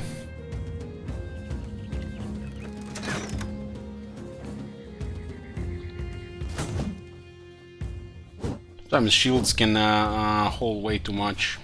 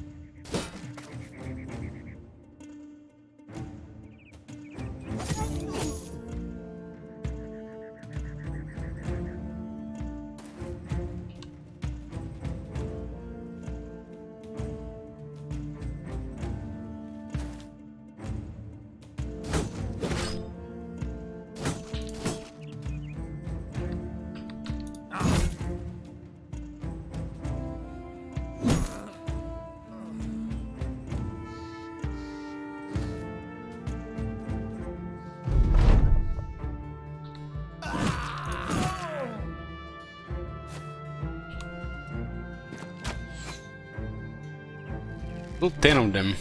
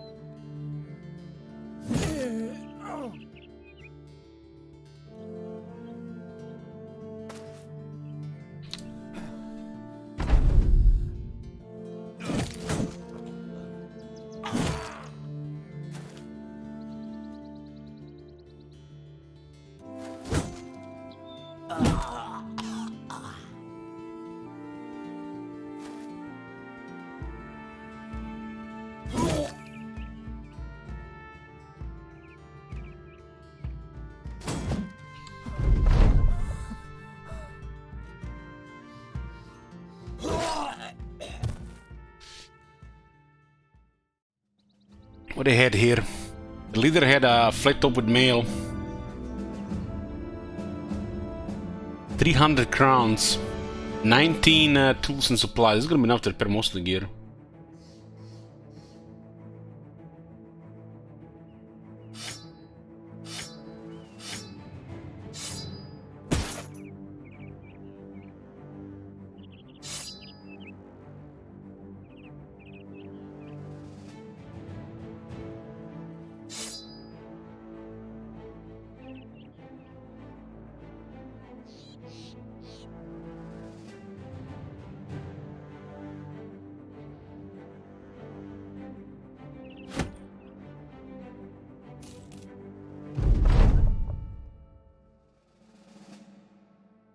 Who joined us here? Some hobo here, let's see. A farmhand with Swift.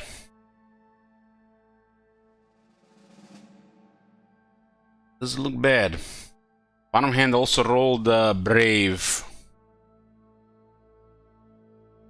Look at the guys who can build metal defense though. This guy won't be able to build metal defense.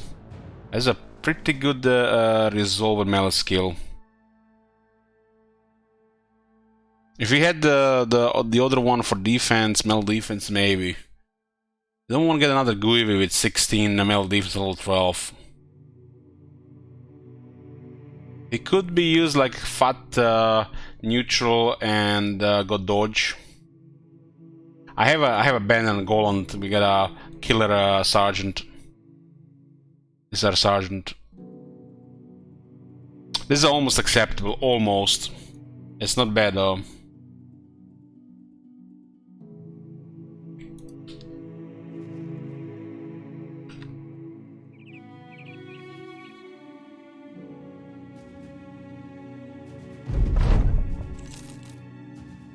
Very nice.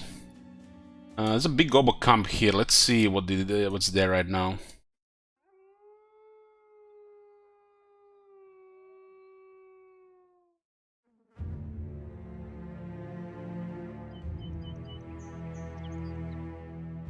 Our inventory is kind of full on.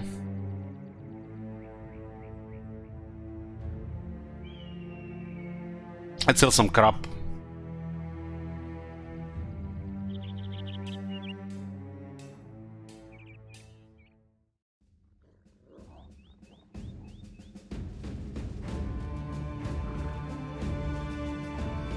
They're actually offering me a job to destroy this place. And since it's one skull, it's gonna be easier than whatever there is now. That's beautiful, right?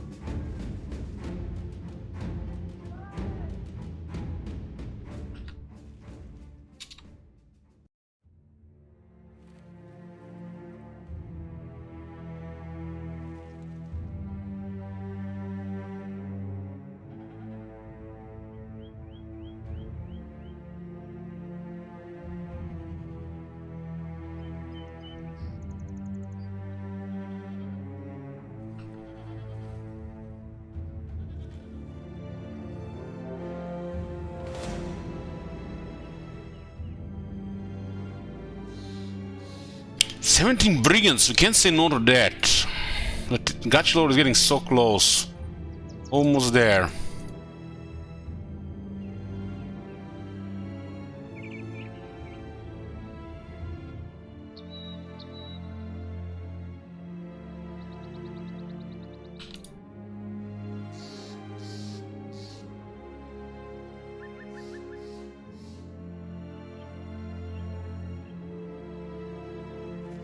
It's a nice pay on the way, right?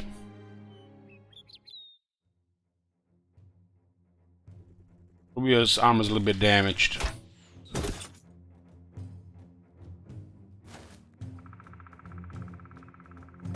This is like 3 things at once because of that contract. And this guy's being in the way. That's perfect. I got a shitload of funds in a short time.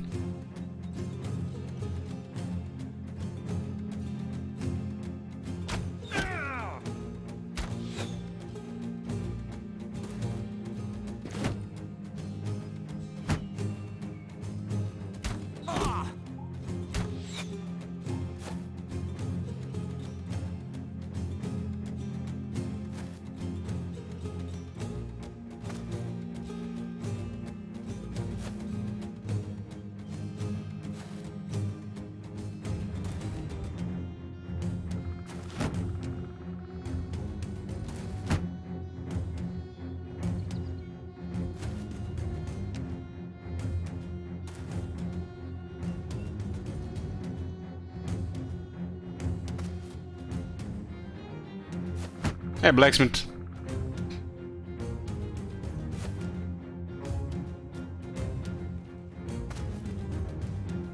The leader is a water brand and a poor armor.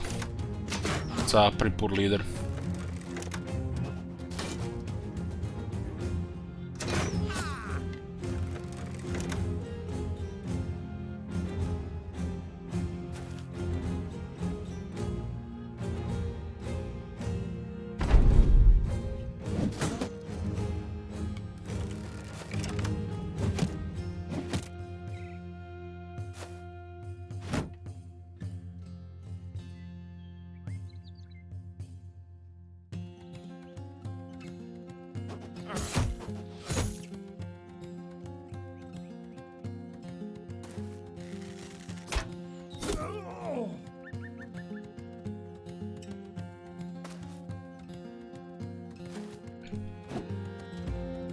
So wait for better opportunities for attack.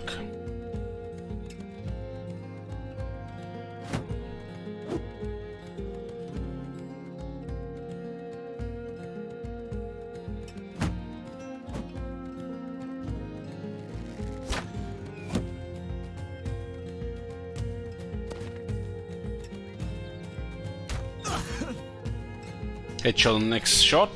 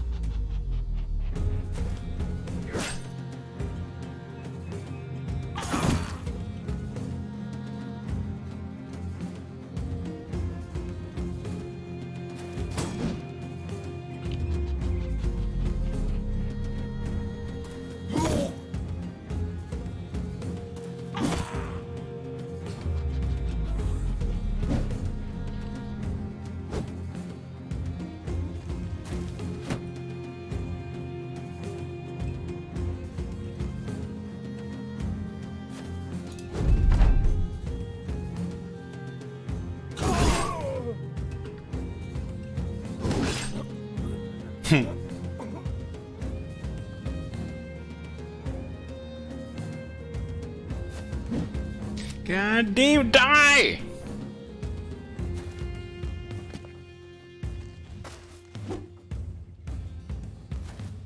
One could deliver a blow there.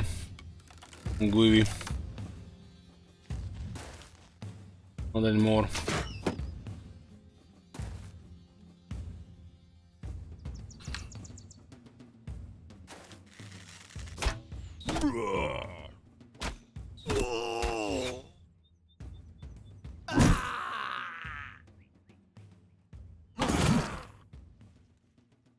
Could be like big blows there.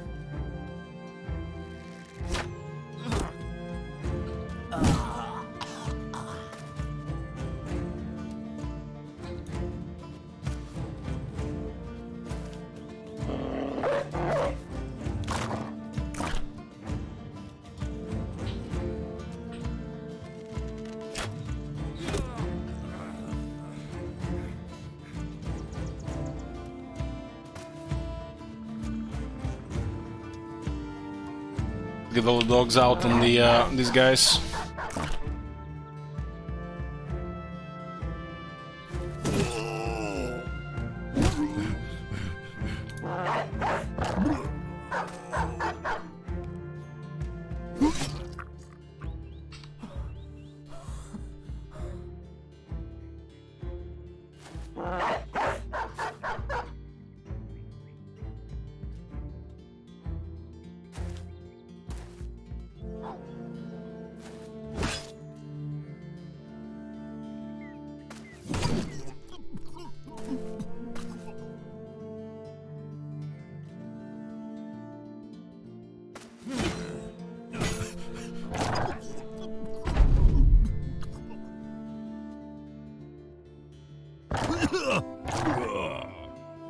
This looks hit pretty good and never hit on the head.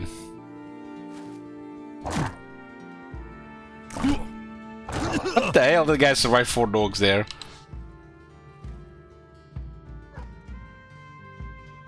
RuneScape.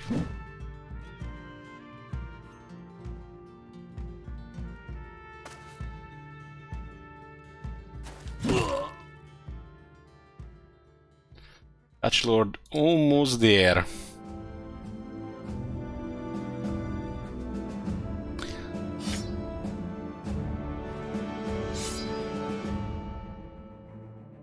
So many war brands here.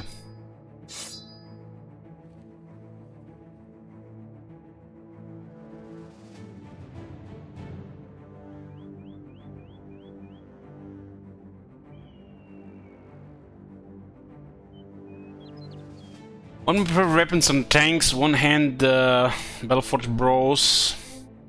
If I have enough skill, cleaver or axe.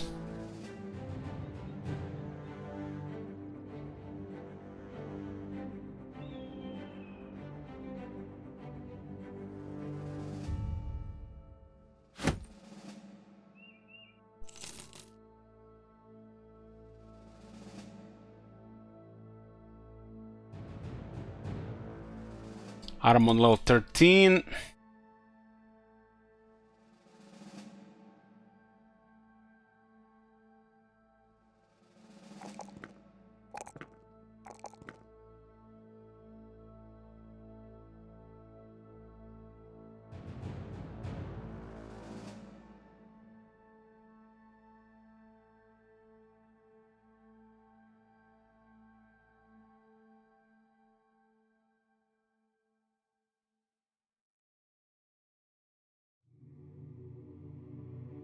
Don't have time to repair this right now.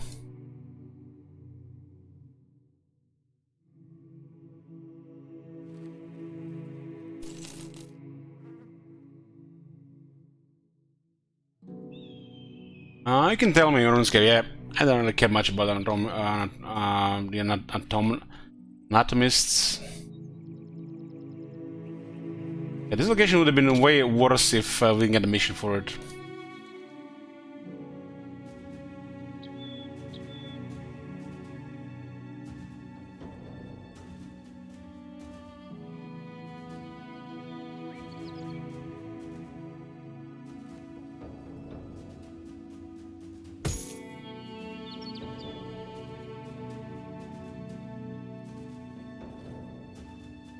Got a shaman on the overseat, that's a shame.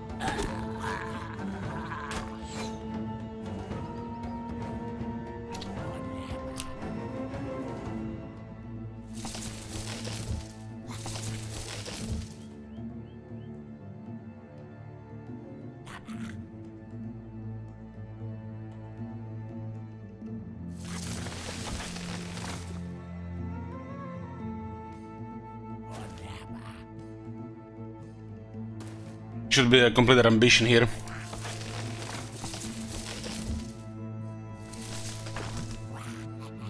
And then we can get another one.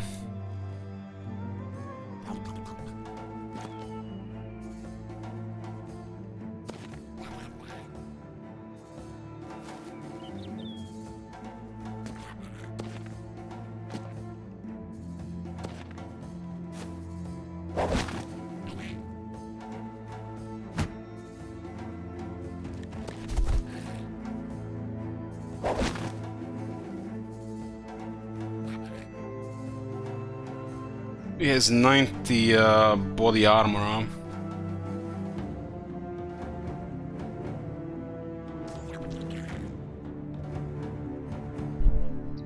It's basic mill shirt with hyena fur mantle.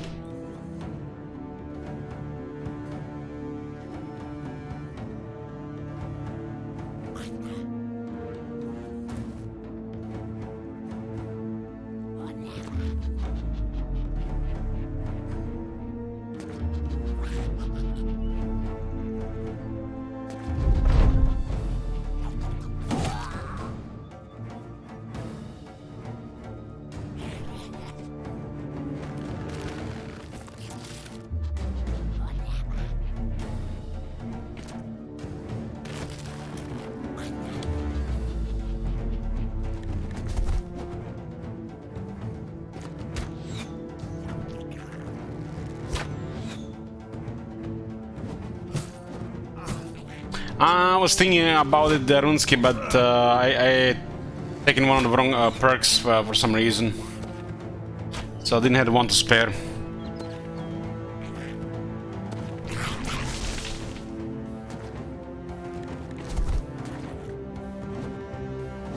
Like Coca doesn't need it, but Gooey could have used it.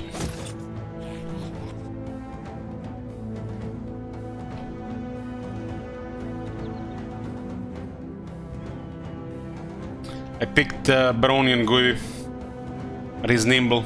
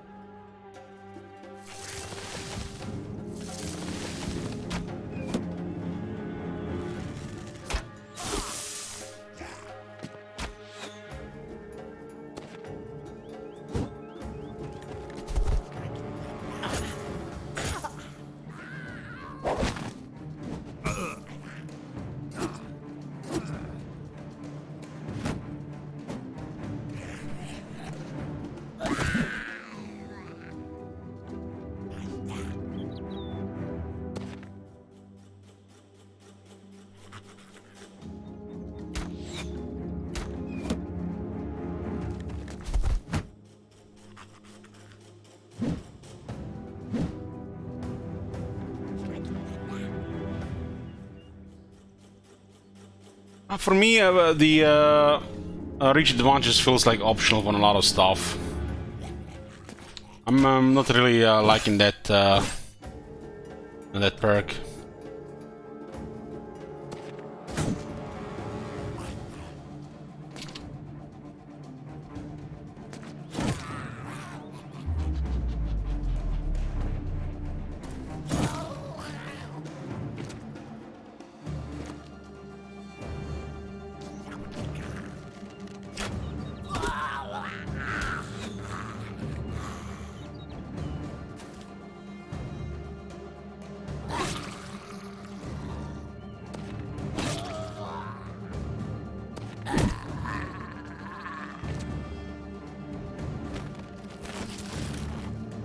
Almost routed.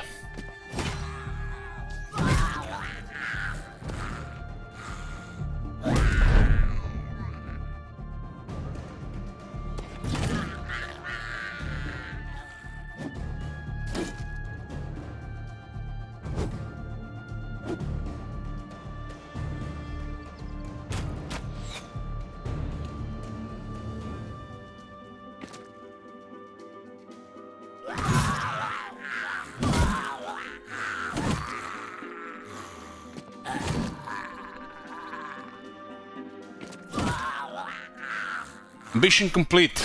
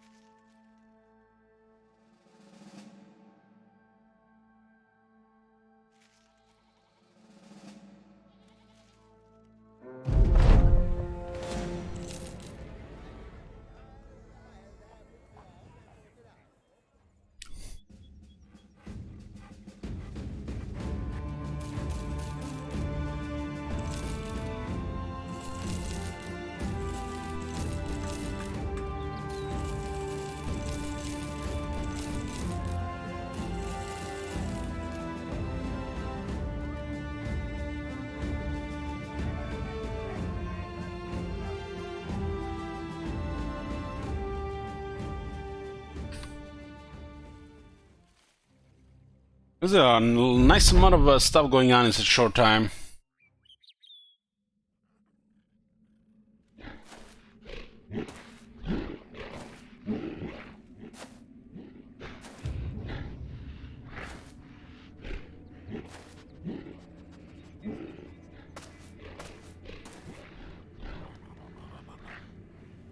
Renzidam.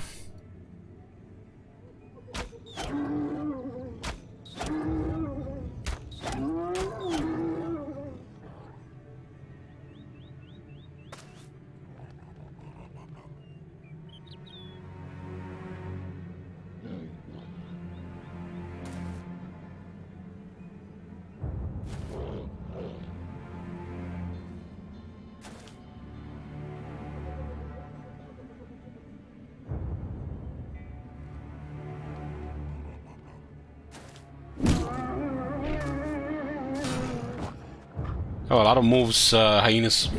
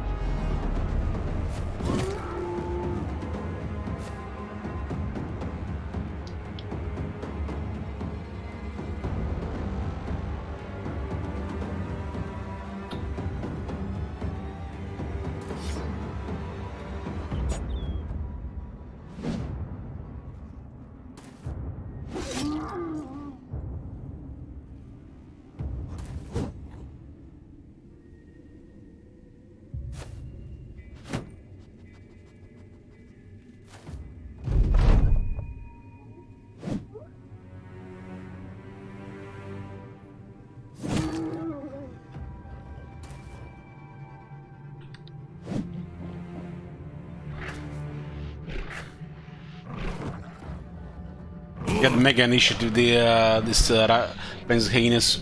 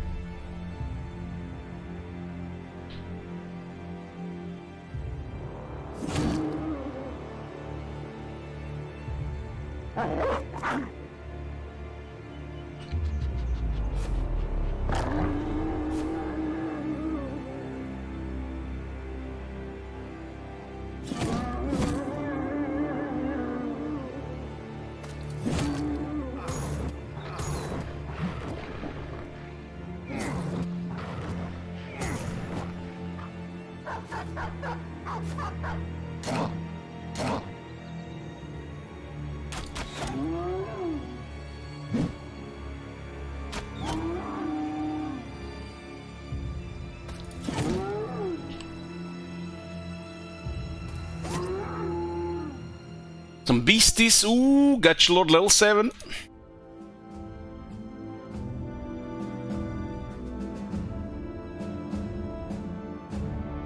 A lot of raging Heinefurs.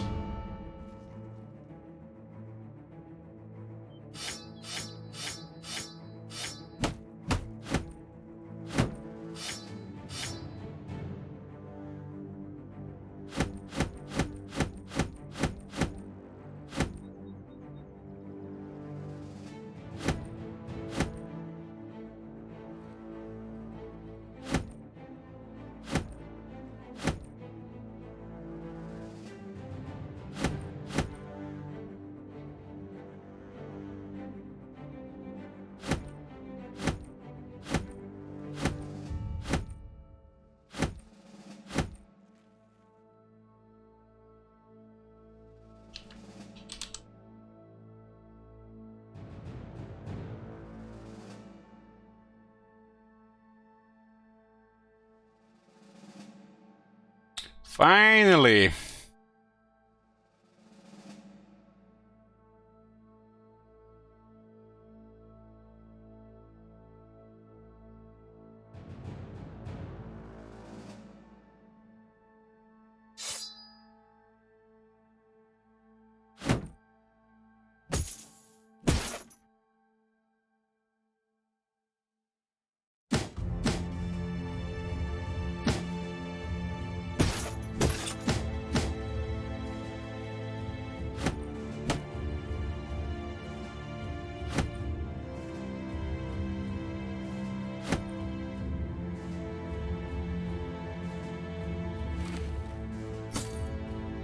Got you, Lord. 75 range skill level 7.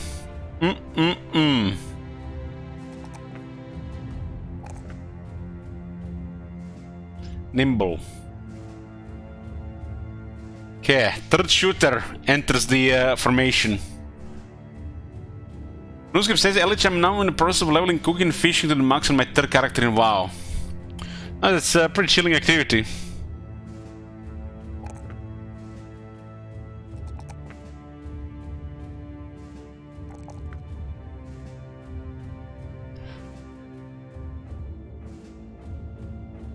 Usually when I was doing like WoW later and late, you know, I would either level a character or just fill a second and third bank with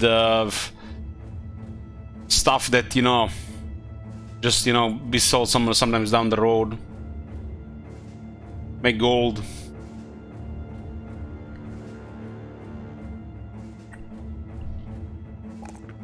Serault is level 12.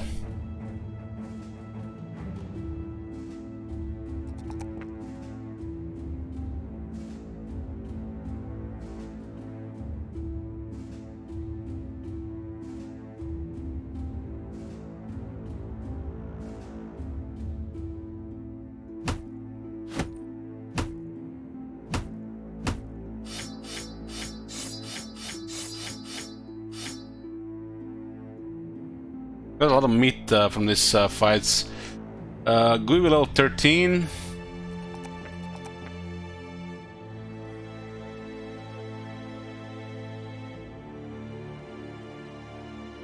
We held on the breaking point.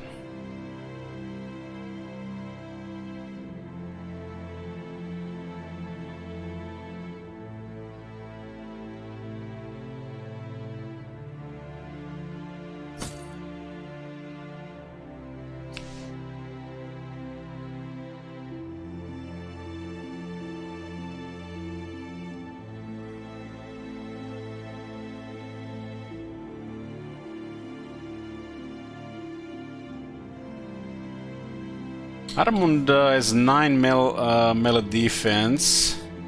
Falling is definitely reach. Falling has 9. Archman has 10. Ruby has 5. And Ruby would have been nice to hand there if those talents rolled in melee instead.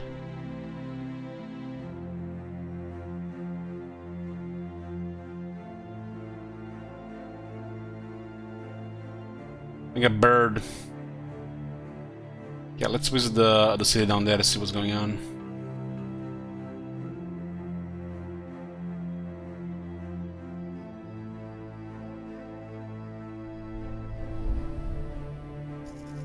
Haven't been in these cities in a while.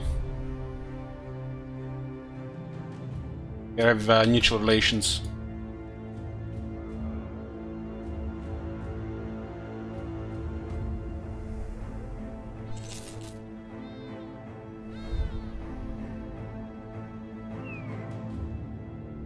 We just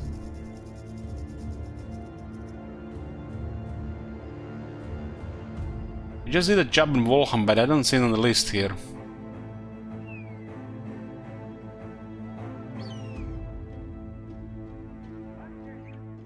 Raided and Mirage sightings.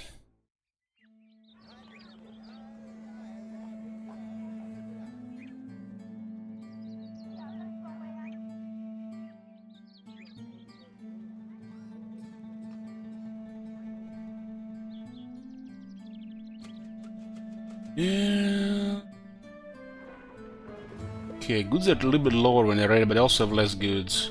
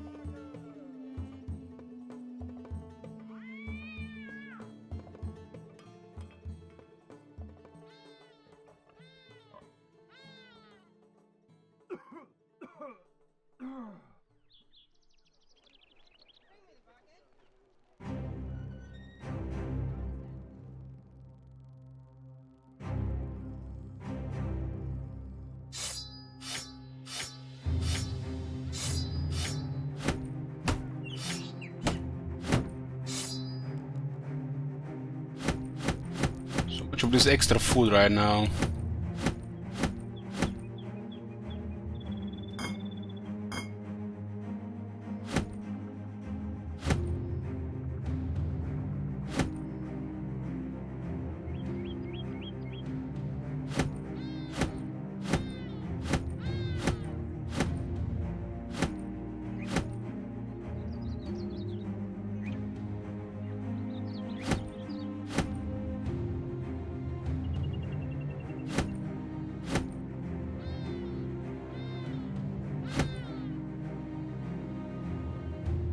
What kind of prices are even here? 16?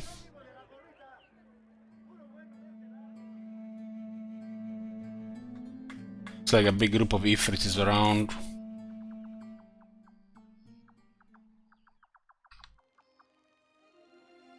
Why is this thing not proccing? 2899, this is 3350. We do have Minstrel.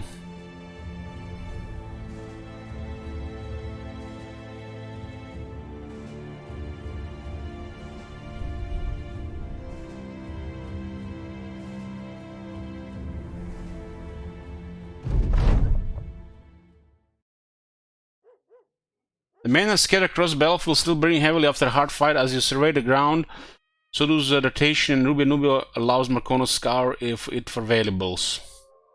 We advance, they retreat, we fall back, the Harriers fire a volley of arrows and they take cover. Shield wall is pricked through with poison blades, and at a charge they scatter like bugs. Those damn things they fling at you will fly through my dreams in nights to come. Ruby Nubia lost Marcono, pokes a dead goblin with his weapon, and satisfied that he is very much dead indeed. Needs down to the closer look at the belongings, but sir, the more bitter to fight, the sweeter the victory. Why is there a goblin head here? Wasn't there a holy war? Ah, this is ambition fulfilled, huh? Right. I thought it was end of the whole war.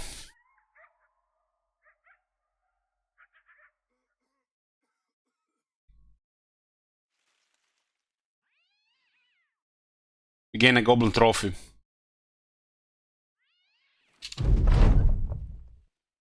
The ancient city has fallen under the banner of Northern Crusaders. While the old gods no doubt rejoice, the followers of the Guilder will presumably seek to have it taken back. This may present opportunities for the Exiles of Warhammer. They captured the ancient city and they captured the fallen star. Last thing that needs to be captured is the Oracle, right?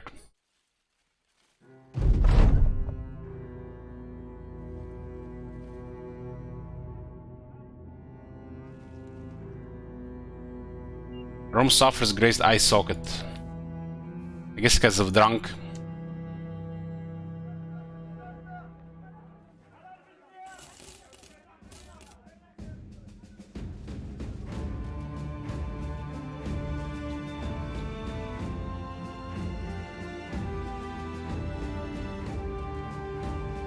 What is this thing that we got? This necklace of goblin ears declares the one wearing it the veteran of many battles against the Green Menace and not want to fall to their dirty little tricks anymore. Grants me to being rooted by nets or grasping vines.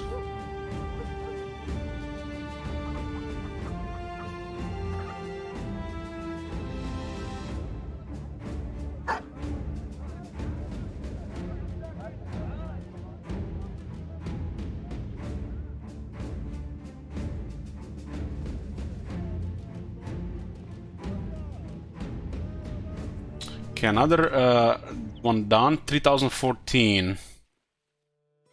Hopefully the next few ones will just be complete.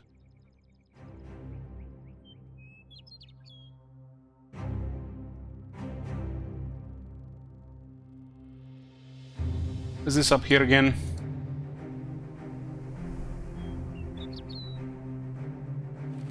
Greenskins, many orc berserkers.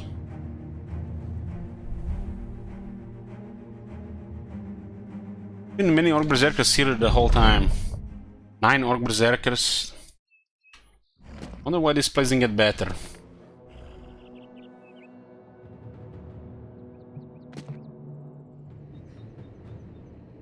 Have not very good defenses.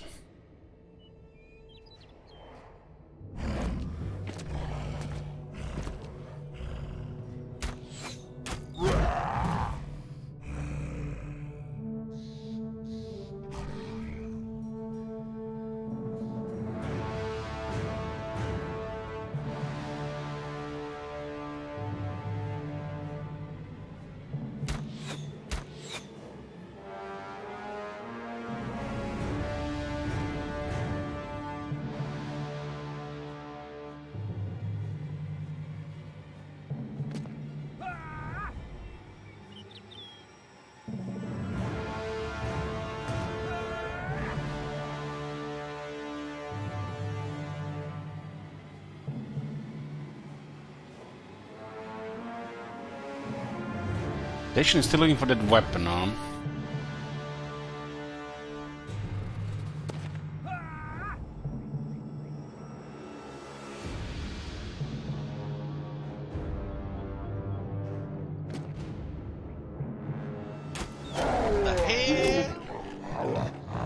Why are you late again with your sub-fee tributes? You are more than 6 months overdue now. If you do not clear your debt, I'm afraid we will have to force you to be an intern at Activision Blizzard. Jack, I love ya, Alec. Please keep posting fap pics to desk. Gonna be a dark day before I go back to World of Warcraft RuneScape.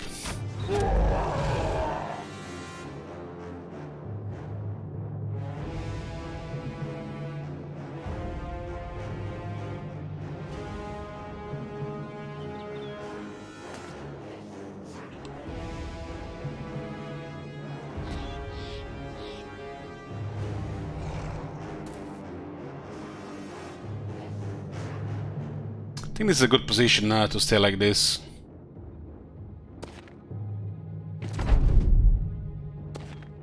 This tree can be charged. They don't want to charge these guys, huh? 89 miss. Don't miss a guy with a... Missing Orc Berserker has gotta be one of the most frustrating things in the game.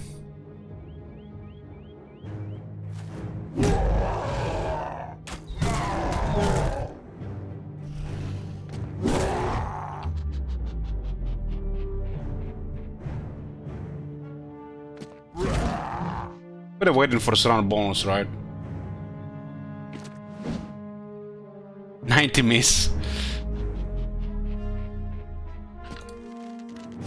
They don't have enough numbers to be threatening, but they can still roll us.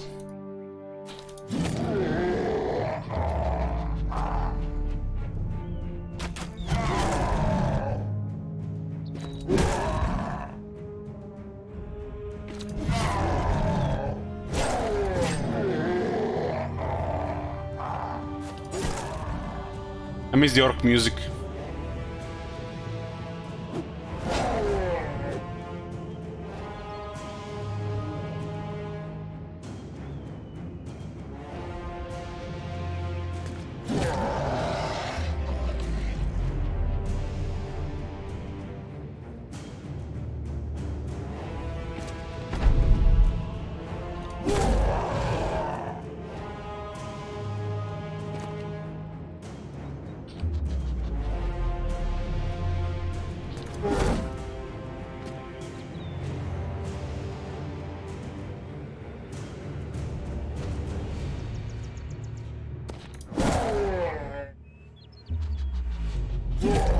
How the hell is this guy still alive?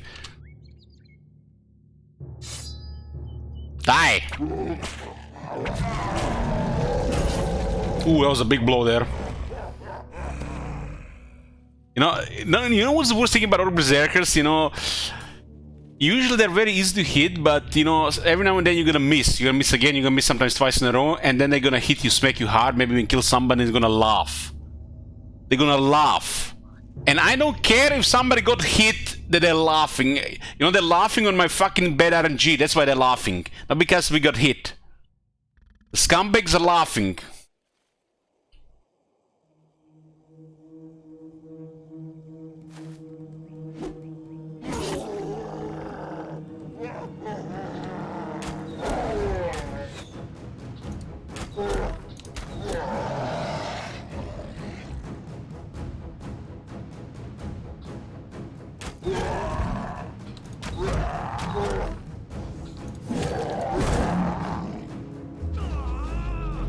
That was a big hit on Archman, really big hit.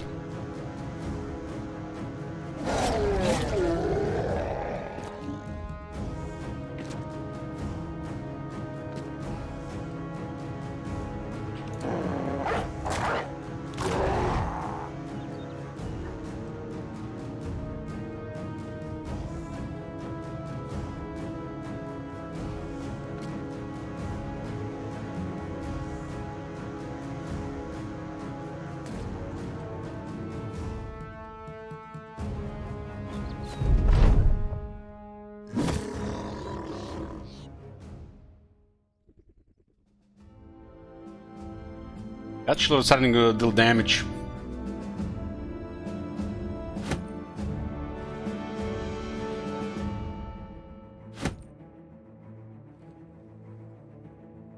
These are muscle weapons.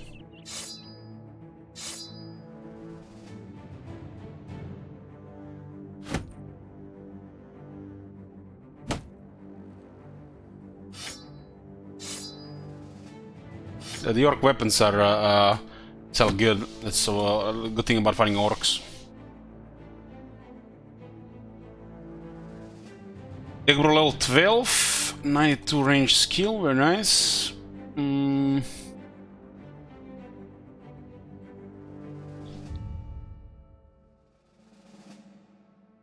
Igbro does have a Colossus on. Let's see when the breaking point is.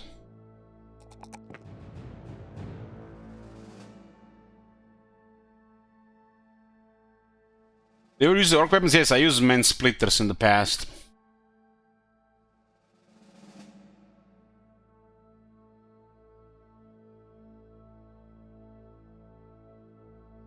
Men splitter could go well with like like with a low fatigue guy.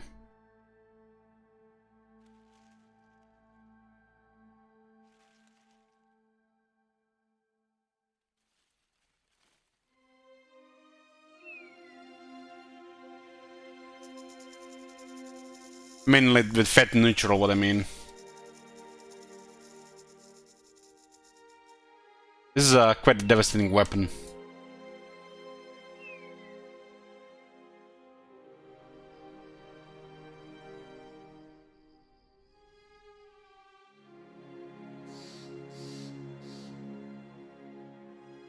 But it's really heavy.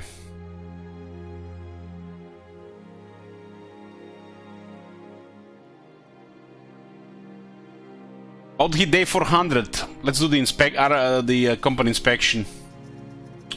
Every 100 days. See where we at.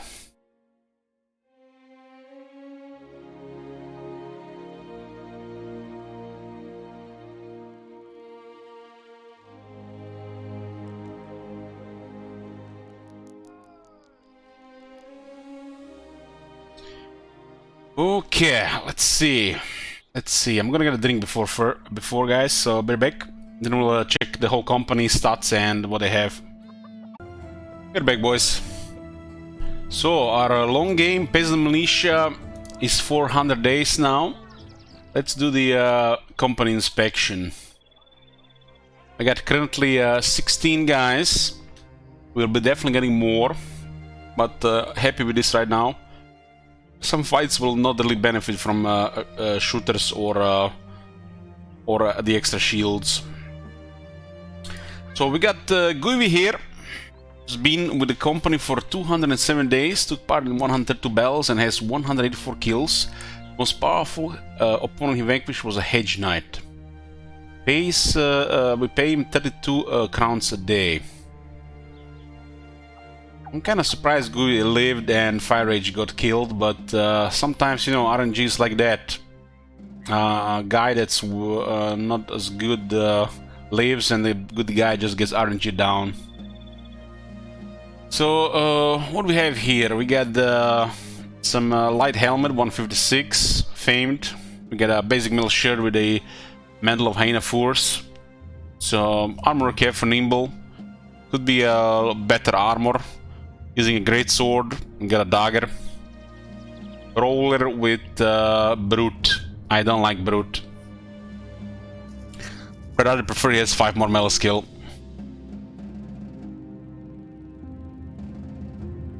So we got 2 stars melee skill, has 84 melee skill level 13. Not amazing, but good enough. His melee defense is lacking 17. But unless he gets really unlucky, should be fine. Has high health because of a little bit lower defense, about 13. He is nimble. Got 91 fatigue and 59 dissolve, 96 initiative. Been performing pretty well. Using him on the top flank. Regarding perks. He has Colossus, has one to live, has Nimble, so it goes well. In melee especially, avoid some injuries. He does have Brownie. At the time, I don't know why I picked Brownie, so that was a mistake.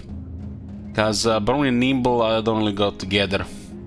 So instead of Brownie, I could have had, for example, Reach Advantage due to his average defense. But otherwise pretty standard, you know. The only thing that's a little bit different here is got Pet Finder and rotation. Could have been also something else. But when you have a large company, Pet Finder and rotation goes a long way sometimes. So basically he's a build as a killer. Preferably there to surround. You do have 16 guys, so there's always surround. When another brother is close, he has plus 5% chance to hit. Plus 10 if there too. Yeah, that Brony gives him a little bit more fatigue. He doesn't really need it, but you know, it is there. It will sometimes build a lot of fatigue. Then you know, recover comes in handy, but as a Pet Finder and with Brownie gives him extra, it's going to be a long time before he gets tired. Sometimes he's going to miss, and sometimes the Berserk will just kick in, especially with surrounds. Our next guy is one of our shield, one of our tanks, shield experts, how I call them. Frak the Coward. Guivi doesn't have a title, nobody gave him a title.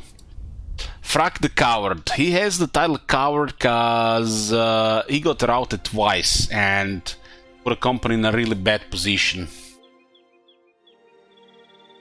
Somebody got killed there because he got routed.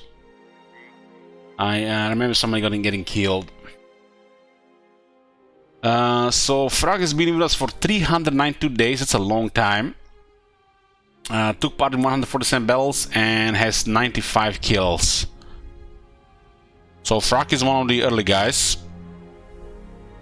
He's basically a tank. He's built for tanking. Flat top with mail, underly golden reminders, using heavy armor, using a heavy shield, noble sword because he doesn't have a very good melee skill.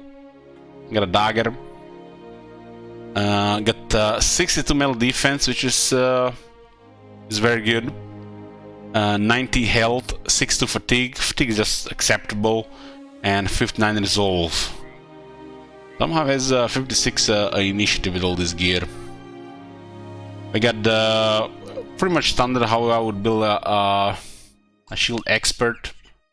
It's like if he's like really exceptional, you might get away without like gifted, and rotation is kind of like optional.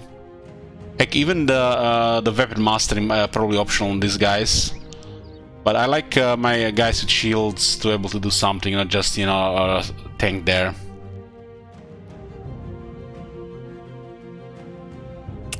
Oki Jr, also no title. With the company for 85 days, took part in 77 battles and has 59 kills. Frak is level 12, Oki Jr is level 11. He's another tank, shield expert. Using close flat top with mail, cut of scales, heavy super shield, and using a famed fighting axe. It's basically just a lighter fighting axe that doesn't build as much fatigue. Frak is what does he? He's a tiny shepherd, right? And Oki is inhesitant lumberjack. Oki has much better stats on a tank. 85 melee skill, so pretty good for axe. Sword does need gives you a higher chance, so it goes well with the lower skill. While Oki has good melee skill, so you can use something like a axe. At 67 melee defense, which is great. 90 health, 68 fatigue, 55 resolve. Very heavy stuff on him. They're pretty much identical, just different mastery. I like more rotation and more pet finders on a peasant militia. Koka, still no title, level 12. 205 days with the company, took part in 102 battles, and has 127 kills. Koka is very cheap, 15 daily. Oki Jr is 30 and Frak is 30. Guess Lumberjacks, they need to pay more. Lumberjack is almost twice compared to a Butcher. Koka is a Butcher with Brute and Paranoid. A really good rolled Butcher. Really good old butcher. I don't like brute. Could have had 92 melee defense on level 12. Using a full helm, coat of plates, great sword, get a notch necklace. So basically, this is how I build a two-hander. If it has a really good health instead of Colossus adrenaline. 87 melee skill, 43 melee defense, 83 health, 67 fatigue, 56 resolve. This is like a very good two-handed for a peasant militia. Doesn't get much better than this. You can probably roll higher, of course. Baal is a farmhand with eagle eyes and dumb. I guess dumb is gonna hurt him a little bit in the long term. This is another two-hander.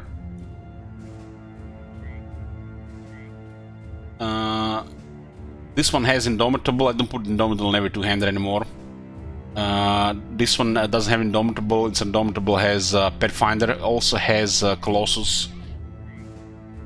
Baal has been with the company for 138 days, 116 battles, and got 91 kills. Costs 24 daily. Armhand's a little bit more expensive. 86 melee skill, 38 melee defense. This is the guys we want. 2+ stars melee skill, 2+ stars melee defense, and then build them for two-hand. Baal has 92 health, 64 fatigue, 58 resolve. Just a solid guy. Got a goblin trophy here. I'm using a full helm, coat of scales, and he's a mace master. He's a two-handed flanked mace. We got Zertation here. Zertation made the company for 100 days. Got 93 bells and 86 skills. This is another two-hander. Instead of Pathfinder or Indomitable, this one has quick hands. Using currently full helm, coat of plates, and Kupesh. Got quick hands, so got a smoke pot. I do want to get a battle whip here and want to get a two-handed cleaver. Zertation is a lumberjack, dexterous, and short-sighted. Didn't really have the greatest potential, but got some lucky rolls with levels, so turned out nice. Not great, but you know, still good enough. 89 melee skill, 29 melee defense, 86 hit points, 85 fatigue, 56 resolve. That's pretty good fatigue, considering how heavy the armor is. I guess currently not using a very heavy weapon. Got the room here. This is our third tank shield expert. Rome is a peddler, rolled very good melee defense, and got drunkard, trying to get rid of it. And it's bright. Unlike the other two tanks, he didn't have a good potential with melee skill, and he got rolled drunkard, so spear was like the best thing. But you know, don't only need to rely on spear to help. He's poking a little bit, so I'm still using a spear. Probably gonna switch to some kind of lighter weapon. So I didn't pick any mastery on him, and instead of that, I picked a Pathfinder. Got 55 melee skill. 73 melee defense, 97 hit points, 63 fatigue, 62 resolve. Been with the company 161 days, done 125 bells, and get 66 kills. Only 18 daily. The station is 33. The lumberjacks do pay more. He's using actually quite nice gear. Got a famed helmet and famed heavy armor. Adds quite a bit of protection. It's not even that heavy. Heavy shield, fighting spear. Probably gonna switch something else later if I find anything else. His pretty much job is to hold scary opponents. Steroidalty, the rear guard. Steroidalty is like GUI, except has a little bit different options. This is a belly dancer with impatient and dexterous. Had a really exceptional melee skill to start, but it didn't got towards the end. The rest of the stats were really poor. Is also the most expensive guy we have in the company, 47 daily. With the company for 167 days, took part in 126 battles and has 117 kills. Mace Mastery, fat, neutral, so he doesn't build up fatigue. Got dodge. He can do some tanking, he can switch quick hands to a pole mace for some reach. And we have a smoke pot here as well. Smoke pots are if shit hits the fan and we have to pull out somebody out of a bad zone of control. So difference between our two nimble frontliners, Gooey has one messed up perk, no dodge, probably should have been dodge. I think I was thinking I was going to dodge and I clicked Brony by accident. This Brony is supposed to be dodge.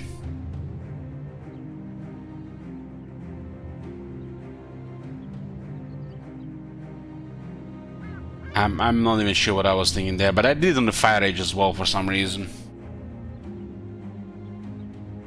So we got similar, or almost the same, it's actually the same armor as on Guivi. And he's using a mace, a mastery, so a two-handed flank mace. 89 melee skill, 32 melee defense, 77 health, kinda poor health considering nimble and Colossus. 69 fatigue, 56 resolve, 86 initiative. We're probably gonna put him to fight the Barbarian Madman.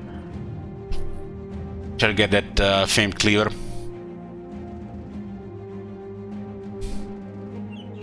Archman here. Archman here is one of those guys in the back, but I call him simple polearm. But instead of polearm, he's using a long axe. So axe mastery. Been slowly building melee defense, but he's huge, so can't get much. 211 days for him, 132 battles and 170 skills, 86 melee skill, 9 defense, melee, 10 in ranged, 895 health, 92 fatigue, 58 resolve, 71 initiative. Hey, welcome. Using basically what I put the standard gear in the back for the reach melee guys. 105 helmet, basic melee shirt. The long axe, got a battle whip, does have quick hands. He's built like a simple polearm, so relies on a high melee skill to help the other guys, you know, clear everything.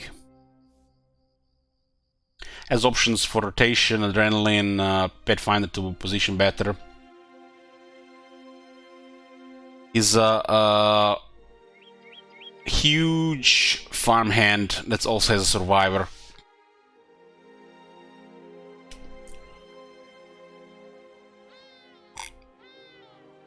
One of our latest recruits, Gacha Lord.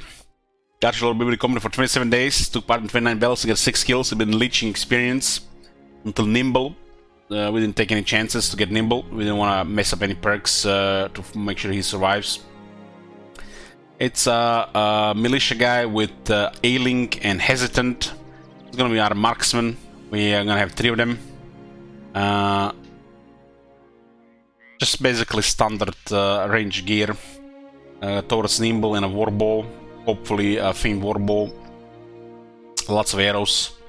75 range skill with 3 stars on level 7. That's very nice. Has potential to be our best shooter.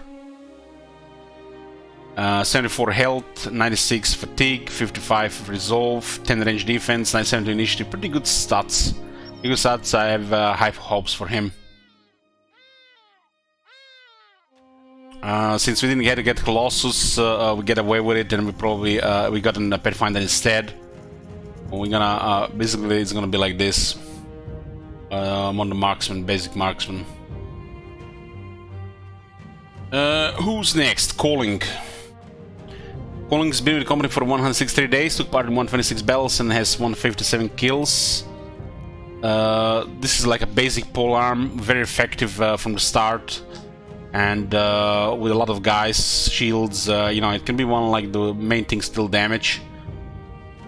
Especially, you know, because, you know, it's harder to build up two-handers early with them, you know, having a way to survive, because you know, very often you get guys like this that will become a good two-hander, and they gotta rely on armor or go nimble, and you want armor later anyways.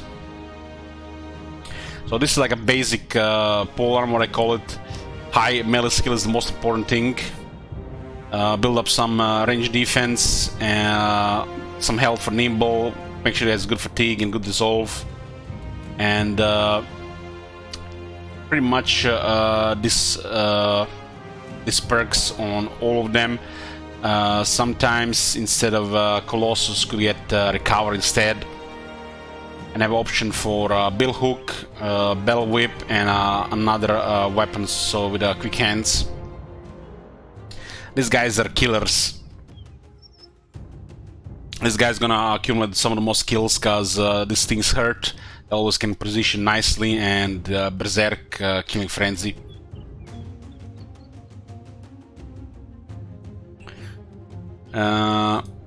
He's just a miner, no traits. We got Cletus Hopium here, been with the company for 190 days, took part in 129 battles and 120 kills. This is kind of like a ideal marksman that I like to get. Just a poacher, nothing special about him, using the Fangshire. Head and bone armor, so basically just a nimble 40%. A warbow, got a falcon. 93 range skill on level 12. Not amazing, but still very good. Got some range defense, because you had to get here. 80 health, no Colossus, 98 fatigue, 55 resolve. Probably gonna put a few more points in resolve. Might probably just skip fatigue close to 100. One of this costs 12 fatigue now. Just a very good marksman, costs 20 daily. Calling is 15. Collant von Karstein is a bright farmhand. Has a permanent injury, currently missing nose. Got struck down in a big fight. Been with the company for 175 days, took part in 129 battles, and has 182 kills. Kinda impressive resolve for a farmhand, right guys? Resolve is one of the weaker points in farmhands. Is a killer. 3 stars in melee skill, 98 melee skill. This is like a perfect basic polearm. We did build him as a sergeant towards the end. We gave him to the Fortify Mind and the Earl the troops, but he's still switching with a deadly weapon, just standard nimble stuff here, using a famed sword lance. I think this one is more effective against armor and is lighter. Got the bell standard and a bell whip. Got the quick hands. Got me 98 melee skill, 9 melee defense, 11 range, 82 health. Still good enough because no Colossus. Does have nimble. 87 fatigue, 90 resolve, 74 initiative. Pretty much one of our best killers. Probably regarding the killing, probably the MVP of the company. The only thing, the only body that could really top him right now is Archman Jr. is probably a little bit ahead on performance, but he's been with the company longer. Got Archman Jr. here. Been with the company for 141 days. Took part in 170 battles. Got 140 kills. Compared to the other guy, he actually is better than Cletus performance-wise. And they cost exactly the same. They're both poachers. And Cletus has a Night Helm, has Pathfinder, and has 1 higher range skill, while Archman has been performing better. That's RNG for you. It could be also due to Cletus having higher initiative and Archman following up and stealing kills. But it's definitely some RNG as well. Just standard shooter gear, light armor, warbow, poacher with bleeder, 2 stars in range skill with 92, 18 range defense, 92 health, 108 fatigue. So I said more fatigue than Cletus, and they have the same resolve. Unlike Cletus, he doesn't have night vision on the special helm, and I put Colossus because I was worried that he might get killed. Sometimes you have to. So instead of having Pathfinder, he has Colossus. Otherwise, everything the same like here. We got Archman Jr. here. With the company for 195 days, took part in 130 battles and has 192 kills. Very cheap, 16 daily. Simple polearm build, 87 melee skill, is a miner that has hate for greenskins and fear of beasts. 10 melee defense, 14 range defense, 85 health, no colossus, 85 fatigue, 57 resolve. Just basic light armor with a bill hook. Got quick hands like the rest of them. All of them have quick hands, except the golem doesn't have rotation. It does have the sergeant stuff instead. Basically just a very effective simple polearm. Has been done definitely the most killing of all guys. Simple polearms do rack up kills as you get to the early game for me. Rubio Nubio Las Marconos. Another simple polearm. Lumberjack with strong and swift, 89 melee skill, 5 melee defense, 30 range defense. Only here was the opposite, 30 melee defense would have been a very nice two-hander. Look at it, 1-1 health without Colossus. Very nice Lumberjack. 1-1 health, 99 fatigue, 60 resolve. So the Lumberjacks are the way to go for the best two-handers. Just another simple polearm. Pretty much got 3 guys. 3 guys really with a similar build. This guy got Colossus. This guy is using Axe Mastery. We do have 16 guys, so these are some of the most effective guys to begin the game with. You block with the rest of the guys, and these guys just win battles.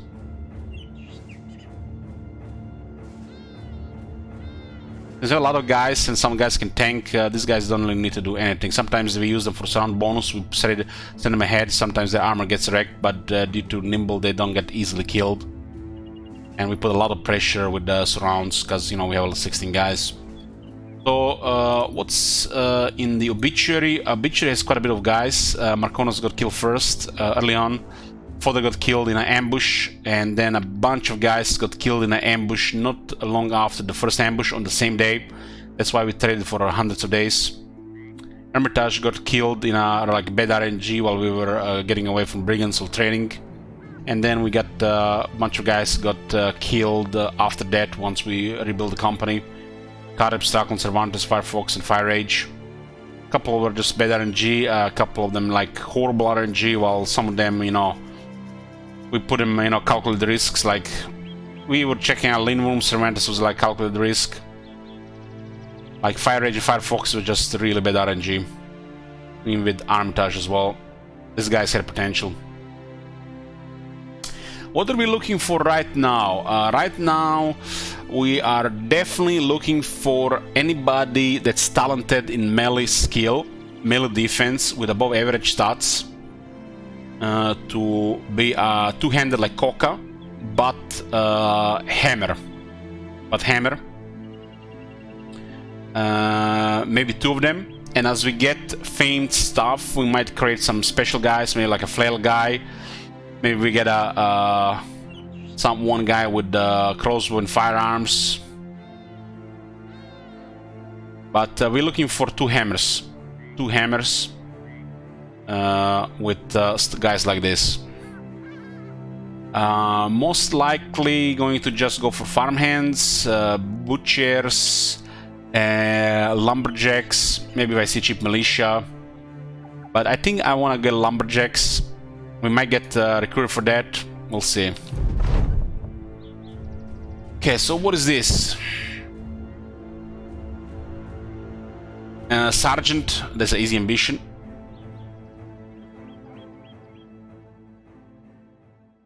Okay. There's a mirage sightings here. That's a good pay. Oh, that was a misclick. My bad! Now we messed up the prices.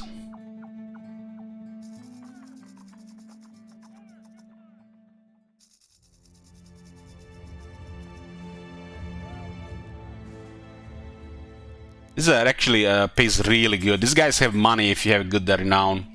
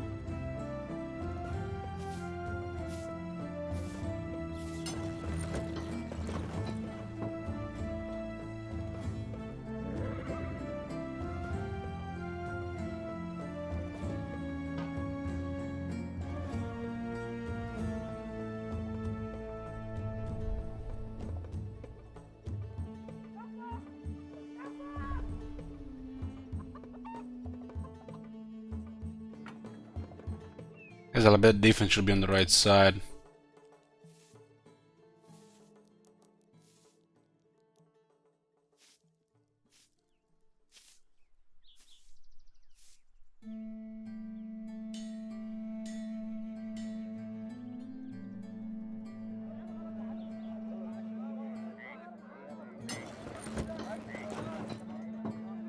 So these are good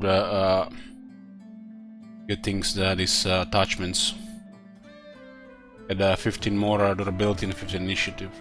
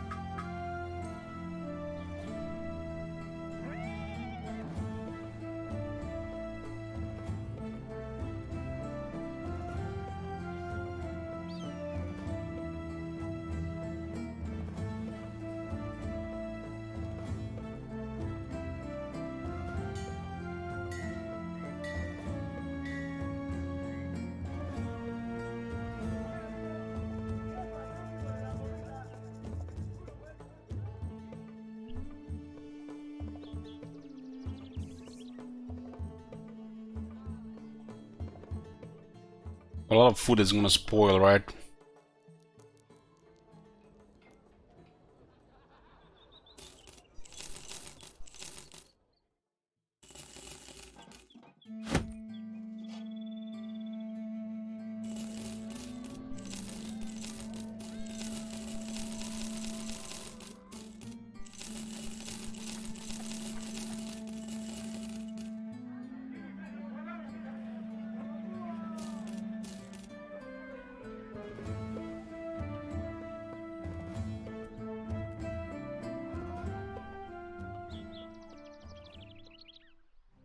There's gotta be a lot of Ifrits.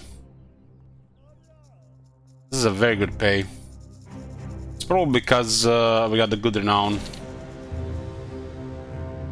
They're offering a lot because they're, you know, rich city and we got good renown.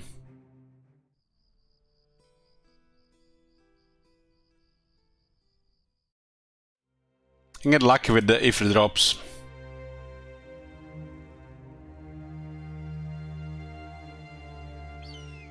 Unfortunately, 3 archers don't do much against Ifrits.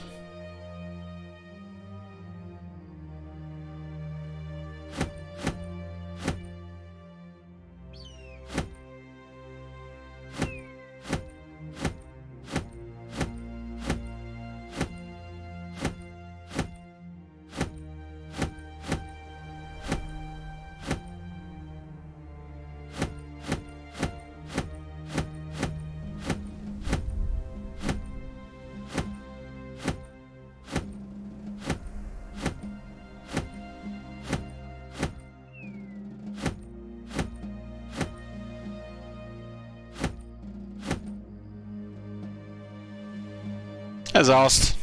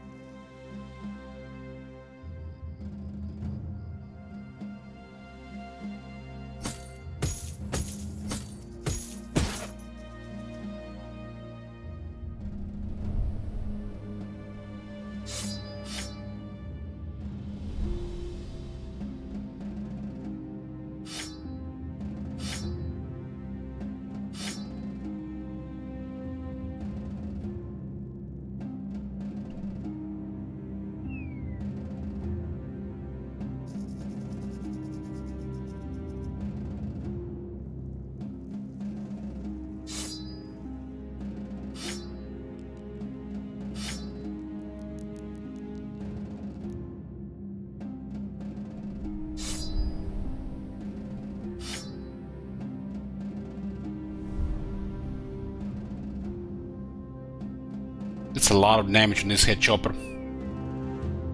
It's a heavy weapon though.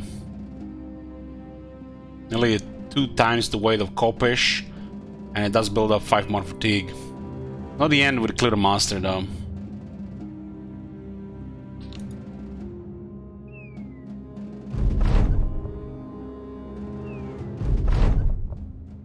Nine Ifrits, huh? Let's roll injuries here. It's always unpredictable with these things.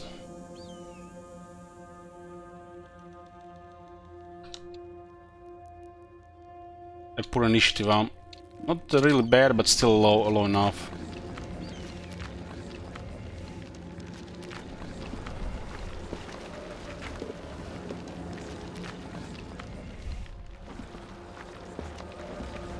It's basically possessed sand and rock. Spirits possessing sand and rock.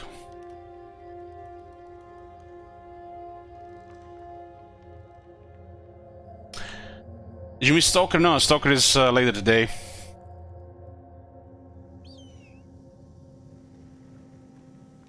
It's on Friday.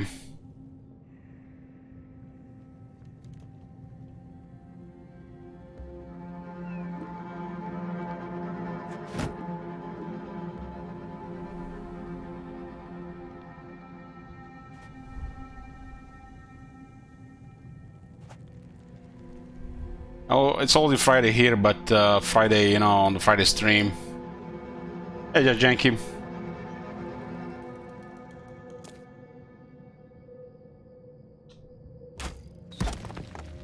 I mean, the bows do still mess up their armor.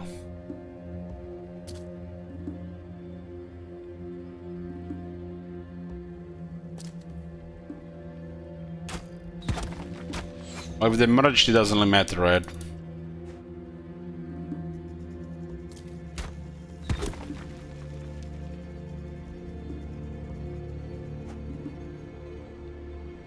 What's the start for Ifrits?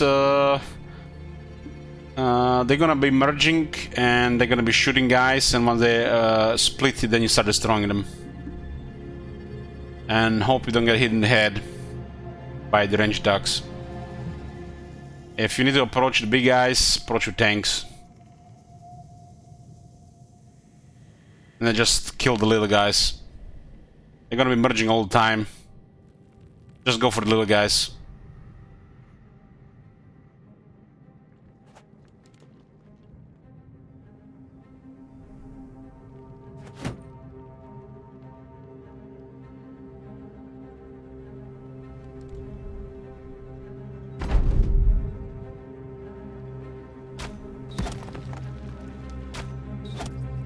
They take no damage from piercing.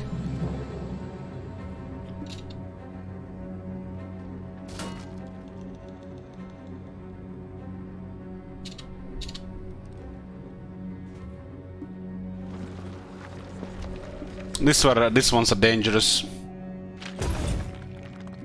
You see how they split now? Now you kill them.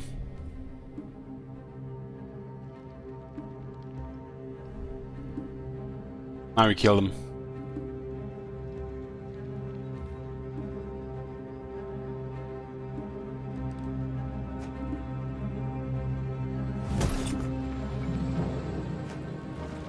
You try to break the chain, so you have to kill this one so they don't merge.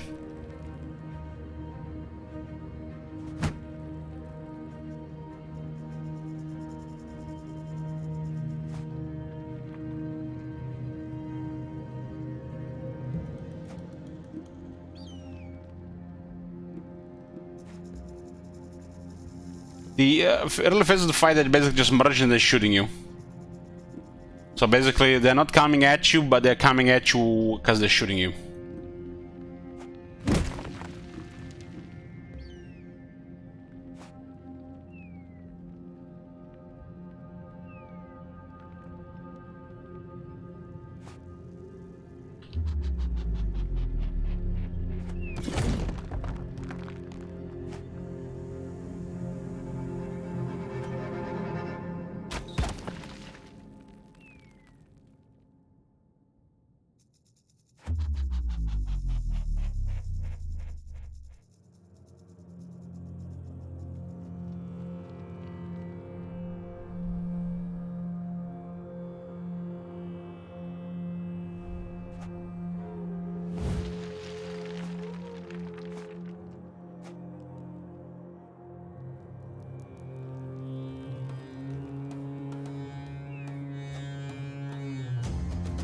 If I kill this one, they won't be able to merge here.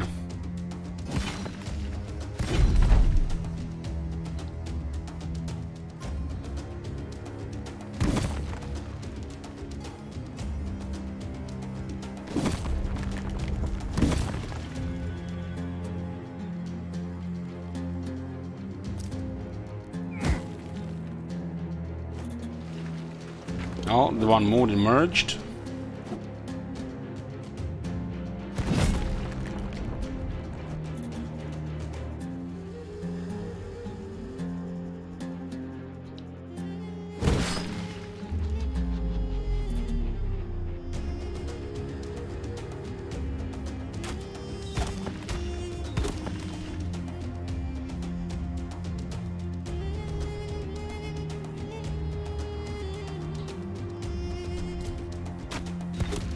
The arch is still good to break their armor, but if you have a reserve, don't use arches in these fights. Bill hooks are amazing in these fights.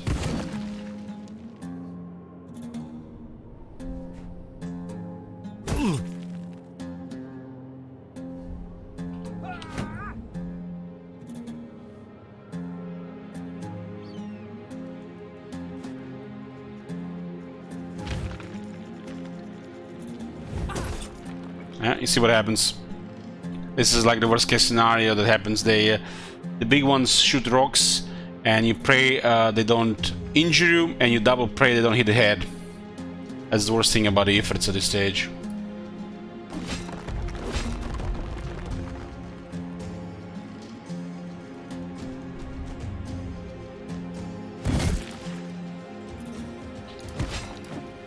That's one injury.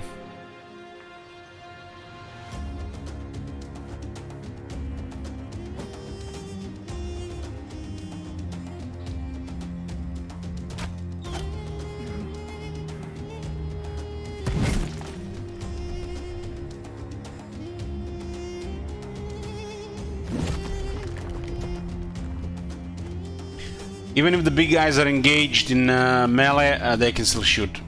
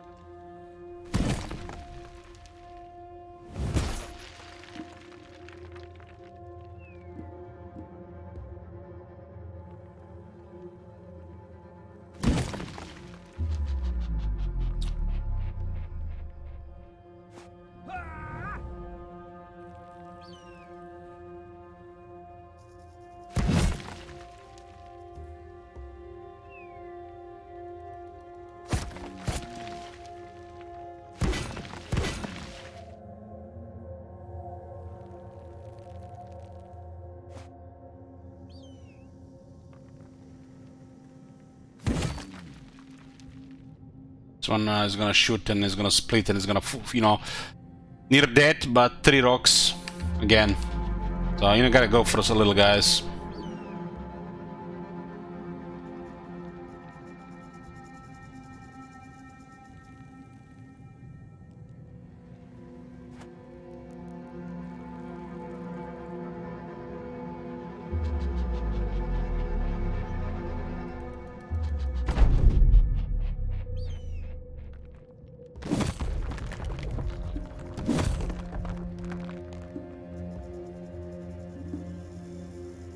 This guy can move and I can merge that now.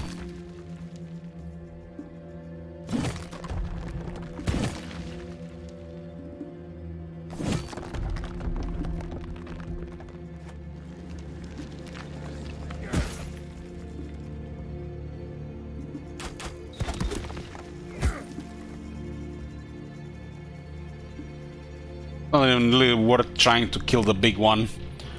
Middle ones, it's possible.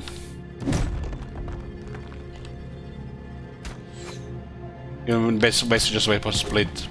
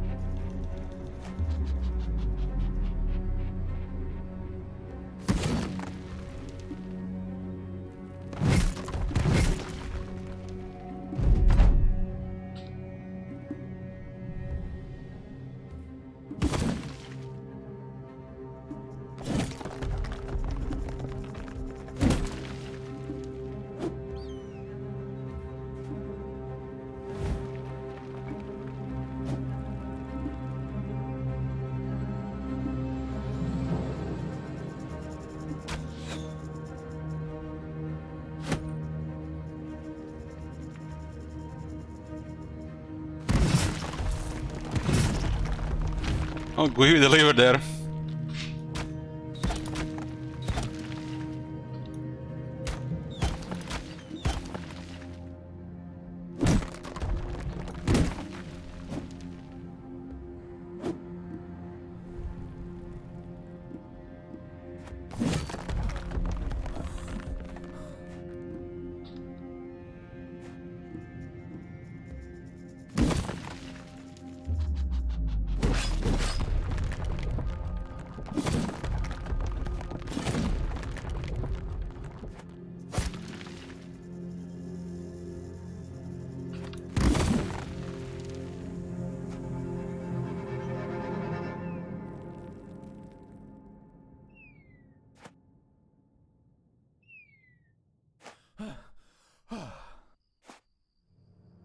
Tired.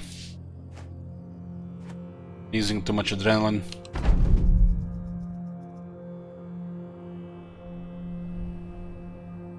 Too much soul into weight.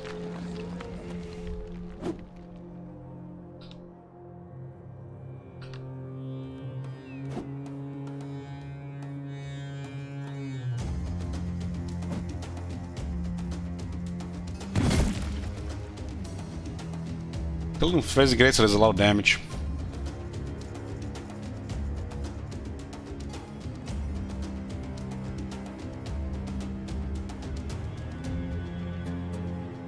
He does have recover, but we moved.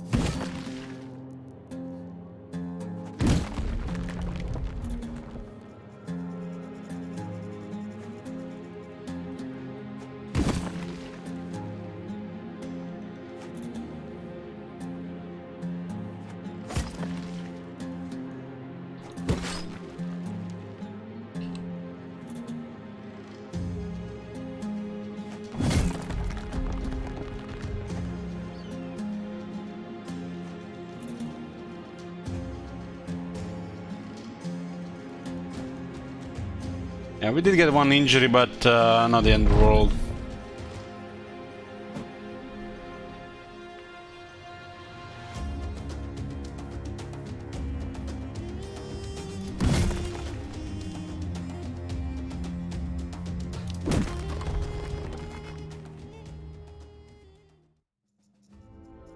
Sprained ankle for Archman Jr. This job pays a lot. Totally worth it. Sometimes you get lucky. Oh, sometimes you get lucky and you get a lot of sulfurous rocks.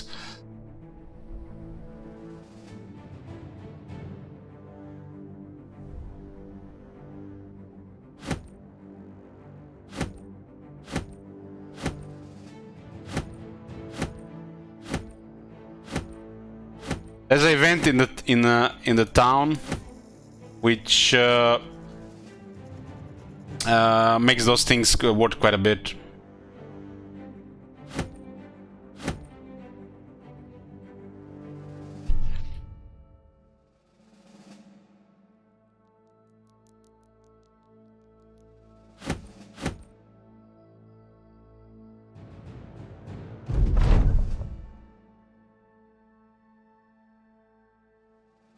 Oh, the last time we only had one drop. There'll be a router restart soon, but I'll be back.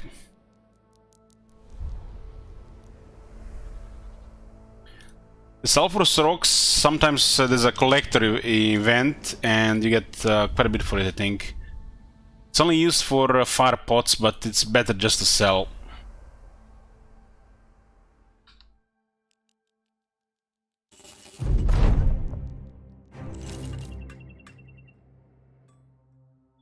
So it's currently 17.3. Here we can get 34% for sulfurous rocks, but this we can get more for that.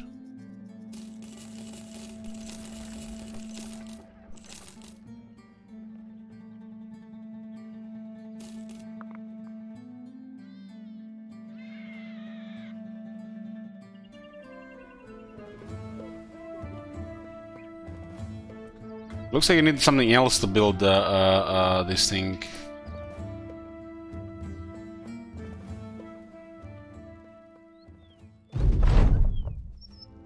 Okay, another ambition completed. And we get Sergeant Sash for Goland. Plus 10 resolve. Let's give it result 1 or 2. Now we'll go for a breaking point in 1 and 10, I guess.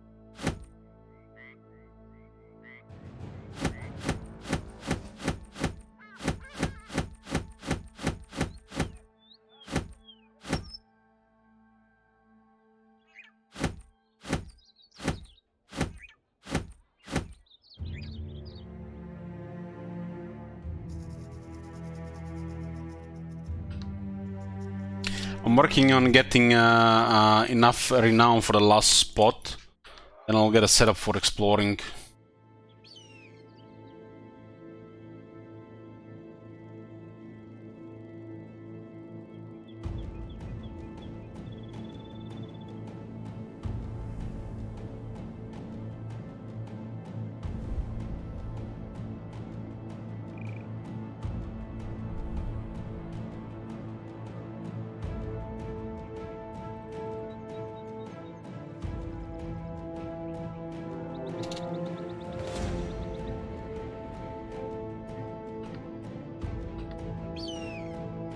Snack on the road to pay the bills.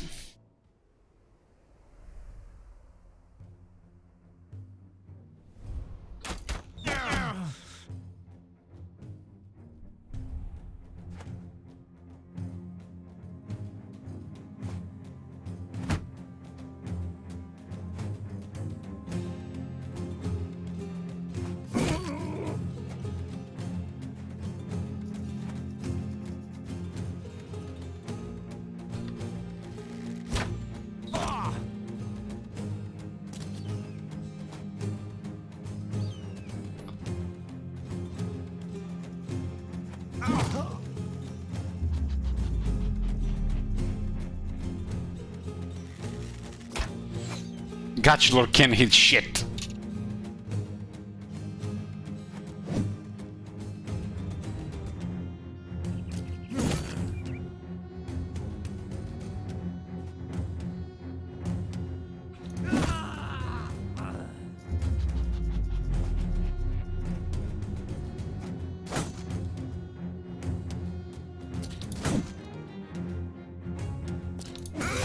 There's a big blow on the head.